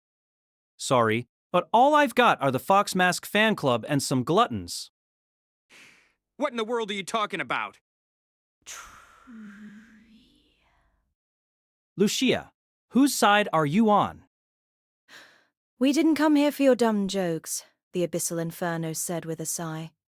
This time you were the first to get on the trail. I understand how these things go, and I'm willing to let you have this one. Thinking was never my strong suit anyway. I don't know how you got your information before the Empire or the Association did, but we've got a reputation to maintain. Do you follow me, Cry Andre? Yeah, uh-huh. What were these geezers talking about? Which one was this one? I turned around towards Lucia, but my ice-cold sister just shrugged at me. If Citri had been there, I bet she would have explained it. I didn't know what they were talking about. I didn't know about appearances. Nor did I think I had moved first. I wanted to tell them to do what they wanted as long as they didn't cause any trouble for me. Do as you please, I said, giving a vague, obfuscating response. I've done everything I'm supposed to. Gark scowled and leaned forward. So, you're saying you know what weapon they've got and what they plan to do with it? He just doesn't quit. Yeah, uh-huh, I said. Nothing more I could say by that point? I suddenly realized Gark had said something significant. Before I could figure it out, he clicked his tongue and returned to his original posture. Hell, Cray, where do you get your info? After years of nothing, we only just got a meager scrap. Ha! Oh, from Eva? Sorry, Eva. My mouth moved on its own. But I don't want to keep answering questions. I'm sorry. Huh. I don't care how good your network is. I don't believe that you could easily get something we busted our asses for years. Sorry. I've actually got something I need to take care of. Can we call it here? I've got a lot to do. Ah? Damn it, Cry. Sorry, but I've got to run before I'm exposed for being a fraud. I had recently learned that if I said I had things to do, these people wouldn't make much of an effort to pursue me. I had just told them I had done everything I was supposed to, then immediately contradicted myself, but they didn't seem to be bothered by it. Was this preter-human artifice? I stood up, only to hear a sudden shh noise like rising steam. The Abyssal Inferno was pointing a bony finger at me, a flickering flame at the end of it. A few more times, lights flew at me, then turned to steam a few centimeters before my eyes. None of my safety rings had gone off, so this must have been Lucia protecting me. The Abyssal Inferno blew out her smoking finger, then got up from her seat. She had good posture that was at odds with her old age. She was a bit taller than me, and I had heard that in her younger days she was sometimes mistaken for a noble spirit. We made eye contact, her small burning irises bearing down on me. Her dry lips twisted into a demonic smile, and she said in a husky voice, I'll follow your lead for now, but this is a festival. When the time comes, I expect there to be a signal. 1,000 tricks. I whipped these old bones into coming all the way out here, and I still have a score to settle because of Telm. Are we clear? Oh, yes. Her voice was intense, telling me she would brook no argument. Her eyes glimmered the way Liz's would. I didn't see why someone her age didn't just retire. She left the room, and before following her out, Gark said to me, Right, Cry? Don't neglect the tournament. If one of our own wins that thing, it'll make me look pretty good. Seeing the storm of a woman head out, Gark clicked his tongue and went after her. What a heedless person she was. Even Gark had to follow her lead, and what sort of hunter talked about scores to settle? I just prayed that Lucia wouldn't turn out that way. There was a brief silence before Lucia asked me in a chilly voice, What is it you had to take care of? That would be that, of course. Just then, a crowd of hunters bearing First Steps' crest entered the lobby. At the front, I saw Tino and Sven. Master Lucy, we've come to cheer you on. Hey, Cry, we're finally here. With the tournament starting soon, they must have decided now was a good time to arrive. Blinking and wrinkling her brow, Lucia was giving me a very funny look. I'm glad you all could make it, I said, Great timing! Of course, I hadn't planned on their timely arrival, but I was more than glad to see them. So, how do things look? Sven asked. We're not in our element, being away from Zerbrudia like this. Don't worry, I answered with a shrug. You think people like Liz and Luke would let some unfamiliar ground bother them? They're so excited I don't know what to do with them. Sven seemed to be his usual chipper self. He always made a face whenever I asked anything of him, but he must have felt some connection to us if he came all this way. No, I meant you. Sven, Master would never give in to mere nervousness. Tino said on my behalf. She took another good look around the lobby, then at me and my sister/bodyguard. Master, I withdrew my entire savings and bet it all on you. That's right. There was betting going on. Thanks, I said as I laughed at her joke. Knowing that, I'll try a bit harder. I didn't think she could actually have bet on me when I wasn't participating. Tino's eyes sparkled. Yes, try your very best. I'll study every move. Very admirable of you. There's a lot to learn from grieving souls. Oh, what's with all these people? I've seen enough people to last a year. I went to the trouble of coming out here, so don't even think about losing, sir. Business as usual for Chris, it seemed. You won't settle for anything less than first? I hadn't been surrounded by friends like this in a while. The last person to arrive was Eva, who had probably directed the whole trip. Behind those thin frames, her sharp eyes didn't let anything get past. What's the status of Princess Marina? Oh, that. No problems whatsoever, probably. I've done what I can. I see. Is there any way I can be of assistance? I appreciate it. I'll take you up on that if anything comes up. Even when making a similar offer, she and the Abyssal Inferno felt completely different. While I was letting myself bask in the comfort of friends, Sven glanced around and said, Just Lucia with you? What about the others? They're seeing to another matter, Lucia replied. I'm looking after our leader. Yeah, someone might ambush me here. Because you're always making enemies. What slander? I turned to Tino, but she refused to look me in the eye. No, I said. I'm confident I've done nothing. That's what an ambush is, attacking someone doing nothing. Lucia just sighed. I was pretty sure she was aware of how harmless I was, so I was sure that sigh was an expression of resignation at my terrible misfortune. But for once, I was confident I'd be fine. I had the Fox Mask fan club and Tuka's party lending me a hand. Little Sister Fox had returned from the desert, but remained fixated on fried tofu. That said, I wanted to change the subject and had the perfect means to do it. Hey, just so you know, Sven, the real me is here, in this very town. Huh? They say everyone has 3 doppelgangers, right? I was a fan the moment I met him. And what's more, even his allies are doppelgangers of mine. Brother? I never talk like that, girl. Yeah, in your case, you're probably the superior of the two. You might be losing on the lovey-dovey front, but you're much stronger. Not to mention you have a title, while she doesn't. And you're much prettier. You might not be lovey-dovey as a dove, but you can throw a good punch. Lucia clenched her fists, quaking as though struggling to keep herself under control. Lucy's all red. As Lucia's brother, I was obviously biased, but I was sure mine was the superior younger sister. Nevertheless, you should totally meet him, Sven, I said. If I ask, I'm sure you can even get an autograph. I hope you can meet the others as well. Master, why are you so giddy about this? Tino looked exasperated, but I was sure she'd feel the same way if she randomly met someone identical to her. Come to think of it, there wasn't a Tino like in Cry's group. Now everyone's here. Nothing to worry about. All I have to do is wait for the tournament to start. Bah ha ha. Yeah, no doubt about it. I'm looking at the real ones. Sven, you're being terribly rude.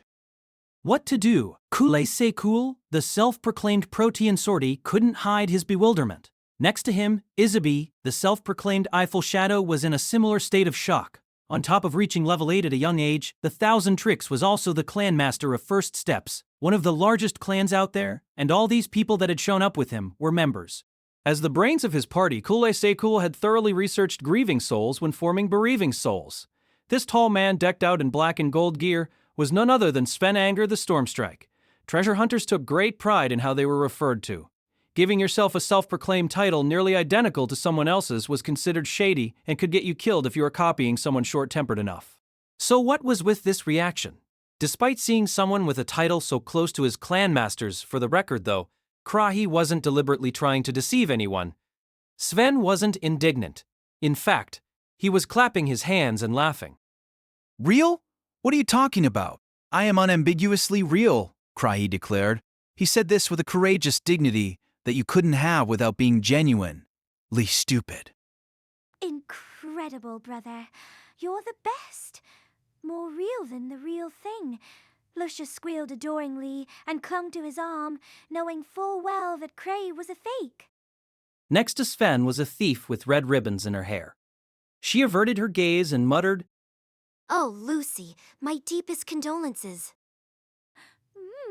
Did I hear my name? Not at all. Holding his staff in one hand, Krahi surveyed the group. So tell me, who are you people? My eyes don't lie to me. I can tell you are no ordinary civilians. One of Krahi's faults was unfamiliarity with the treasure hunting world.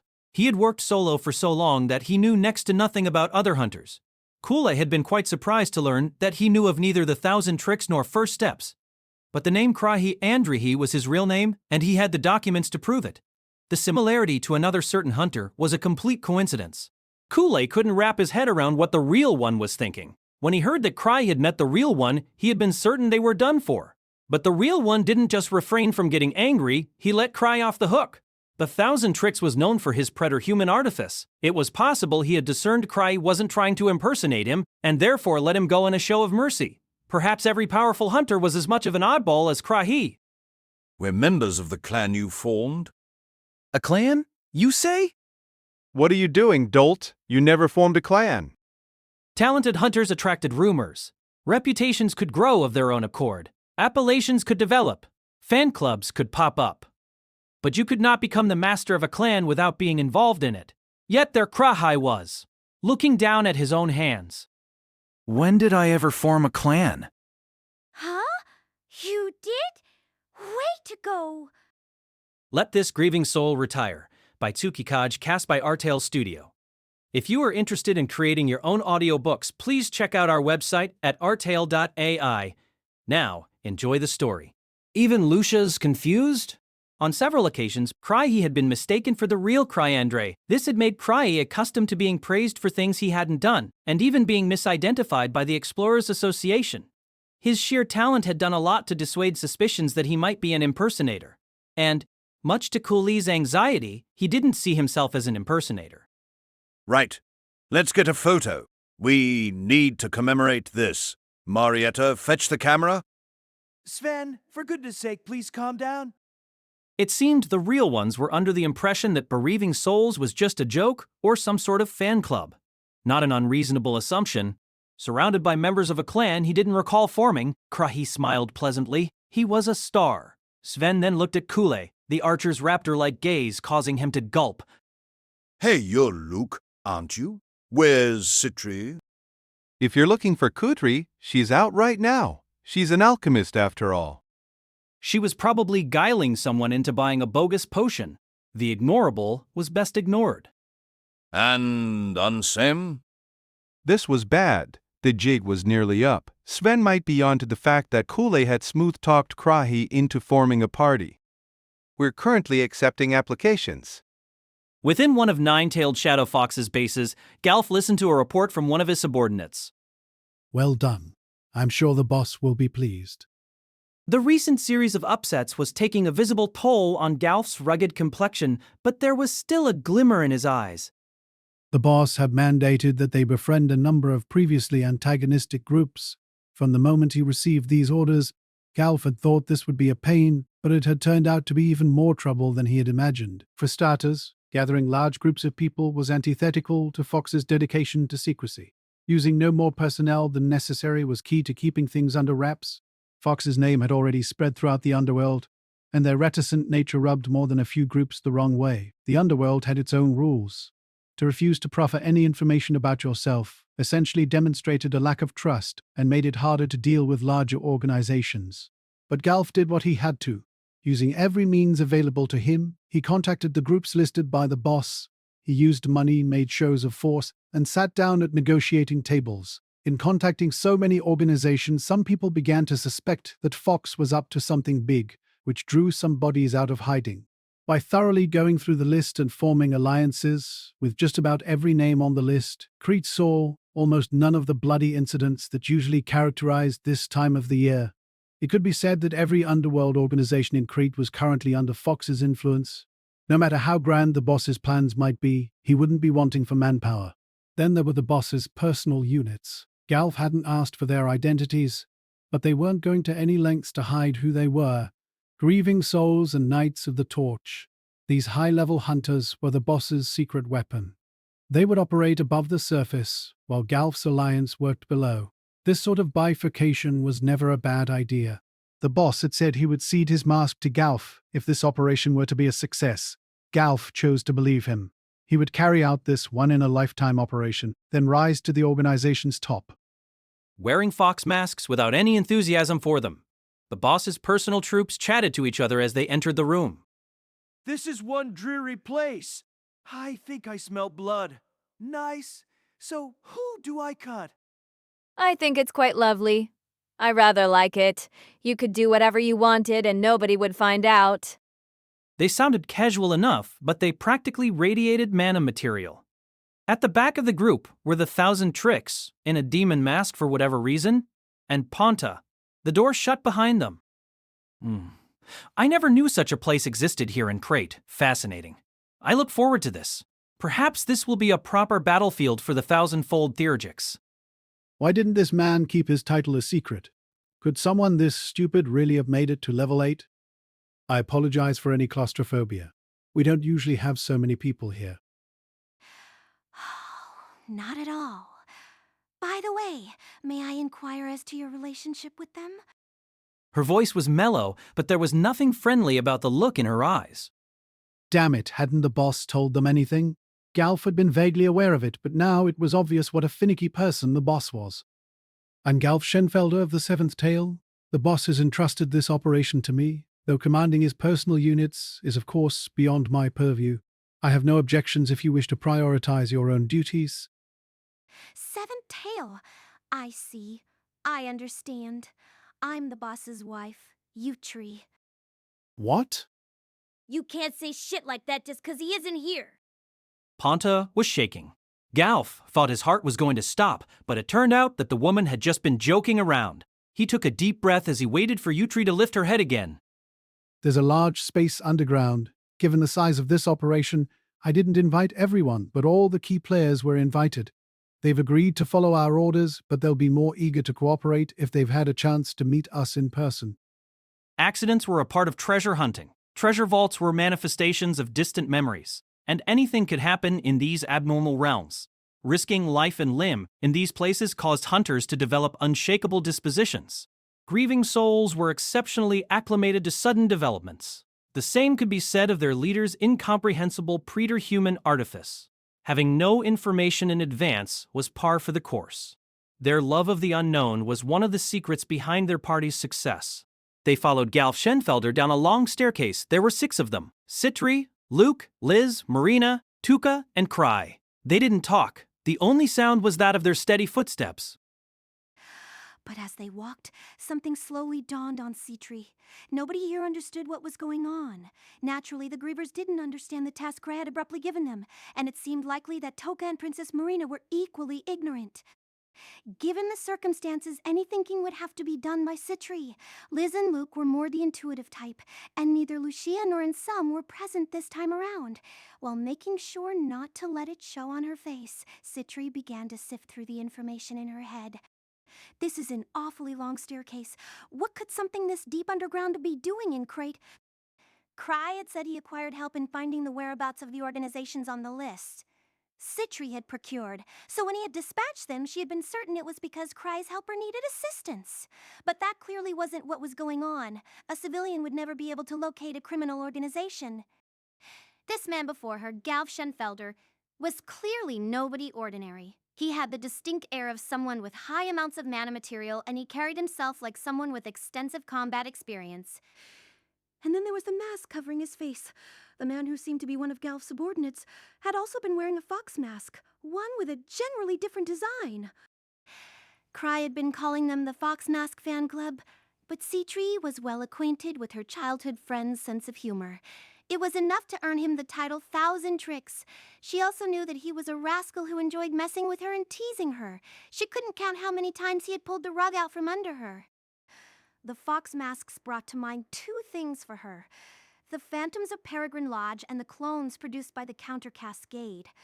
Those clones had worn fox masks, but that knowledge alone wasn't enough to draw any conclusions. Despite her years working with Akasha Tower, Seatree knew next to nothing about nine-tailed shadow fox. They were elusive enough that she couldn't have reached out to them, even if she were to try.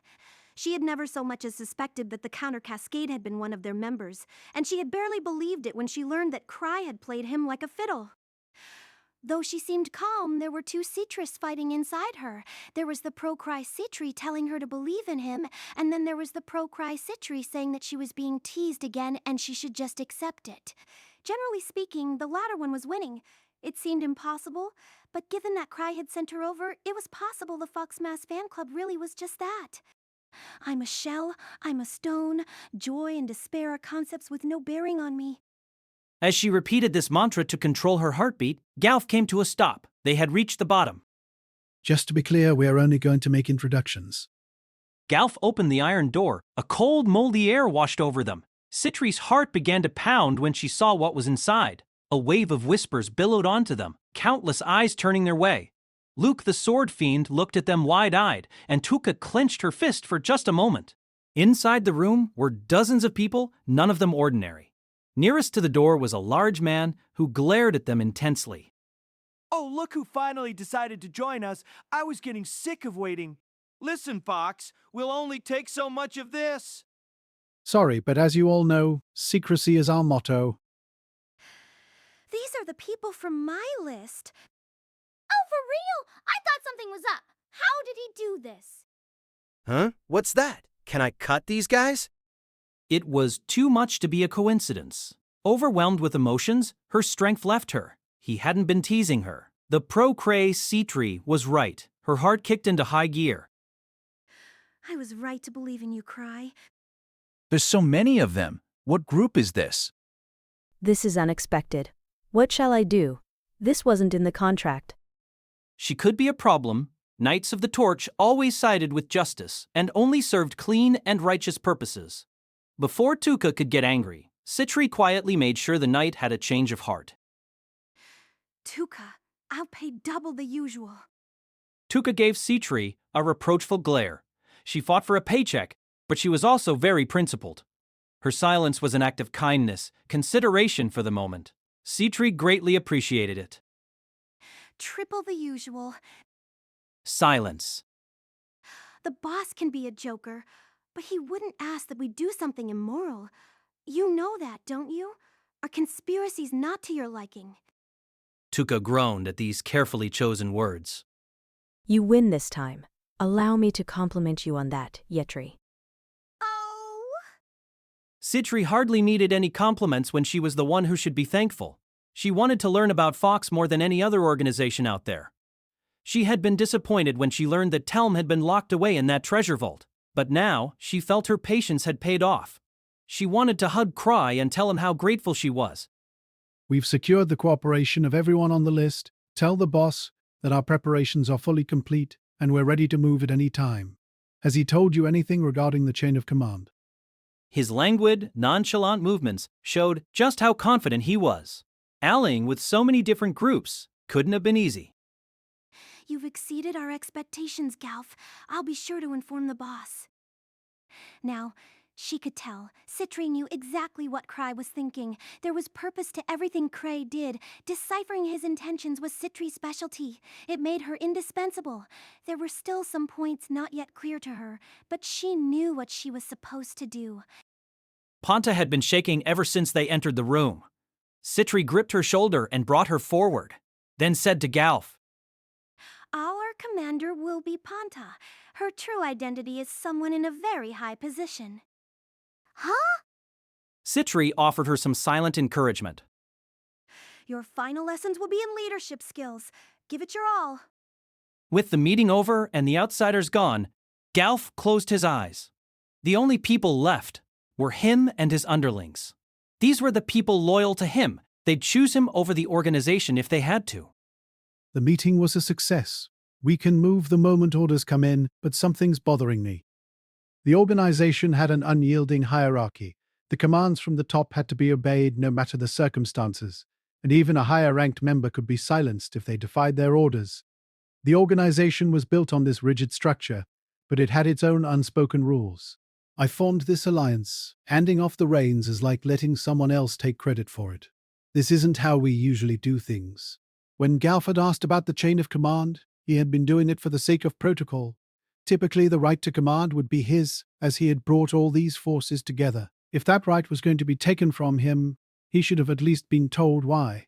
But what bothered him most was that this operation was supposed to be his shot to become one of the bosses. To now be stripped of control made little sense. Does anyone know who Ponta is? We can contact headquarters if we have to. She doesn't look like she's part of Grieving Souls. He swept his gaze over his subordinates, but they all shook their heads. She didn't have the aura of a high-level hunter, and her mana material was distinctly lower than the other hunters. At first, Galf had thought she was a new addition to their party, but if Yutri was to be believed, there was some specific reason she had been chosen. I just remembered. We received word from headquarters earlier. They said the 1,000 Tricks had been asked to mentor the Imperial Princess of Zeebrudya. That's preposterous. She was a secondary target of Telm's operation. Marina Atolm Zeebrudya, the Imperial Princess of Zeebrudya, was an important person, yet she had almost no presence within the Empire. She was also one of the targets of Telm the Counter Cascade's failed assassination attempt. Visually, they're similar. Their hair color and height are a match. She may not have any authority, but she does occupy a high position. Meaning there's still something they're not telling us. If you're going to fool your enemies, start with your friends. Fox was currently one of the biggest threats to the great Zeebrudian Empire, but even the largest entities were still vulnerable to attacks from the inside. Galf felt a chill down his spine like he had just gotten a glimpse into a vast conspiracy. Is it possible they could have brought the Imperial Princess over to their side? Does this mean the Counter Cascade's failure really was intentional? Having the Imperial Princess under Fox's influence would shake even Zeebrudya, but I can barely believe it. It didn't take a genius to realize that Fox stood to gain a lot by luring a member of the Imperial family over to their side. And what better way to broadcast her new allegiance than putting her in charge of an operation? Galf had heard that the operation in Crate would be a key step in Fox's declaration of war on the world. To simultaneously receive news of that and the Imperial Princess's betrayal would be a shock felt far and wide. It could isolate the Empire, and leading that effort would be Fox's new boss, Galf Schenfelder. Interesting. We're looking at a turning point in history. They had a big job in front of them. Galf still hadn't been shown the full scale of the boss's plan. But perhaps the boss felt that if he couldn't figure that much out on his own, he wasn't worthy of the mask.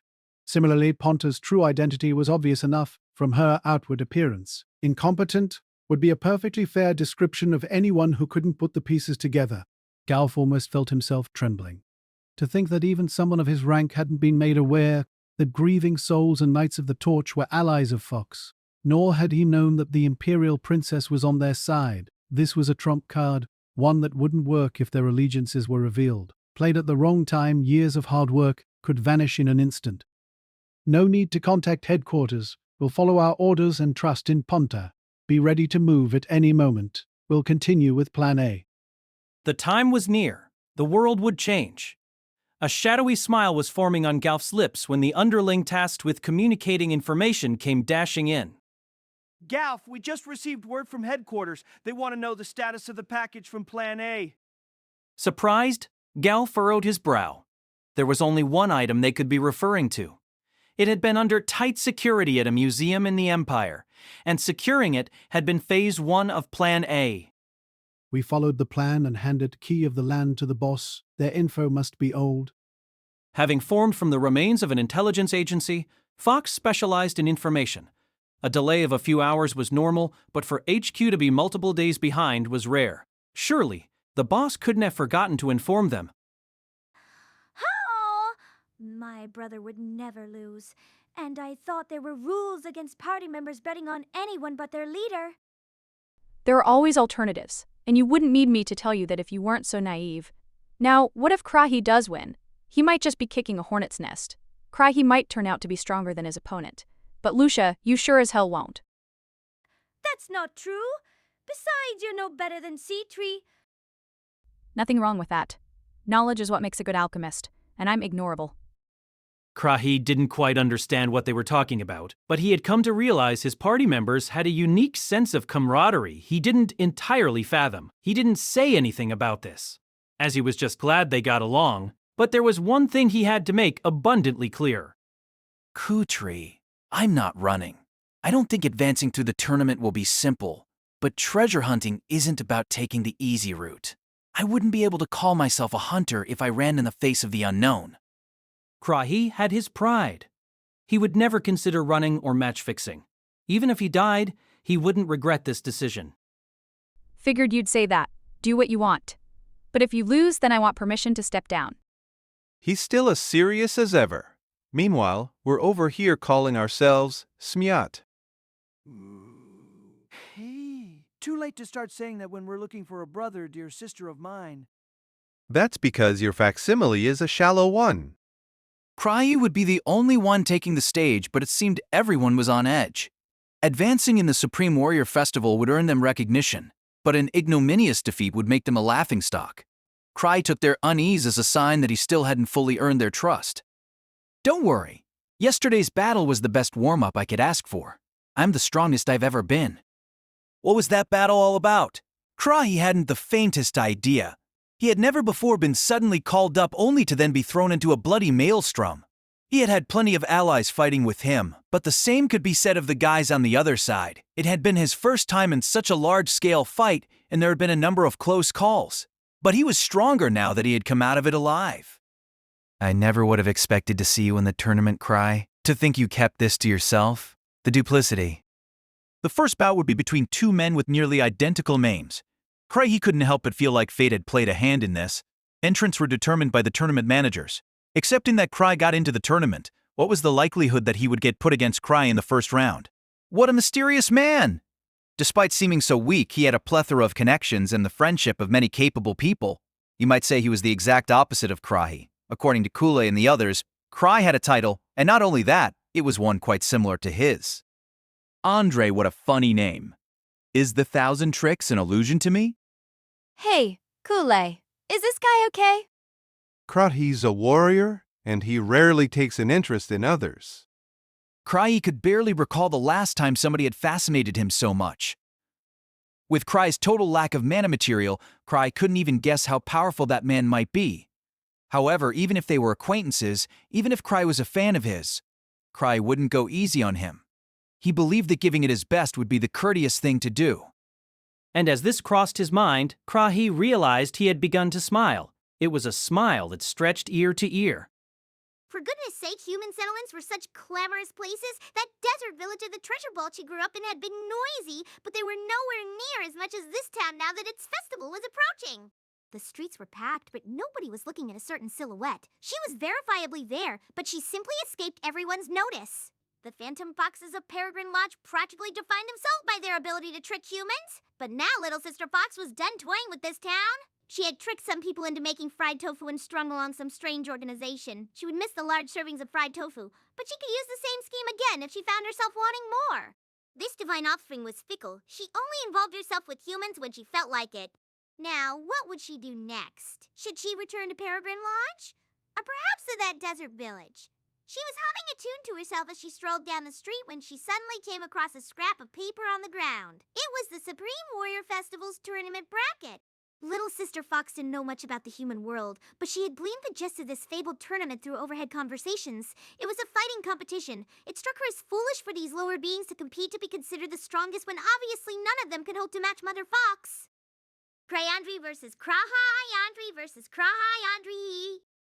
Crayandre! Human names meant nothing to her, but this was one she would never forget. That was more than that. He was Peregrine Lodge's nemesis. He had defeated one of the vault's phantoms in a battle of wits and made off with some of its most valuable parts. 2 of the tails. Even Little Sister Fox had been affected when he maneuvered her into an armistice. her. Her divine lineage wouldn't let her simply accept defeat, but he was too dangerous for her to oppose alone. Interesting. Her quick mind was already formulating a plan. Though she had planned to head home, she now saw her chance to get back at Mr. Caution. She couldn't attack him directly, but there were more than a few ways she could get a human to dance to her tune. This time he would know what it was to be deceived. She would make him grovel, then have him brush her tail. His renown as a hunter would be tarnished. The fire magus, Rosemary Puripo's The Abyssal Inferno, was certain she felt the land crying out. Magi dealt with forces hidden from the naked eye. Detecting this sudden surge didn't take someone of her caliber. Anyone with the slightest magical aptitude would have noticed it. It was something far too vast for a human to fully control, even if they happened to be a level 8 magus. So this is the relic they said could invite calamities. What a mess. She got up from the seat she had been quite comfortable in, and grabbed her staff. The man in the mask hadn't been joking. That relic really was capable of decimating the world. But it just so happened she wasn't the only skilled magus here who could see the truth of his words. This wasn't an earthquake, just as a sign of what was to come.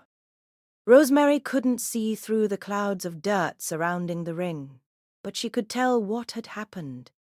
The boy had gone and botched it. He could formulate tactics, but maybe he couldn't be trusted to do more than that. It seemed he was still just a young man. Informed by her wealth of experience, Rosemary could discern that the energy coursing through the arena was pure and transparent. It was the same sort of energy that the masked man had channeled when attacking Krahi. It was more than fair to assume that this similarity was why the masked man had chosen this particular relic. Just like Krahi was enhanced by his staff, the masked man had chosen a tool that he was compatible with. The barrier won't last. It wasn't made with this in mind. I can't see with all this dust. What the hell's going on in there? Then, another shockwave cleared the floating debris, revealing two silhouettes grabbing the hilt of a sword plunged into the ground. One was undoubtedly the Thousand Tricks, and the other was the man in the mask. Still, Rosemary was confident that the waves were getting weaker. This could only mean one thing. This was her signal. Don't panic. The Thousand Tricks is holding it back. He's giving us a chance to suppress it. If unleashed, the terrible might of Key of the Land would no doubt destroy not only Crete, but perhaps the very empire itself. This wouldn't be a disaster. It would be an apocalypse. But there was still time. That relic was too much for a level 8 to contain for long, but this was the Supreme Warrior Festival. There were hundreds of capable magi in the vicinity. They couldn't keep the damage to 0, but they could mitigate it. In fact, that was exactly what the Thousand Tricks was doing. Those who realized what Rosemary meant quickly got down and pressed their hands to the ground, resisting the destructive power that was rippling beneath them. The relic probably couldn't maintain this sort of output for long. I'll start evacuating the others. By all means.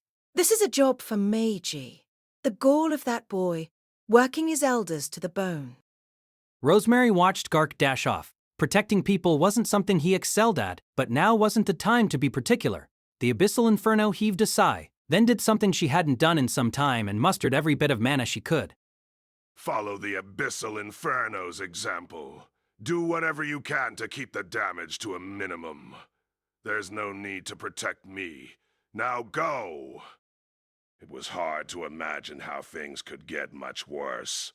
Key of the Land was an energy weapon that, when activated, absorbed energy from nearby ley lines and then unleashed it as a destructive force. Until now, they hadn't known just how the relic was used. It appeared that while charging the sword was difficult, activating it was a simple matter. Roderick rose from his seat and gripped the railing, leaning over it as he stared intensely at the scene below. The sword shone as the Thousand Tricks and the fox gripped it. As the emperor of a major nation, Roderick was never allowed to lose his composure. Thus far, he had never let his emotions get the better of him, even in the most trying moments. But now, for the first time in his life, he felt an unfamiliar burning sensation within his head. Curse you, wretched foxes! Have you no conscience? His last bit of rationality unveiled the identity of this feeling. It was rage. Throughout the many clandestine dealings he had gone through the attempt on his life, even when he learned of the copy of his daughter, he had suppressed this emotion. But this was too much. Due to the organization's secretive nature, the Empire had never been able to dedicate too many resources to countering Fox. They needed proper justification to make a move like that. Zabrudia may have been an absolute monarchy, but if a group hadn't caused any apparent damage, then even the Emperor couldn't use his authority to crush them without receiving some backlash. But this, however, was beyond the bounds of forgiveness. The key glimmered. According to the writings, this meant it was at full power. A key of the land running at maximum would use the ley lines to alter the landscape around it. It would crush mountains, drown continents, and more. The literature from the age of the original item claimed that it had never once been used to its full capacity. However, according to the Vault Investigation Bureau, that era had been swiftly brought to an end by a full-power use of Key of the Land. This implied that nobody had lived to write about the earth-shattering event.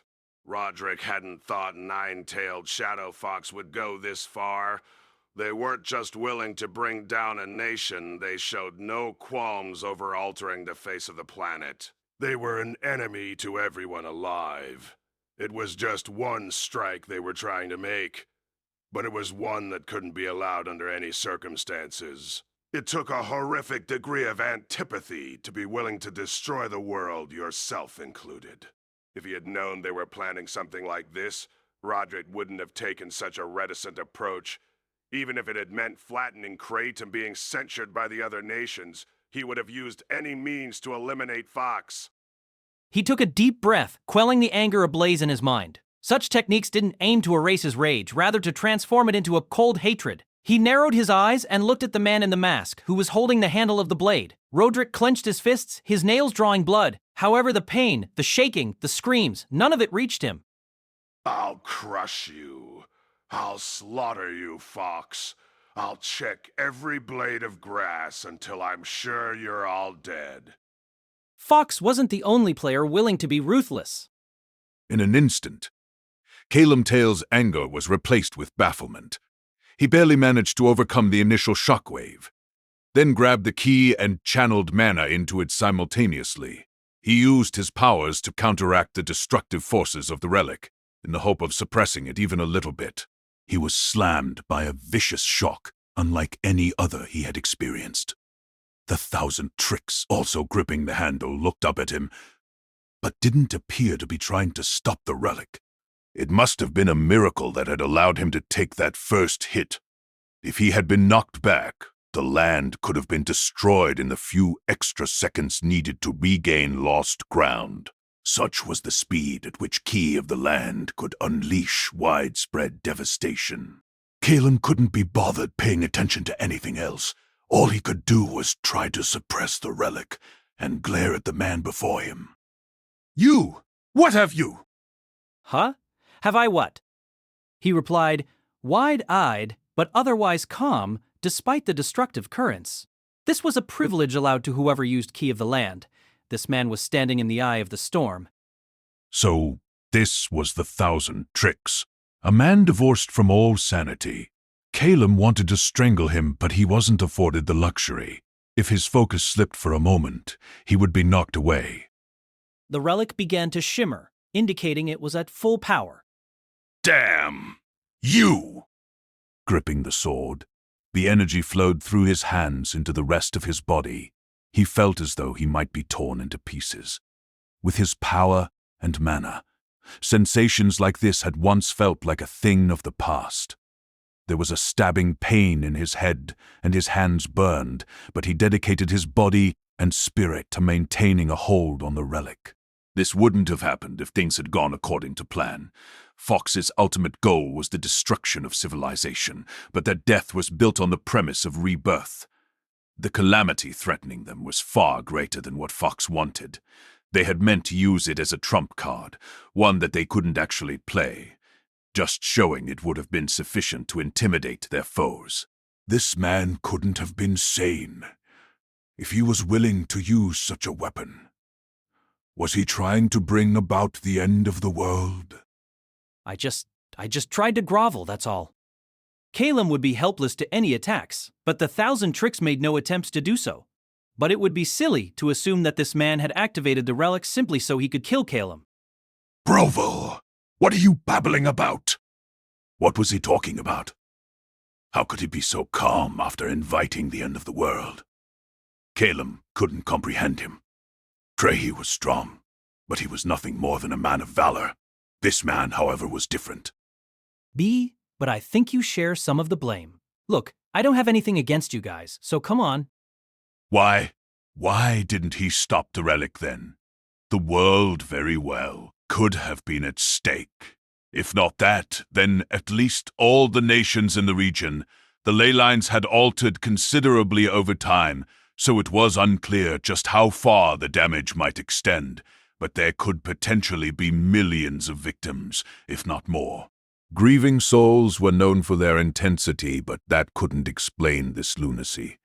This man was a lord among demons, willing to wipe out Fox, his allies, and all of civilization.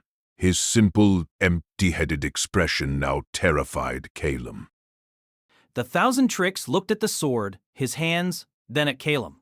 He looked mildly shocked. Sorry about all this. Grieving souls had overcome a diverse array of dire situations. Sometimes it was monsters they were up against. Other times it was phantoms. Sometimes humans. Sometimes it was just the very circumstances they found themselves in. Their most important asset through it all was their good judgment. Once the dust had cleared, Citri assessed the situation and leaped to her feet. The 1,000 Tricks is keeping the relic at bay. Please, lend him your aid. We're in great danger. Great danger. So get moving! We're not gonna make Crybaby handle this all by his goddamn self! Jolted back to their senses, the Magi of First Steps got to work. For heaven's sake, brother. Anyone could tell things weren't looking good. With the Abyssal Inferno leading the charge, the Magi began to act, but they would have to use every second available to them. The 1,000 Tricks is holding back Fox. Her pink eyes scanned the ring, then settled on the man in the mask and her leader, both of them gripping the sword. Right before the dust clouds appeared, the one in the mask had been holding the relic, making it appear he was the one who had activated it.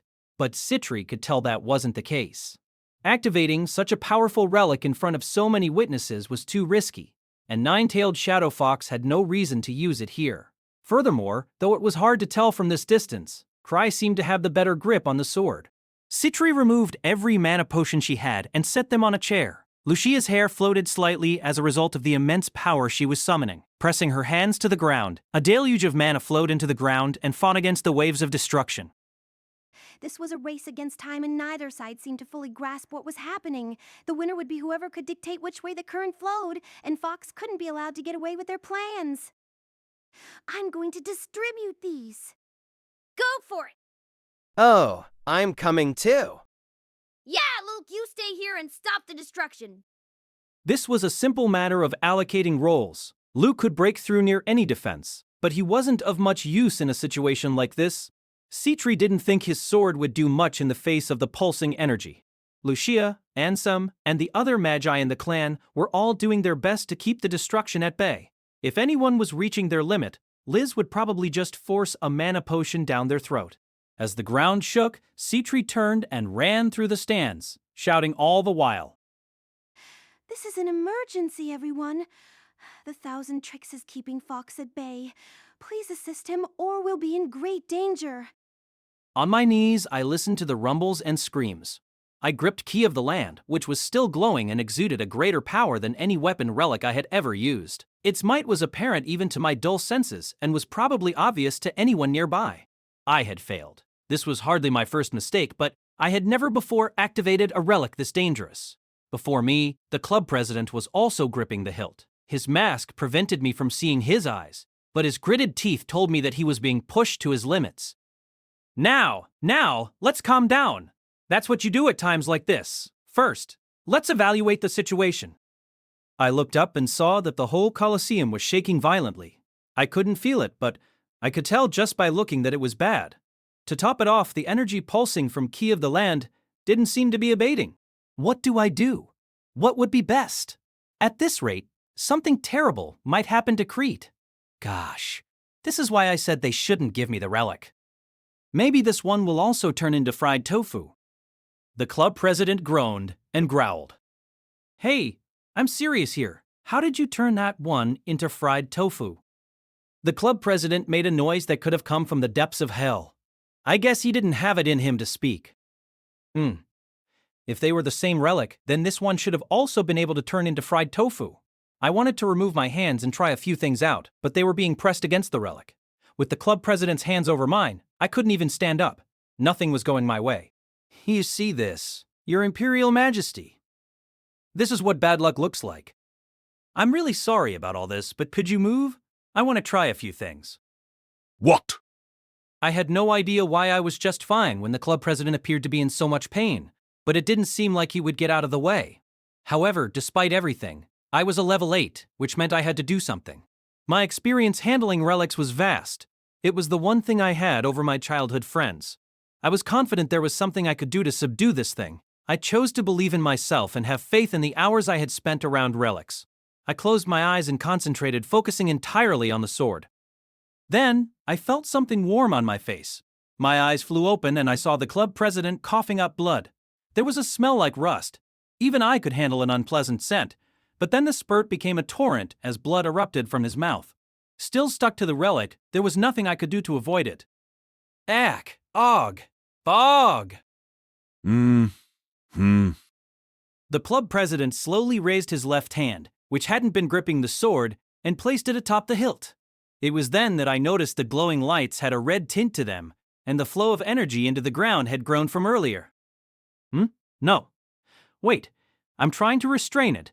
I tried subduing the relic, and the light grew a deeper shade, the vibrations getting stronger. People were tossed around, screams and shouts echoed everywhere. Oh? Maybe I can't restrain it. It was looking like this thing really was unlike any other item I had ever handled before. The club president seemed as though he was about to pass out. He didn't have it in him to be angry at me, yet he still kept a grip on the relic. Did he want the sword that badly? Wait, maybe it's his fault I can't control it? From the start, he had intended to use Key of the Land. His copy had inexplicably turned into fried tofu, but that was no reason he might not want to use mine. That would certainly explain why I couldn't stop the flow of energy. Fortunately, the club president seemed to be approaching his limit. He wanted the sword to be used, I wanted to stop it, and neither of us was likely to get any outside help. I braced myself. A competition of raw force, is it? Show me what you've got. The club president looked bewildered as I began to roar. I gripped the sword with all my might and tried to bring the deluge to a halt. The relic shone like the sun. The tremors intensified. Cracks formed in the ground. The club president coughed up more blood. It was a mural of hell. The blinding light forced me to clamp my eyes shut. I was out of safety rings and was therefore unprotected. All I had was my determination to not lose. If running wasn't an option, then all I could do was press forward. The arena was full of my fellow clan members. After learning so much from Mathis and making Tino accompany me on shopping trips, I wouldn't be able to show my face in front of either of them if I failed to keep this thing under control. Quit it. Such force. The flow of energy hadn't abated in the slightest. I had thought it might have hit its crest, but it continued to intensify. I could barely believe one little sword was capable of this. I never would have imagined the Fox Mask fan club might contain someone better at controlling relics than I was. They were truly a group to be reckoned with. I thought I was number one when it came to handling relics. But the world's a big place, with greater and greater heights. Again, the club president hacked up blood. I seriously thought he should give up on this and get some help.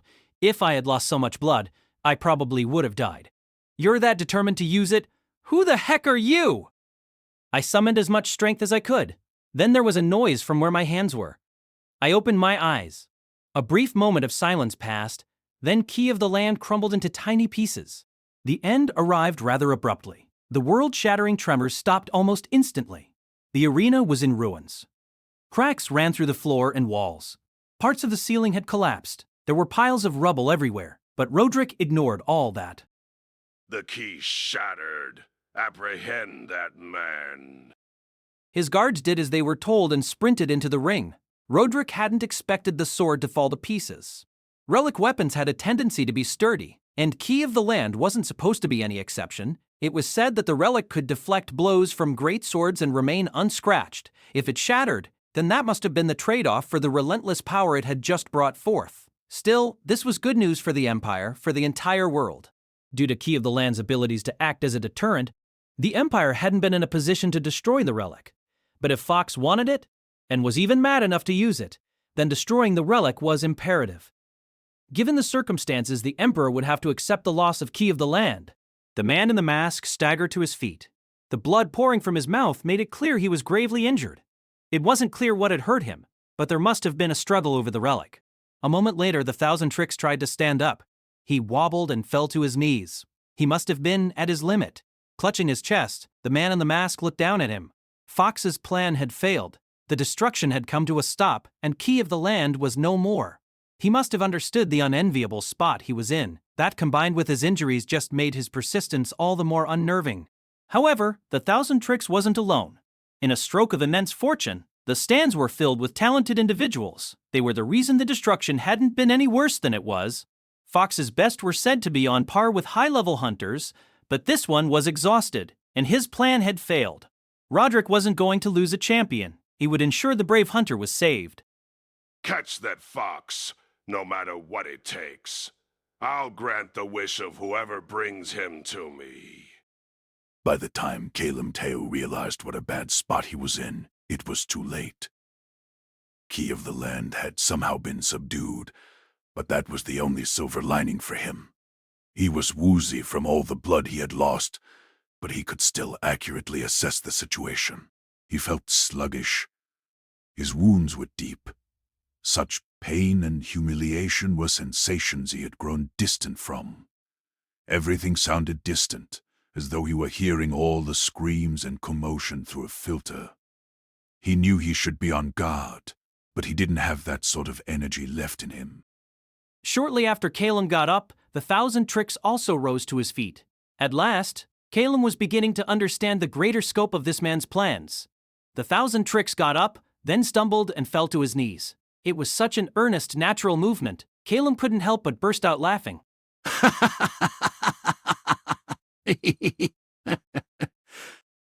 This young man was terrifying, truly someone to be feared. Treta-human artifice and other stale phrases didn't do him justice. This man had been playing with hellfire. His chances of success hadn't been high, and the slightest slip-up could have resulted in him being accused of treason. It could have even brought about the end of the world. It was a sort of plan that should be rejected regardless of its mastermind. That went even for an organization like Nine-Tailed Shadow Fox, and any normal person would never imagine such a ploy in the first place. Chances were, Caelum's cohorts wouldn't believe him if he told them about this. This man was no mere tactician. He was a lunatic. Caelum was cornered. Key of the Land had shattered and no replacement existed. The operation had failed and Fox was believed to be behind the relic's activation. They had planned to display just a fragment of its power and use that as a bargaining chip to hold over the world's nations. What just happened, however, was no simple act of intimidation. If this man had no trepidations about using a tool of apocalyptic capabilities, he must have been more than willing to die if it meant bringing his enemies down with him. No doubt, this would change how the allies of the Thousand Tricks thought of him. They wouldn't be able to look at him the same way ever again. He had even gone and thrown away their means of deterrence. But there was one thing Caelum couldn't wrap his head around, where the Thousand Tricks had gotten his information. How? How? In the world did you figure it out? Urgy. I might be sick. It was unclear if this was supposed to be some sort of joke or not. The writings that had told Fox of Key of the Land hadn't mentioned anything about it self-destructing when overloaded. There were no records of the relic being used at full capacity in the first place. For what it was worth, the records found by Fox suggested it had never been used, which implied there was no way of knowing the relic's max capacity. The timing had been similarly perfect. Caelum was down to a fraction of his power when the relic shattered. Where had this man acquired information that not even the network of Fox could obtain? Unfortunately, Caelum didn't have time to speculate. He was in enemy territory and heavily wounded, neither of which were part of the plan. He had to get out of here by any means necessary, but there was one thing he wanted to take care of first. Just as he was about to step towards the 1,000 tricks, a shadow fell over him. You'll have to get through me first, Callinger! The ground shook. Cracks formed. Calum clicked his tongue when he saw who the interloper was. The previous Supreme Warrior. He was a man who had dedicated every ounce of his mana material to bolstering his muscles. When drawing up his original plan, this was the man Calum had been the most concerned about. He was the perfect example of what happened when talent was paired with idiocy. Supreme Brawn. The previous Supreme Warrior gave his response in the form of a resolute step forward. Wounded creatures are known for sometimes summoning unexpected strength, but that didn't deter this man at all. He likely followed his instincts, which led him down a violent, rampaging path in which neither defeat nor death itself could calm him. The 1,000 tricks would have to withdraw. No matter his abilities, he couldn't fight this hulking mass in his current state. A number of hunters jumped into the ring. Seeing Calum fall back, the Supreme Warrior gave a demonic smile and swung his fist. He didn't have his usual weapon, but a punch from him was enough to knock out any high-level hunter. Think you can run?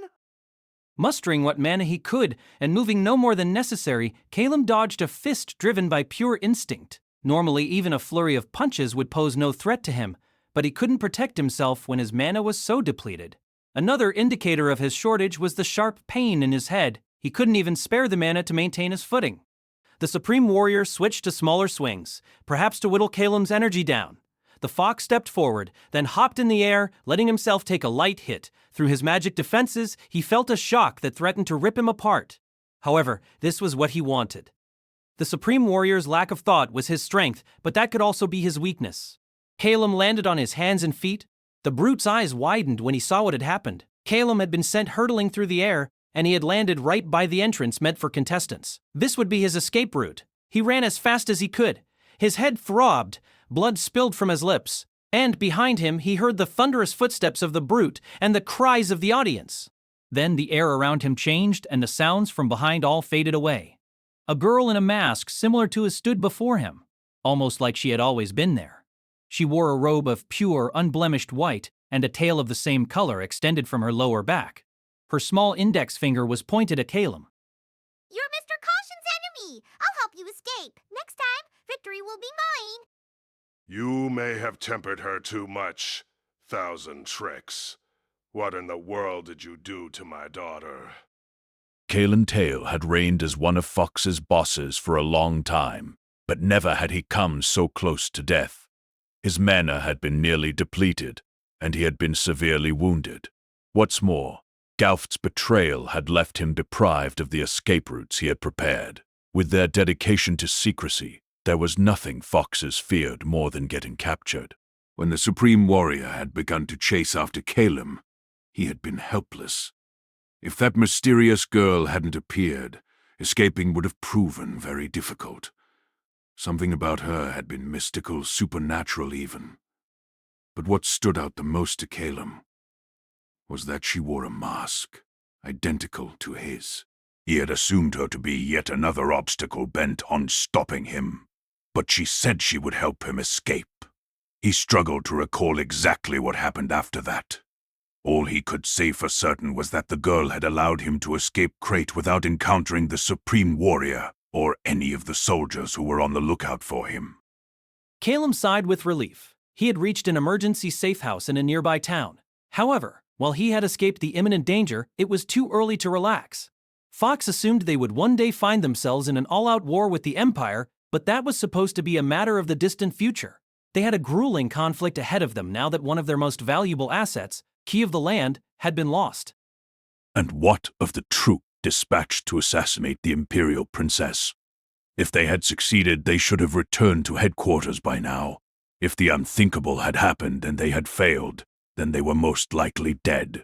Calum closed his eyes and let his body relax while keeping his other perceptions open to the world around him.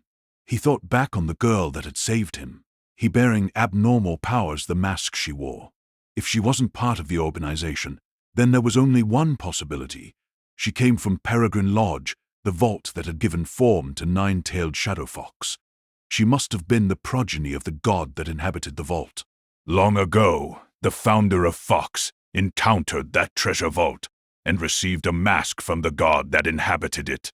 In the eyes of the organization, anyone who obtained a mask from the vault was someone considered worthy by the gods. At the same time, however, the Vulpine worship was nothing more than a name for their cause. Anyone who encountered the vault and had enough of fate's goodwill to obtain a mask from one of the phantoms was promoted to Fox's upper echelons. That was all. Similarly, there was no deep reason for the special privileges afforded to the priests. At its core, Fox was something that had grown from the corpse of a defunct intelligence agency. Needless to say, Peregrine Lodge was not one of their collaborators. Fox had been in danger plenty of times, and not once had the gods' progenies come to the organization's aid. After all, it defied reason that a phantom would wander far from their treasure vault. That girl had said, "You're Mr. Caution's enemy. I'll help you escape. Next time, victory will be mine." What did that mean? Who was Mr. Caution? Was that their real name, or an alias? How did someone get an alias like that? What did Calem's escape have to do with her victory? No matter how much he thought about it, he didn't arrive at any answers. Given the context, it was possible that Mr. Caution was the Thousand Tricks, as he had been facing off with Calem. "Quit it. You need to get some rest." The foundation of the organization had been rattled. In their current position, fighting the Thousand Tricks was far too risky. Whatever that girl's identity was, it would be best to assume she was an ally they could use. Calem then heard a voice from behind. It was a woman's voice, and a frigid one at that. "Ha ha ha! He. You don't look well at all, Calem." The sudden interruption caused his eyes to fly open and a heavy sigh to escape his mouth. He realized a tall shadow had appeared in the room. She wore a robe and carried a sword on her hip. On her face was a mask similar to Calem's. Fox had many tails, more than just Calem. "Have you no manners? This is my domain, Blade Tail." Funny that you of all people should say that. Or do you think I'm ignorant? The rumors reached my ears. Your little pet betrayed you and everyone you mobilized has been injured. Our organization is falling apart and headquarters has been thrown into disarray. Calem furrowed his brow. She had hit him where it hurt. Indeed, his recent operations had far from ideal outcomes. Not only had they suffered a great loss in the disappearances of both the Counter Cascade and the Dragon Caller, but now a plan long in the making had gone awry. Normally, for one boss to intrude upon another's turf was a breach of protocol, but Calem was in no position to protest. "It's nothing we can't recover from. We now know how our adversary operates, and I'm sure the chaos at HQ will resolve itself soon enough." Calem began to think that perhaps it was a stroke of fortune that Blade Tail was here. Even the Thousand Tricks probably would need to take a moment to get his bearings. Within the scheming ranks of Fox, Blade Tail stood out as a zealous militant, and her talents were nothing short of Calem's. While he would rather do it himself, everything would work out if he sent this woman after the Thousand Tricks. The death of that hunter would be a significant blow to the Empire. I've been told the gist of what occurred. So tell me, Calem, how did you slip away? Making an escape can't be easy when you've exhausted your powers. So she had underlings keeping tabs on the situation? That was another breach of protocol, but this time, Calem was thankful. He took a deep breath and made an effort to maintain his composure. "You might not believe it, but I was saved by a progeny of the Fox God. They've given us their blessing." There was a long silence before Blade Tail gave her answer. "I see." Calem hadn't expected such a blunt response. Blade Tail didn't ask further questions. She simply drew her sword. It was a curved blade, just over a meter long, and marked by a distinct pattern. It was a relic with a strange surface that appeared almost as though it was wet. Its abyssal impression was captivating. It seemed more like a work of art than a weapon. The metallic surface glimmered mutedly. Blade Tail appeared to be simply standing, but Calem couldn't spot a single opening. But so which is... "What are you planning to do?" Casting a spell would be no trouble now that he had regained most of his strength. I was curious what excuse you might offer but a god. Calum Tail the strategist has fallen very far. You're under suspicion of endangering the organization because you unleashed our strategic weapon, Key of the Land. You're also suspected of secretly giving a mask to a subordinate in order to disorient headquarters. I'm going to erase you here and now. What? He glared at her, but couldn't gauge her expression due to her mask. Her voice, though, contained notes of both disdain and pity. She pointed her blade at him. Don't worry, foxes don't die, they just get new tails. We'll have to show our appreciation to the 1,000 tricks for stopping the destruction. As for command of the Zeebrudia region, we'll have no trouble finding someone new to take over. The 1,000 tricks. Those words sent a shock through Calum's body. Alarms blared in his mind. In retrospect, the 1,000 tricks' recent moves came off as precise and surgical. It was almost as though he had been aware of every step of Calum's operation. No strategist, no matter their caliber, could have managed this without being entirely aware of Fox's plans and methods. On that note, Galb's fierce resistance was similarly odd. Would some deception really be enough to motivate him to muster such a large resistance? Wouldn't it make more sense if there was something more going on in the background? Then, there was the divine progeny coming to his rescue with impeccable timing. If there was anyone capable of manipulating a fox god's offspring to even the slightest degree, it would have to be one of the priestesses. Could it be that this had all been a plot to ruin Calum? To do that while escaping his notice would require considerable authority. It would require the cooperation of someone from Fox's highest echelons. Indeed, Calum had been struggling to understand how someone as prudent as Galv had been so thoroughly duped. He let his mana begin to circulate. He had been told Bladetail wasn't particularly good at scheming, but perhaps that was all a bluff. Don't tell me. Did you use the 1,000 tricks to sow this confusion? I see there's no point discussing this further. The members of First Steps were gathered in a building near the Crate branch of the Explorers Association. Master, you are awake! Tino sprinted up to me, only to be cut off by Citri. You pulled some more insane shit again. By the sound of it, while I had been unconscious, the hunters in the audience had all done some splendid work. Directed by Gark and the Abyssal Inferno, the Magi had kept Key of the Land at bay, while anyone who couldn't help with that had been busy protecting the civilians and directing evacuations. Man, that was really something we got pulled into. Pulled into? Eva, who had worked hard organizing everyone, adjusted her glasses and looked at me with intense doubt. Had she pieced together the fact that I had tripped? I have no complaints. The Supreme Warrior Festival may have been cancelled, but this was a fine opportunity to make our name known. Tuka had quickly gotten over her mischance for glory.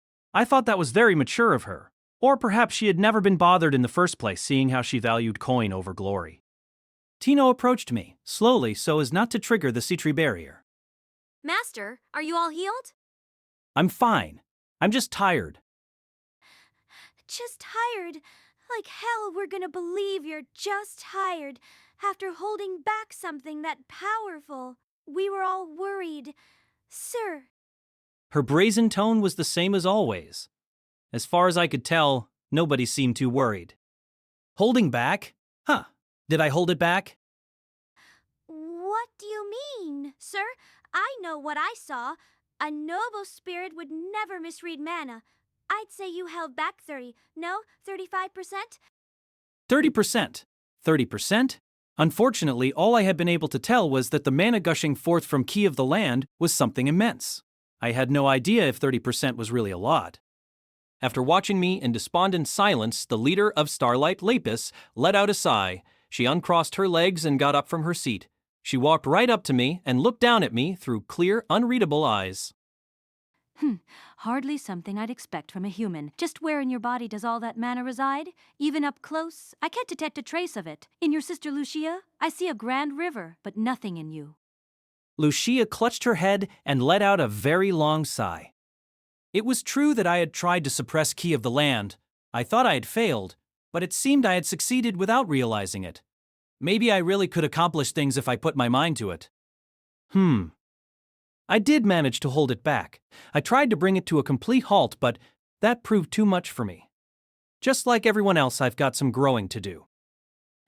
Sounds like you've still got your fighting spirit.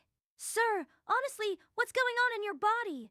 Our understanding of mana says it shouldn't be possible for you to use so much and still be chipper. Sir! Without much thought, Chris extended a hand towards me but was surprised when Citri batted it away. No touching. Just a bit won't hurt, madam. I said no. I gave you permission to negotiate for Lucy's transfer, but I never gave you permission to touch Cry. Chris didn't say anything but stubbornly tried again. Citri immediately fended her off. I hadn't known these two got along so well. The next moment, Sven made a face like he had just remembered something. Right, Kai. Your doppelganger was here not too long ago. He said he wants to see you before you leave town. Krahi and his party were staying in a more average lodge, one a few grades below ours. With his party members behind him, all of them looking rather pale, the first words he offered were ones of awe. So, you're a famous hunter. The incident at the tournament had been terrible in many different ways, but if asked who suffered the most, I think it would be fair to say it was Krahi. I had my fair share of misfortune, being forced into the tournament and then pummeled by lightning bolts and all that, but Krahi had been mistaken for me and attacked by the guy in the fox mask. However, Krahi was calm as ever. It seemed he wasn't bothered that I had hidden my level from him. To be fair, while the same didn't go for my real name, the 1,000 Tricks was a title known by many. I wasn't sure what to think if he was unfamiliar with it. Perhaps this magnanimity of his was the mark of someone fit to be a level 8. If Citri were here, she would have kindly continued the conversation on my behalf, but sadly, the only companion I had was Luke. With nobody I could rely on, I stayed silent, unsure what to say. I wanted to see you sooner, but I only just recently recovered. That last bolt of mine was somewhat excessive. Oh, the one that hit me. I remembered that bolt. It was the one that used up my final safety ring. Looking back, the man in the mask never attacked me, but I took all sorts of hits from this guy. Lightning magic was called the magic of champions, not only because it was powerful, but because it was among the trickiest varieties. Specifically, it was hard to manage. Simply put, lightning spells were good for searing wide areas, but weren't ideal for hitting specific targets. Even if someone had impeccable control, a bolt would still very likely veer off course if Nsem or someone incredibly unlucky happened to be nearby. How did I know all this? Because Lucia told me. She didn't use lightning magic, but I'm sure I don't have to spell out why. I don't think I'll ever forget the look on her face when she first tried a lightning spell and blasted me by accident. Krahi nodded and ran a hand through his hair. Something about that motion irked me, but I also thought it suited him. I heard what happened. I'm not sure what to say. It sounds like you held back so as to lure out the fox. How did the story get so distorted he arrived at a conclusion like that? There wasn't a smidgen of truth in his suggestion. The rumors must have taken on a life of their own. However, telling him the truth would be complicated. In particular, the part about how the me that Krahi had fought wasn't actually me would be a tough one to explain. I turned around and saw Luke nodding knowingly. He definitely didn't know anything. He was a passionate man, but could be completely indifferent to things that didn't interest him. Our eyes met for a movement. He then nodded and stepped forward, sighing with exasperation. You don't get it all. You said he held back? No, that was all part of Cry's plan. Even I don't really get it. If you don't really get it, then please be quiet. I wasn't sure what I should do to ensure a peaceful resolution. Though I couldn't tell the truth, I still wanted to clear up some of Krahi's misunderstandings. Cry, just tell me one thing. When you were knocked down by my lightning, were you simply acting? This was it. This was my chance to make myself look a little bit less impressive. I don't know why that had to be so hard when I was never impressive in the first place. No, I could never manage a performance that good. I can't go into details, but it was a terrifying spell that did that to me. When it comes to harnessing lightning, I can only think of one person more capable than you. No ordinary champion could have done something like that. With my dull eyesight, I wasn't any good at estimating people's strengths, but I was sure even Arnold, who was a level 7 and called the Crashing Lightning, couldn't have managed that. So, who was that other person? It was of course none other than Ark Rodin. I was a loyal Ark devotee, and unlike Krahi, I had known Ark for a long time and asked him for many favors. Without saying anything, Krahi closed his eyes. Eventually, he nodded. I see. Just as I thought, as much as it beggars belief. Until now, I thought I was without equal when it came to wielding lightning. I must accept that that's not the case. He looked me dead in the eye. Perhaps out of frustration, his clenched fist was trembling. There wasn't a hunter in the world that enjoyed losing, but I couldn't possibly say I thought Krahi was better than Ark Rodan the Argent Thunderstorm. It didn't help that I was biased towards Ark. I gave him 99 points and I'd give the full 100 if he wasn't constantly absent when I needed him. I'll admit it, Cry, I can't best you when it comes to lightning magic. Huh? I didn't know what else to say. What was he talking about? Did getting zapped do something to his head? Was this a joke? Some thousandfold theatrics? There's no need to try and hide it. I can tell. You intentionally let yourself get hit so you could absorb the bolt's powers. I didn't know what Crye was talking about, but Luke immediately latched on. He absorbed the bolt? Holy shit, that sounds awesome! I want to try. Give me a bolt! Somebody interject with a quip. Anybody. I felt the powers of that man in the mask and some from Key of the Land before I passed out. No human being could possibly hold back both of those forces. That is, unless they borrowed the powers of nature itself. Now before you say anything, I have further proof. You also took the bolt meant for the man in the mask. Took the bolt? You hit me! Well, I respect the level of imagination. You redirected spells from the other casters so you could make their powers your own. This is unfamiliar territory for me. You're the true Supreme Voltaic. No, you're beyond that. You're the Divine Voltaic. Perhaps this guy isn't so well adjusted after all. I focused on the more important matter, clearing up misunderstandings. That bolt hit me because you couldn't control. I stopped and took a step back. Krahi's hair was crackling with electricity.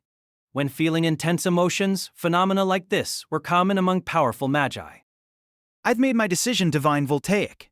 I will surpass you. I'll learn the secret to absorbing lightning into myself. Then I'll strive to go beyond. I may be sad that the Supreme Warrior Festival was cancelled, but I'm glad I came all this way. My eyes have been opened. I'll become stronger. With our similar titles, I have no doubts it was fate that brought us together. No, I was referring to Ark. If I thought I was better than you, I wouldn't have put it like that. As much as I wanted to tell him that, I couldn't say anything in the face of Krahi's exuberant crackling. His eyes glimmered as his excitement approached its zenith. We'll fight again someday. I won't forget that someone bested me in the ways of the Levin. I'll make sure everyone knows that the Supreme Voltaic has a superior in the form of the Divine Voltaic. Our next battle will be one worthy of the name. Until I can defeat you, I'll cede the title to you. For some reason, I had gained the title of Divine Voltaic. The rumors didn't just have a life of their own. They had ascended to godhood. High-level hunters were nothing but weirdos. In a motion both elegant and exaggerated, Krahi turned around. He was planning to have the final word. I have to stop him. Damn it, I can't think with all this obnoxious crackling. Wait, Krahi! You've already surpassed me! Krahi froze. Krahi froze. What did you say? What did you say? He turned around, the electric crackling intensifying. At this point, I wasn't sure he had any real control over his abilities. For the record, in what manner have I surpassed you? Every way possible, really. In fact, I couldn't think of a single thing I excelled at. However, he probably wouldn't buy it unless I gave specifics. I just wasn't sure what exactly I should say. Standing quietly behind Krahi were his fellow party members. Lucia was the only one I had previously met, but they all matched the descriptions I had heard. There was a young man with red hair and glasses, probably Kool-Aid, a thief with gaudy clothes and a massive chest, probably Isabi, and a woman who looked like a shady magician, probably Kutri. They could barely even be called cheap knockoffs. Everything but their gender was off the mark. If I didn't have more pressing issues, I would have had a long talk with them. In what ways have I surpassed you? If he got any closer, I'd get zapped, so I quickly said, "Of the diversity of your party, you've got wonderful comrades." No, that's not what I wanted to say. That's not at all what I wanted to say. I was concerned he might interpret that as sarcasm, but he simply looked at me wide-eyed, then took a deep breath. Indeed, you are quite right. He was convinced by that. It was entirely possible this was the first time I had successfully convinced anyone of anything. Startled by my success, I too went wide-eyed. Permit me to correct myself. We will defeat you. No! No! Turn around. Kool-Aid and Isaby, your sanest members, are both bowing apologetically. I was starting to get the impression bereaving souls really was the polar opposite of my party. And was I just going to have to give up on persuading Krahai? Had I really ended up as the divine Voltaic? Well, knowing when to give up was one thing I could claim to be good at. Luke then stepped forward. This was it. Nobody was worse at listening than him. Surely he would set things straight. I prayed to the gods. You don't get it at all, Supreme Voltaic. The reason you can't compete with the Divine Voltaic is because you don't understand how to truly get stronger. It took me a moment to process this. I couldn't keep up. This was Luke Sikul, not Kool-Aid Luke. But when had he decided to call me the Divine Voltaic? We had spent years adventuring together, and not once had I used lightning. Was he just going along with whatever Krahi said? Did he have swords for brains? The Supreme Voltaic probably hadn't expected those words either, as he just looked at Luke in shock.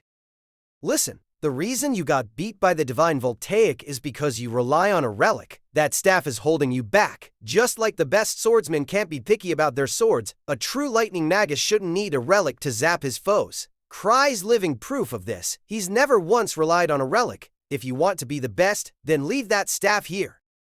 There was no salvaging this. From start to finish, the Supreme Warrior Festival had been a complete and utter mess. I decided to let the current take me where it would and simply smiled. Krahi looked back at me very seriously.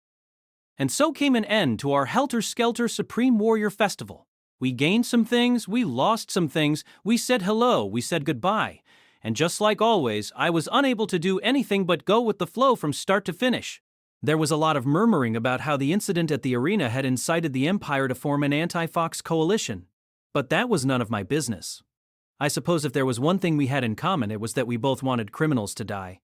If the thugs of the world all disappeared, my days would be that much more peaceful. You know, Kry, I think you got far more than your fair share this time around. We were getting ready to leave Crate, and he was polishing his wooden sword. Huh? What did you see that I didn't? I hadn't gained anything from this. It started out fine enough, but by the end, all I had was a headache. Luke, meanwhile, just got to do whatever he wanted. Catching wind of my disbelief, he sat up and elaborated. Listen, you weren't the only one looking forward to the tournament. I came here to cut through some tough guys, yet not only were you the only one who got to be part of the tournament, you also got to fight that guy in the fox mask. I didn't get anything near that. I wanted to fight. I wanted to get struck by lightning. You even became the Divine Voltaic. Because people like you started calling me that. I had my issues with the first half of his rant, but the second half didn't even make sense. I hadn't even realized some people wanted to get struck by lightning. Sure, cutting guys at the behest of the princess was fun and all, but that was just like the appetizer. I'm trying to be a cool swordsman of few words, but even I have to say something when my main dish gets snatched away. You hear me cry? I want to cut and kill some strong baddies. What the heck were you doing when I wasn't looking? Never mind. I don't want to know. Even Lucia and Ansem had it better than I did. They had to stop that crazy swell of mana. I don't know what happened with Citri, but I saw her making that peace sign. But where were my foes? There's no fun in slicing through falling debris. Cry, my enemies. Enemies that I can cut. Mais. This is discrimination. Luke began stomping the ground like a child. I hadn't realized he had built up so much frustration. You see, Luke here tried to cut the previous Supreme Warrior. That man's a coward. He said he wouldn't fight me because buildings might come down if we fought outside the arena. I wasn't going to let that stop me. Statements like that were why he would never become the next Sword Saint, no matter how much he improved his skills. Let This Grieving Soul Retire by Tsukikage, cast by Artale Studio. If you are interested in creating your own audiobooks, please check out our website at artale.ai. Now, enjoy the story. That's enough, Luke. We're bothering Crybaby, so let's go somewhere else. Huh?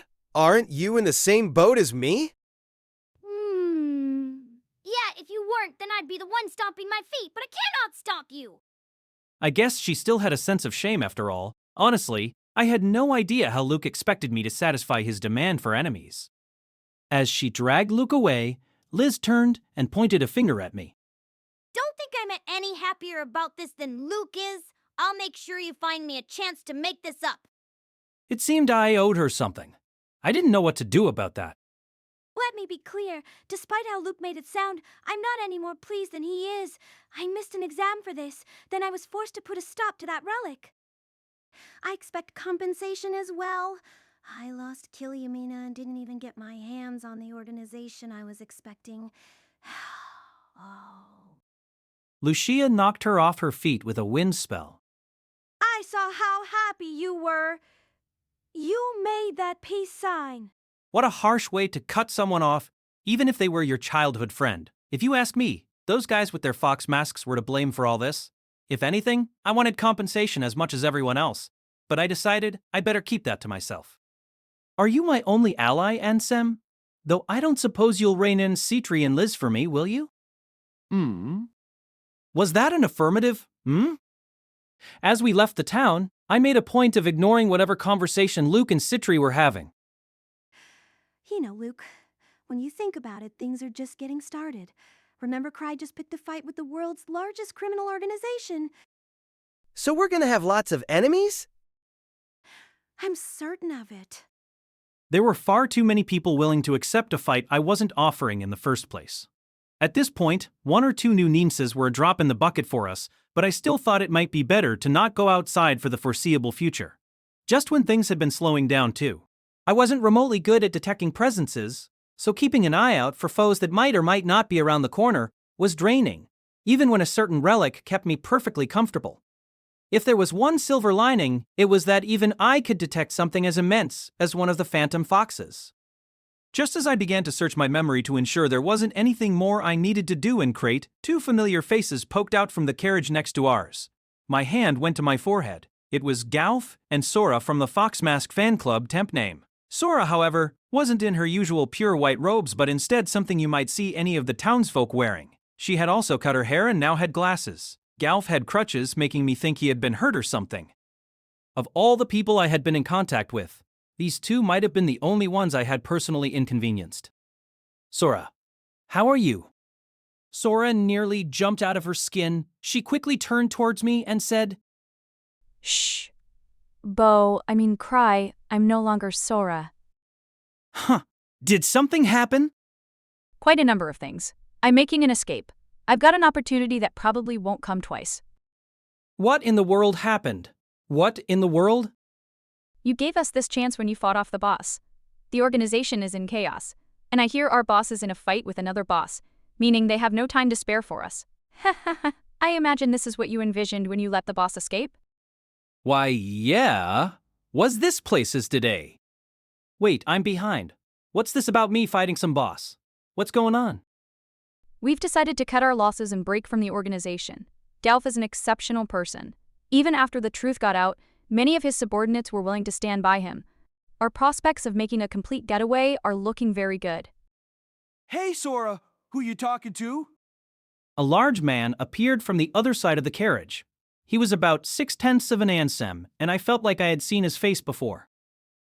Hanneman, this is Cry. Our boss. I won't let him abandon us. What's that? Is he here to help us? Either way, I only take orders from Gauf.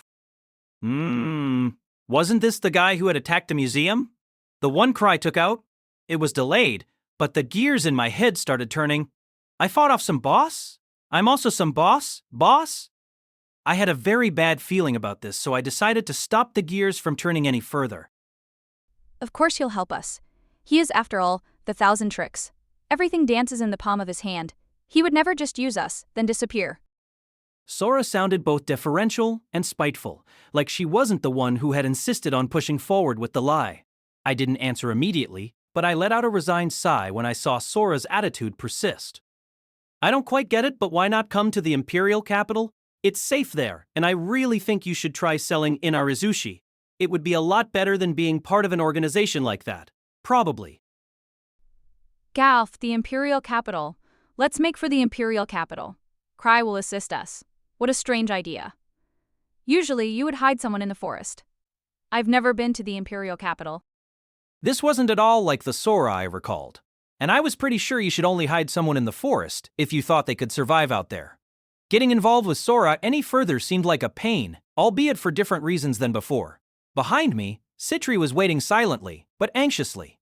I grabbed her arm and offered her as a sacrifice. Before I go, I should give them some advice. I looked back at Sora, withstood my urge to vomit, and said, "Right, you probably shouldn't put the word fox anywhere in your restaurant's name. Nothing good will come of that." A few dozen kilometers outside the imperial capital, an observation outpost sat silently on a hill. It was built to observe the stars and rested along a ley line. Though it was hidden among the flora, it was a sturdy institution that had supported Zeebrudia for many years. It was the Astral Divinarium, also referred to as simply the Divinarium. Within a building defined by its unique domed roof, a young man and an older woman, both clad in blue robes, were having a discussion. I hear that with the help of some hunters, the trouble with Nine-Tailed Shadow Fox was resolved smoothly enough. However, now some knights want us to explain why we couldn't foresee a disaster capable of devastating entire nations. They think an eye of God could detect something like that.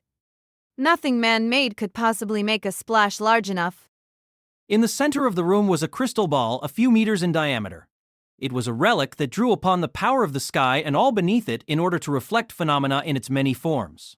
The woman nodded to the ball and scowled.